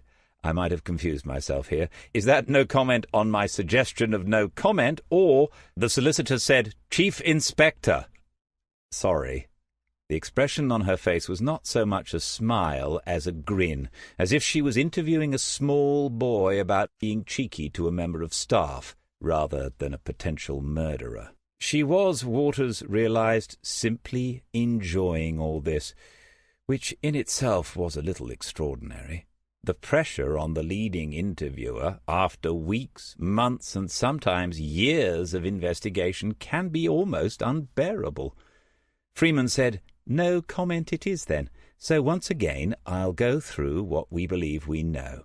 In the interview earlier this week, you said you thought you might have gone into Luton Town Centre late in afternoon of Thursday the 27th of July.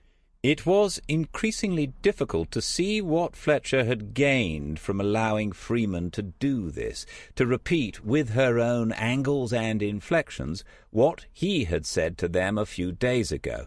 Surely it would have looked and sounded better if he had repeated those statements in his own words. Yet whether this had been his own choice or the solicitor's, he could not now change his approach without making matters worse. Freeman went systematically through the evidence from the car park, that Fletcher's Mercedes had been there when a pay-as-you-go mobile phone was purchased in the adjacent shopping centre. Had he purchased that phone? No comment. She pointed out the odds against him not buying the very mobile phone used later that evening to make a call to his sister-in-law. He made that call, didn't he? No comment. Number 16, according to the 5-bar gate count on Freeman's sheet of notes. She said that Mr. Fletcher must be growing tired of the sound of her voice, so Detective Sergeant Waters would take over now and disclose the forensic evidence they had gathered so far. There was still more to come, she said, picking up the email that Pretty had brought in. Again, Julian Edgeley flinched as if about to protest, but she was invariably just a millimetre short of giving him the opportunity. Waters himself had been falling under the spell, and was a little startled when he heard his own name, but he had his own prompt sheet at the ready. "Mr. Fletcher, could you tell us what jobs you worked on during Thursday, the 27th of July? No comment. Fletcher picked up the mug of tea, took a small sip, and then replaced it on the table. "I can help you with that if you're having difficulty remembering, Mr. Fletcher. We have the activity logs for your company. They show that in the morning you were with 2 of your employees at a property in Princes Street in Luton. The job was to power flush a central heating system. There were," making a show of checking his notes to demonstrate just how detailed they were, "a total of 14 radiators involved. We also have your stock inventory, which tells us which brands of chemicals you used in these jobs. Can you tell us what sodium N-lauryl sarcosinate is, Mr. Fletcher?" Waters saw Freeman make another mark on her notes. He paused and watched, because for the first time Fletcher had blinked. It was at the mention of the name of the solvent. It isn't an unusual substance, surprisingly, and it would not be difficult to invent an explanation for how someone might have come into contact with it. But what Waters was revealing was the amount of knowledge they had and the level of detail. Using his own company records, they had forced their way into Fletcher's world. Metaphorically, they had kicked down doors. They were turning over his gaff, and there was nothing he could do about it. Waters went on. "We found traces of this chemical on the skin of Michelle Sims's neck, mostly on the right side. You're left-handed, aren't you, Mr. Fletcher?" Julian Edgeley looked at the mug in front of Fletcher and then stared at Freeman. She stared back at him with raised eyebrows and nodded to Waters, telling him to continue. He said to Fletcher, "The post-mortem on Michelle's body revealed she had been struck hard on the right side of her face before she was strangled. There was a fracture in her cheekbone. This also leads us to think her attacker was left-handed."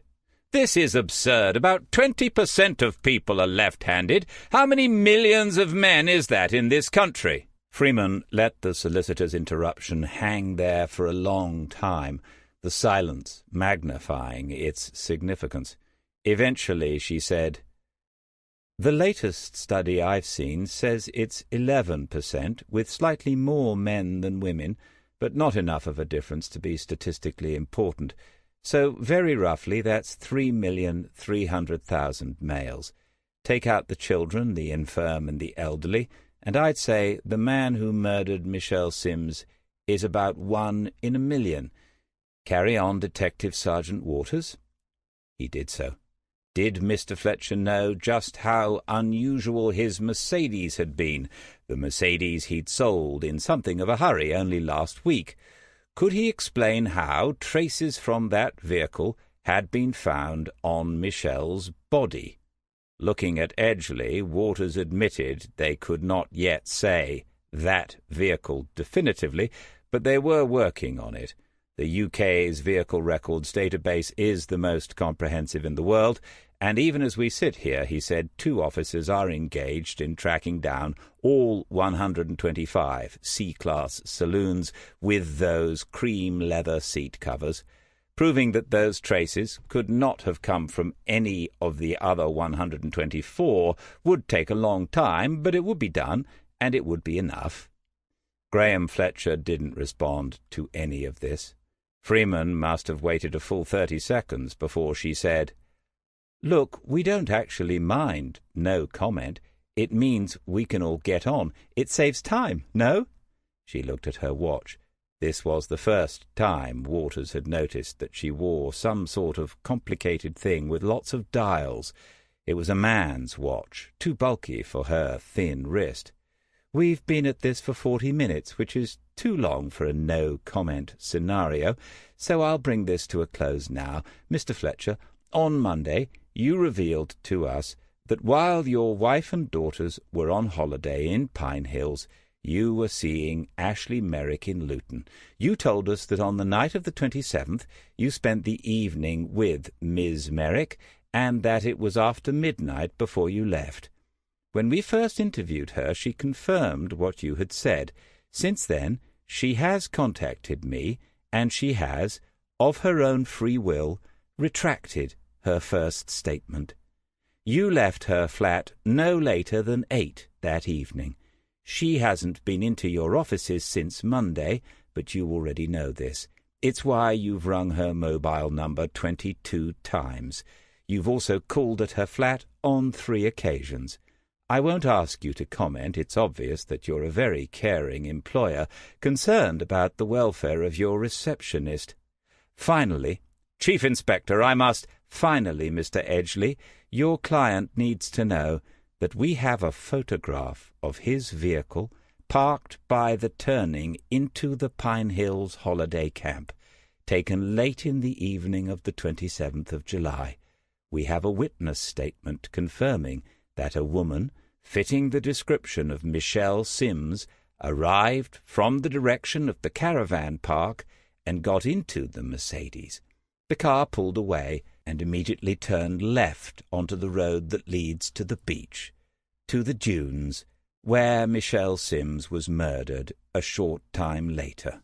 You may inform your client that we do not yet have a smoking gun, but I'm working on it." Waters watched as the solicitor wrote on a pad, and then showed this to Fletcher, and he thought, well, she was as good as her word. Anything less like a carefully staged partial disclosure of evidence he could not imagine. Freeman had pointed a sawn-off shotgun at the opposition and fired both barrels. Julian Edgley said, "I would like a private consultation with Mr. Fletcher." "No problem. You might as well know that after it he's going down to the custody suite, where he will be charged with the murder of Michelle Sims.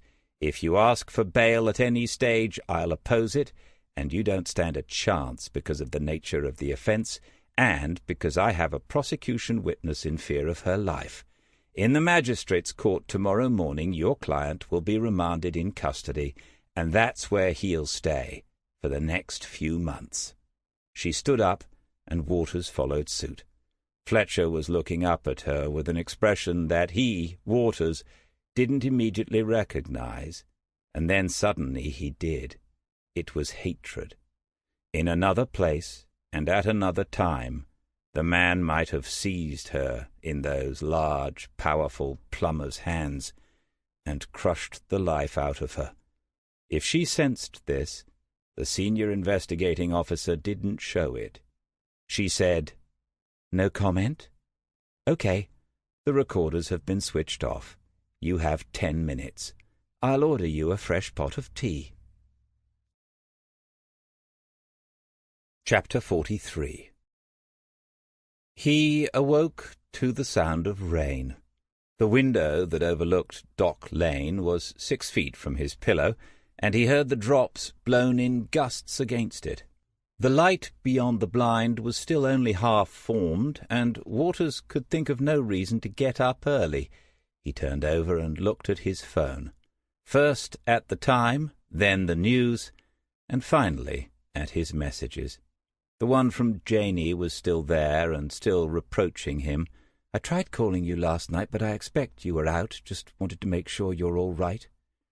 Or she wanted to know what he was doing on Saturday nights without her. He could text back, "Sorry, no signal down in the Blue Note," and didn't get back until 1:30. Then he was disappointed at the meanness of the thought and decided he would ring her later today. But he wasn't quite sure when, or even if, he really would do so. Women say they want to remain friends, and most men have no idea what that means. He was just a little hungover. It had been intentional, and so there was no point feeling sorry for himself.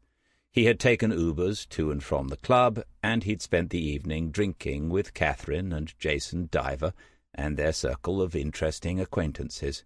These were funny, educated, and intelligent people who were going out of their way to make him feel welcome.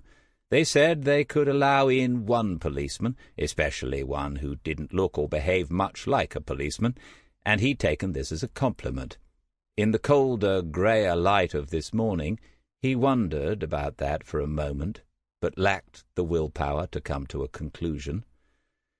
Outside in the street, 3 blasts on a car horn and some shouting. Someone must have parked across the entrance to the Artisan Bakery again. 7:30 on a Sunday morning, and the noise had already started.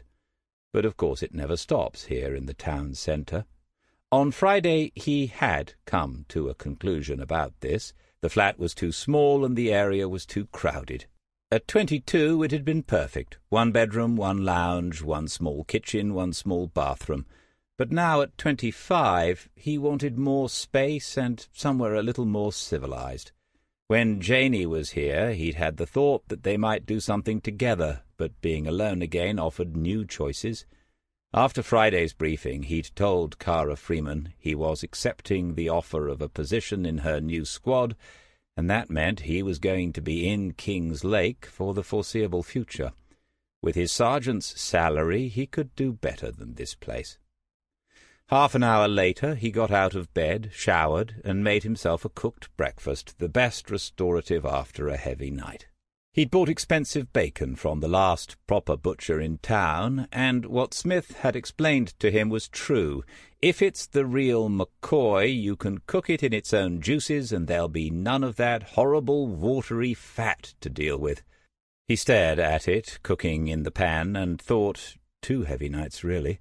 Better not let this become a habit.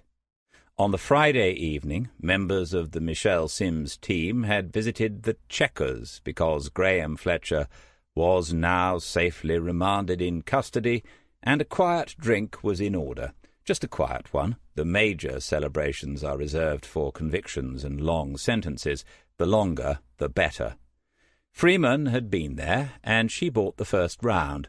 Waters had noticed how quickly her star had risen, even among Wilson's people. But as an SIO, you can't go wrong if you bring your first case with a new team to a successful end in under a fortnight. Half an hour later, however, and unnoticed by most, she had found Waters and told him that on Monday she would put in the formal request for his transfer. She waited then, giving him the opportunity to say whether he'd changed his mind, but he had not. She said after that, "Good. Here's your first job. I've put another 50 quid behind the bar, so make sure it gets spent. I'm off." He asked why it wasn't yet 8 o'clock, and Freeman had said, "Home. I'm on duty. It's Daria's night off." She spoke briefly to Serena on the way out of the bar, and then Freeman was gone, and no one else had noticed. He sat down with Serena and told her where Freeman was going. She said, "I know, it's a raw deal. You give up tying yourself down with kids and all that to have a career, and then you end up looking after your mother.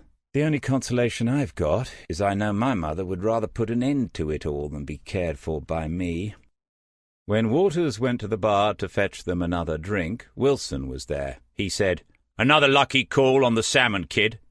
Waters was non-committal, paying more attention to the woman behind the bar than he was to his fellow sergeant.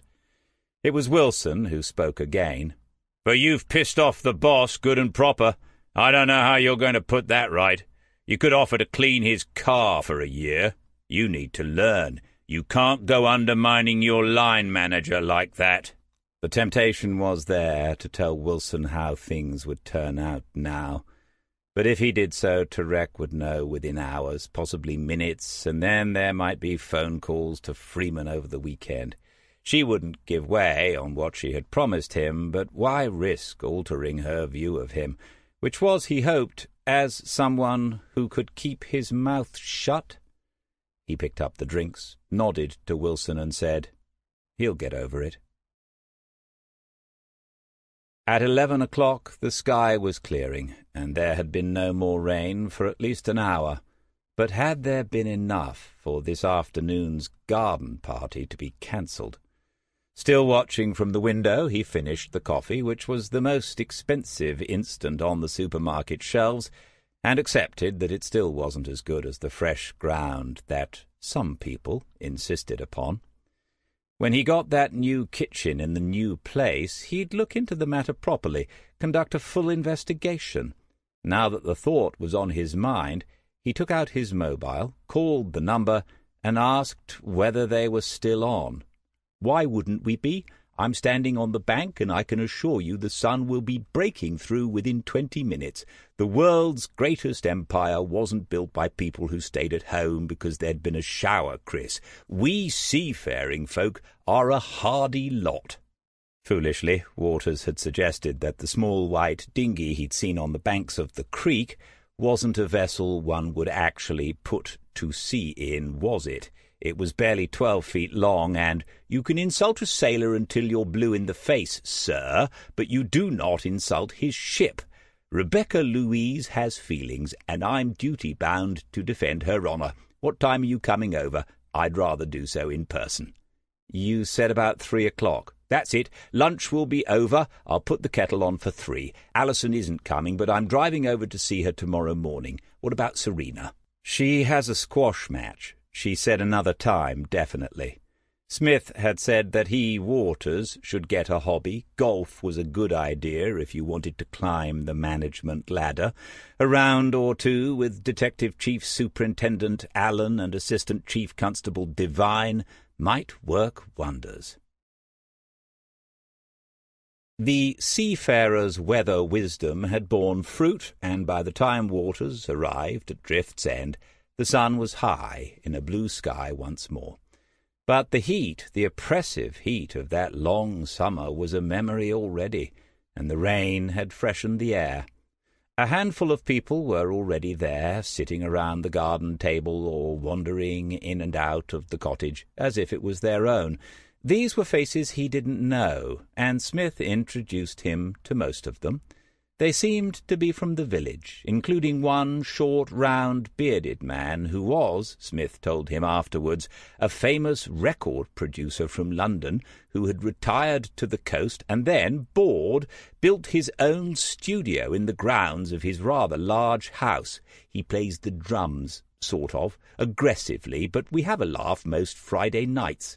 We? 2 or 3 of us. We get together and have a jam before we go down to the lobster pot for a lemonade. Sounds idyllic.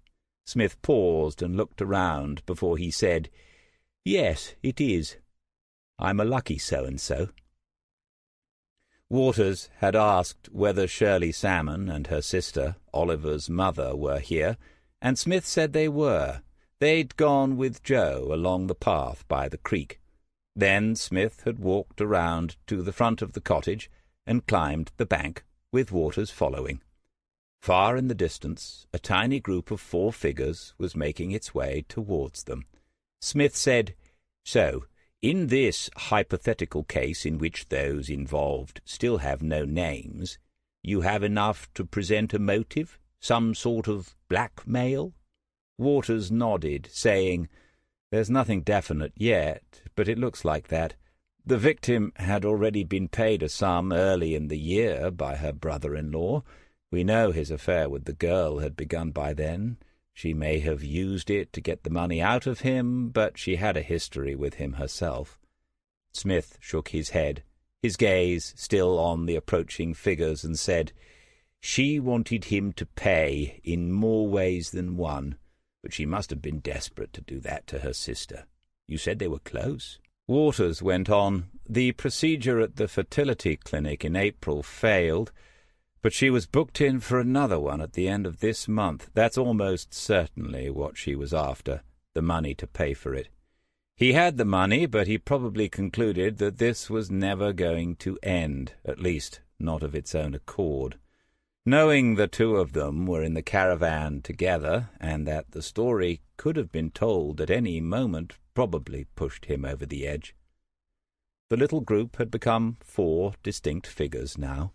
Waters could see Oliver a little way in front, the 3 women walking together behind him.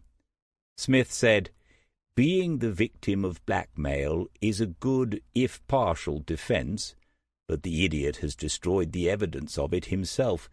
I'll lay odds there was something in the texts he got rid of that would have helped his case if it comes to mitigation. Now it could come down to just his say-so. You can show elements of premeditation, like buying the pay-as-you-go phone, but a decent QC will argue it was a crime of passion, that he went to confront her, not to kill her. She provoked him or taunted him in the car, and he went for her. That QC will assassinate your victim's character, I'm afraid. I feel sorry for the sister."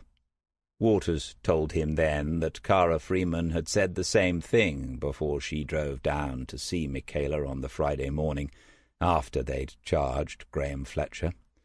Serena had gone too, because she'd met the wife before. Freeman had said she wanted to explain the case in person and answer the questions face-to-face, because the sister's situation was so awful. Smith had taken his time before he responded to that. "So, the Terminator has a heart of gold after all." Waters had to smile, knowing the nickname would stick in his memory. Maybe. Meaning? Smith had lost none of his edge when it came to the pursuit of the unspoken. "Serena told me that Freeman was sympathetic. She answered all the questions honestly, as far as she could. She offered support from Luton North, family liaison, and all that." Smith didn't need to ask again. He just waited with a sharp eye for the rest of it. But Serena thought it was still an interrogation. Freeman was looking for anything she could use. Had the sister suspected something? Had words been said which, in retrospect— You know the kind of thing, DC. Smith looked away, back at the approaching group, which had stopped by Rebecca Louise, no doubt admiring that fine ocean-going vessel, but Waters had seen the fleeting smile. If anyone understood what Freeman had been doing in Luton on Friday morning, it was the former detective sergeant from Kings Lake Central. Still looking away, Smith said, "She's a piece of work, isn't she? Do you think I'm making a mistake?" It was the question above all which had brought Waters here this afternoon. Smith turned back to him. "You've been headhunted for the county's new murder squad by a DCI who's currently 10 points clear at the top of the Premier Division. That's a footballing analogy, by the way. At your age and in your position, I'd have snapped her bloody hand off. If you'd said no and I got to hear of it, I might have had to drag you there kicking and screaming. Of course it'll be a nightmare at times, but so is life." Oliver was ahead of the group again, carrying a stick as he came along. He saw them waiting and waved. Smith put up a hand. Waters said, "Murray's back tomorrow. I'll have to catch him early before the news gets out. I've told Freeman he'll come along as well. Give him a ring tonight. John likes time to think things over. If he plays up, let me know and I'll straighten him out." But he'll be fine with it. Whoever your new DI is, they have to be preferable to— "Hello, Oliver! What are you listening to?" Smith said quietly to Waters before the boy reached them, "Like we don't already know." After a moment, as if to himself more than to Waters, he added, "And then she'll have my whole sodding team." Nice. Waters stood aside at the top of the bank as the women came by. Shirley smiled at him, but he didn't catch what she said to her sister, Oliver's mother. They had walked on a few more feet before Erica Salmon turned and came back to him. She said, "I want to thank you. Shirley tells me you made a difference. If it wasn't for you, we might not be enjoying this afternoon." Waters was very much aware of Smith watching and listening. He said, "It was entirely a team effort." She held out her hand, and he took it. "Then please, thank your team, from us all." She went down the bank with Joe and Shirley, and Waters thought he'd had a narrow escape. There might have been hugs. Oliver was answering Smith's question about his music. He'd taken out one of the earphones and was wiping it carefully on a piece of tissue as he walked down the slope to the front gate of the cottage. Then he offered it to Smith so they could listen simultaneously to the music playing on his phone.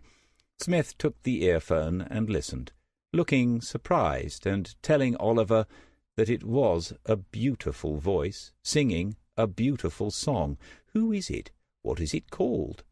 And Oliver told him, adding at the end, sadly, "But she's dead now." Christopher Waters stayed up on the bank for a few moments longer. He had a decision to make. Another one. Idyllic?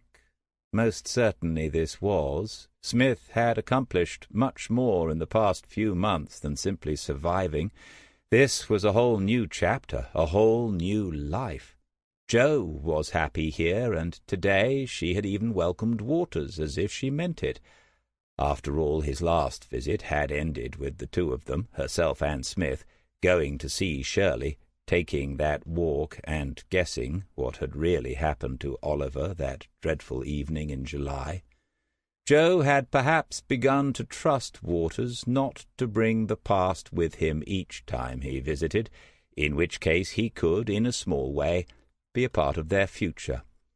But last night, in one of the intervals in the Blue Note, Catherine Diver had cornered him and said he had been avoiding her and she knew why.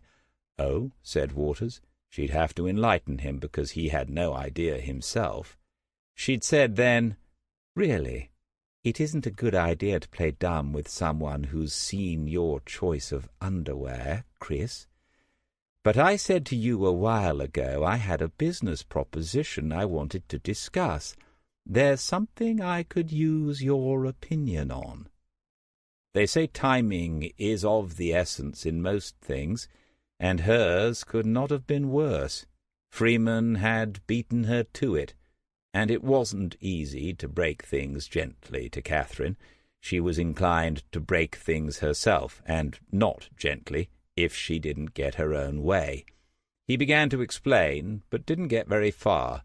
"Oh," she said airily, interrupting, "it isn't all about you. Are you becoming vain? We need to be building a broader base for the agency, but we're turning away good local business, the old-fashioned gumshoe stuff our uncle used to do. People who want to do the whizzy high-tech things are to a penny. We need someone who could help us out with a bit of private investigation work now and then. We'll pay top rates. I wondered if you know anyone who would fit the bill. Somebody retired, maybe." Waters's life didn't flash before his eyes then, but a case did. The search for Tina Fellows, Mrs. Fellows in desperation, calling in Diver and Diver on their first-ever case, Waters himself wrestling with Catherine on the pavement, Smith running across the road, separating them and arresting her. Later, Smith telling her that if they lasted 3 months in this business, he'd eat his hat. He didn't own a hat, he said, but he'd go and buy one just so he could eat it if Diver and Diver made a penny as private detectives. Well, what do you think? Would he be interested? Catherine, I honestly don't think— I know I don't want you to think, not really. I was lying when I said I wanted your opinion. I just want you to ask him. Tell him about this incredible opportunity. We're expanding. There could be a partnership in it for the right person. Who knows? Obviously, we wouldn't change the name if that happened, but— In the garden, beyond Drift's End, Smith was still talking to Oliver, or rather, Oliver was talking and Smith was giving the boy his full attention. It's a rare gift, being able to listen like that. Waters made his way down the slope. Joe found him, smiled, and asked if he'd like a cup of tea. Yes, he said, and sat down at the table where the record producer was holding forth on the subject of how to grow a decent lawn on these dry, sandy soils. Beyond, Waters saw that Oliver was with his aunt now, and Smith was alone for a moment, hands in his pockets, watching everyone else. Perhaps the best thing would be to mention it as he was leaving, just sort of in passing, as if it was a mere trifle and of no importance. He rehearsed the words. "DC, you'll never guess who I bumped into last night. Remember Catherine Diver?" Oh, perhaps not.